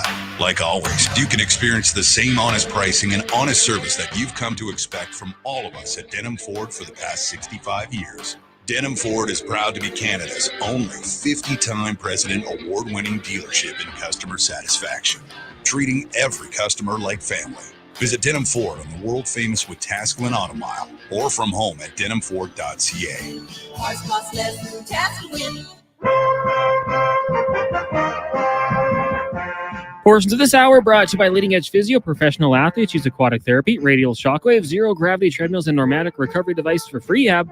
Leading Edge Physiotherapy offers those to you because sports shouldn't hurt. LeadingEdgePhysio.com. From puck drop to kickoff, it's the Jason Gregor Show on Sports 1440. Presented by PlayAlberta.ca, Alberta's only regulated online gambling website.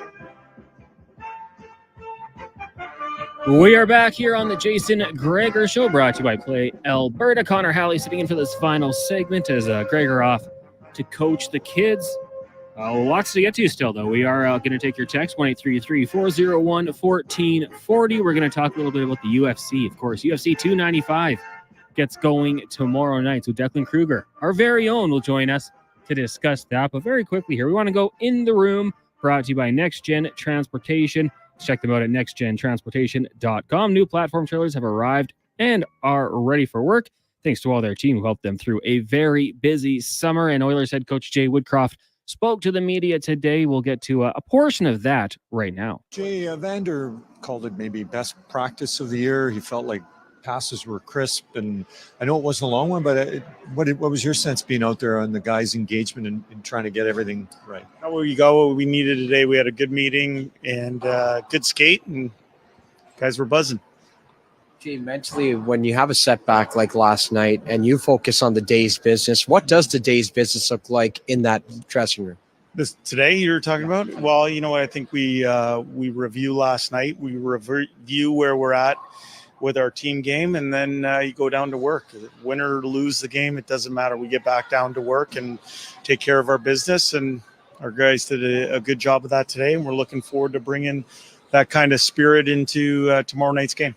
So in a practice like today, where Evander said it was sharp, what are the things that you look at as a coach that makes you say, like, okay, maybe there's some things that you're noticing differently, or just you do not really read that deep into it? You know what? For me, it was, where our headspace is at. Obviously, no one likes waking up and looking at the standings and where our team's at right now, but it's an understanding that there's some work to do, and we went out and we diligently went through making sure we took care of our business today. And it was sharp, it was crisp, it was a good skate.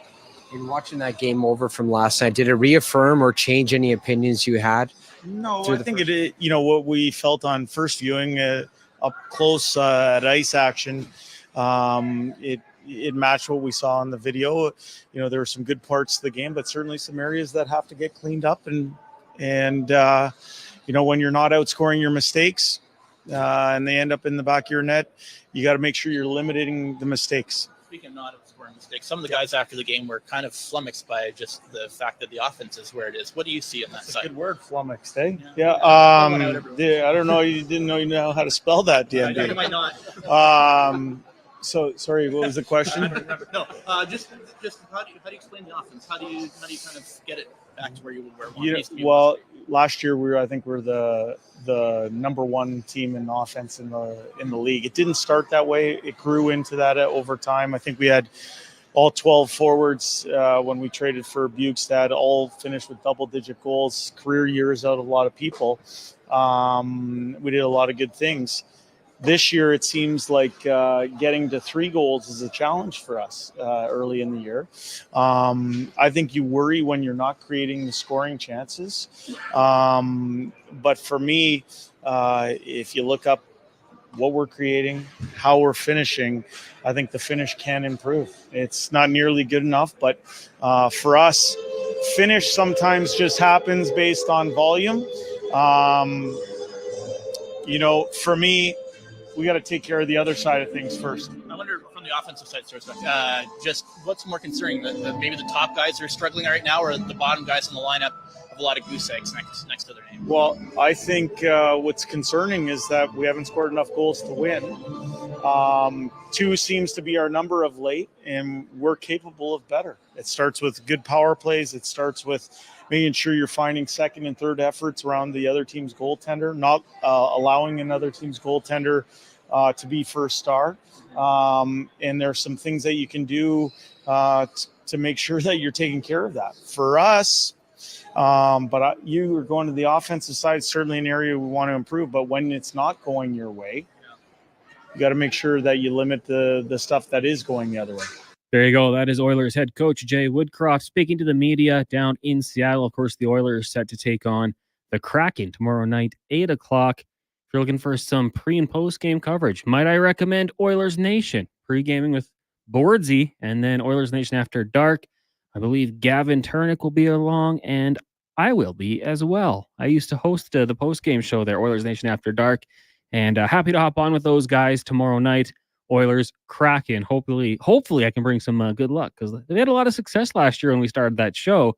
Once we got into the playoffs, it changed, obviously, but we got to get the good juju going once again. So we'll get to that later on tomorrow night if you want to stop in. Right now, we're going to talk a little UFC 295 with our digital producer. You know him from the Lowdown with Low Tide, which you can hear here on Sports 1440 Monday through Friday from I guess noon to 2, and I have to actually take over the work here on your side, Declan. So you want to pop your mic on there.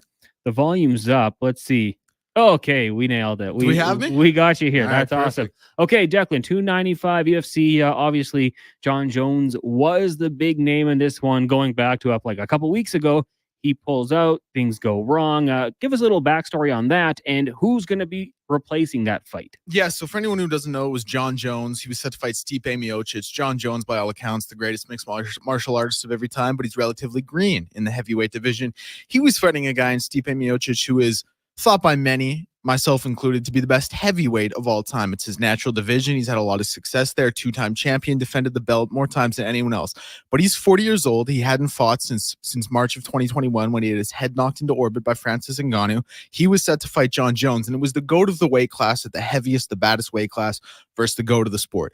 John Jones gets injured, has to pull out. Stipe Miocic was not, from what I heard, he was not offered to fight either of the replacement guys coming in. He was pulled from the card completely. So now we get Tom Aspinall versus Sergey Pavlovich. Sergey Pavlovich is a guy who has one loss in his entire career. His only loss was his UFC debut against a very seasoned Alistair Overeem. He just took him down, controlled him on the ground, ended up stopping him with elbow strikes.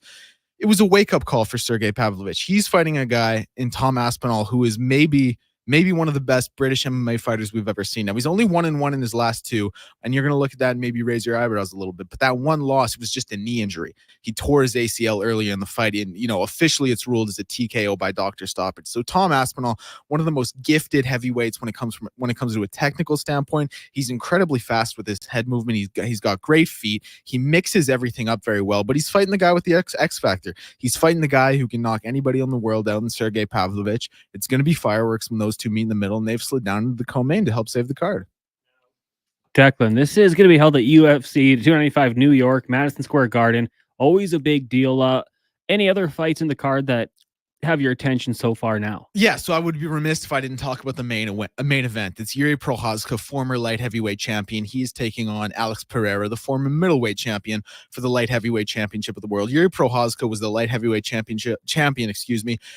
After only 3 fights in the UFC, he tore his shoulder, had to take some time to step out for a little bit. The belt was vacated. It was won by a guy named Jamal Hill. Jamal Hill then in turn got injured and had to vacate the belt as well. So the belt is once again vacant. Yuri Prochazka is back from injury. It's been about a 17th month layoff with no fights. He's back in, and he's going to fight a guy in Alex Pereira, who is the former middleweight champion, only has 1 fight in the UFC light heavyweight division, but he's stepping in. He beat Jan Blachowicz his last time out. He's coming in there with a incredibly credentialed kickboxing record, 2-division glory kickboxing champion, just a phenomenal guy. I always say, and I'll make this quick, when people think of the UFC as a casual fan, what they really are is a stand-up fight fan. And this is going to be a stand-up fight fan's paradise. It's 2 guys who are incredibly credentialed with their feet, incredible Muay Thai, incredible kickboxing, 2 guys who can shut each other's lights off. It's going to be fireworks. Declan, you got a response here. Greatest of all time. Has Declan never heard of Chael Sonnen? Chael Sonnen, yes. He's kind of a crazy guy, isn't he? Chael Sonnen, yeah, the biggest arms in Westland, Oregon. Never lost a fight. I remember him, like vaguely. Did he have like unique hair or anything? He didn't have unique hair. He looked very much like an everyman by all accounts. And Chael Sonnen, he fought twice for the middleweight title. He fought once for the light heavyweight title. Lost all 3 title fights. But this is a guy. He fought Anderson Silva twice. He fought Fedor Emelianenko. He fought John Jones. He has fought the who's who in the combat sports world. One of the greatest characters the sport's ever seen. The original Conor McGregor. Okay, well, was he on Ultimate Fighting, like the show, The Ultimate Fighter? Well, you may have Is seen there a clip reason I from know him? Yes, you may have seen a clip from him. He coached against Vanderlei Silva. It was the Ultimate Fighter Brazil, and Vanderlei kept saying to him, "What now? What now?" and clapping in his face. And then Chael hit him with the legendary quote, "I can't let you get close." Gave him a little bit of a push. Vanderlei came in. He shot on him. That was all she wrote. Great character. Love it, Duncan. Thank you so much. Thank you, Connor. Right now, before we get to break, we will get to a Sports Center update brought to you by Fountain Tire. Right now, during the road sales event, you can save up to $225 on select tires and a bonus of $50 off any service until December 16th. Book your appointment at fountaintire.com. Some restrictions apply. Big thank you to everyone who tuned in today. If you missed it, check the podcast, Apple, Google, Spotify, wherever you get it from. Make sure you subscribe. We'll talk to you on Monday. Have a great weekend, everyone. We'll talk to you then.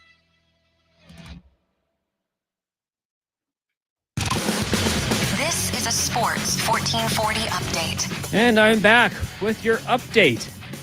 6 games in the NHL tonight. A bunch underway after 20 minutes. The Panthers lead the Hurricanes 2-1. Sabres and Wild tied at 1 apiece. And the Caps up on the Devils 2-0 midway. Well, 3 minutes remaining in the first period. Out in Toronto, Leafs lead the Flames 2-1. Later tonight, Sharks in Vegas taking on the Golden Knights, and the Flyers in Anaheim. In the association, the in-season tournament officially in full swing. Wizards lead the Hornets 48-38. Pistons up on the 76ers 49-36, and the Nets trail the Celtics 22-15. Later tonight, Rockets host the Pelicans. Jazz in Memphis. The Mavericks will take on the Clippers. Lakers in the desert taking on the Suns, and the Kings hosting the OKC Thunder. Over the weekend, lots to get to. Of course, the University of Alberta Golden Bears football team in the Hardy Cup taking on UBC. That'll be tomorrow at 2 o'clock tonight. The Golden Bears hockey program, they're in Calgary taking on Mount Royal. 7 o'clock start. The two teams will meet again tomorrow here in town.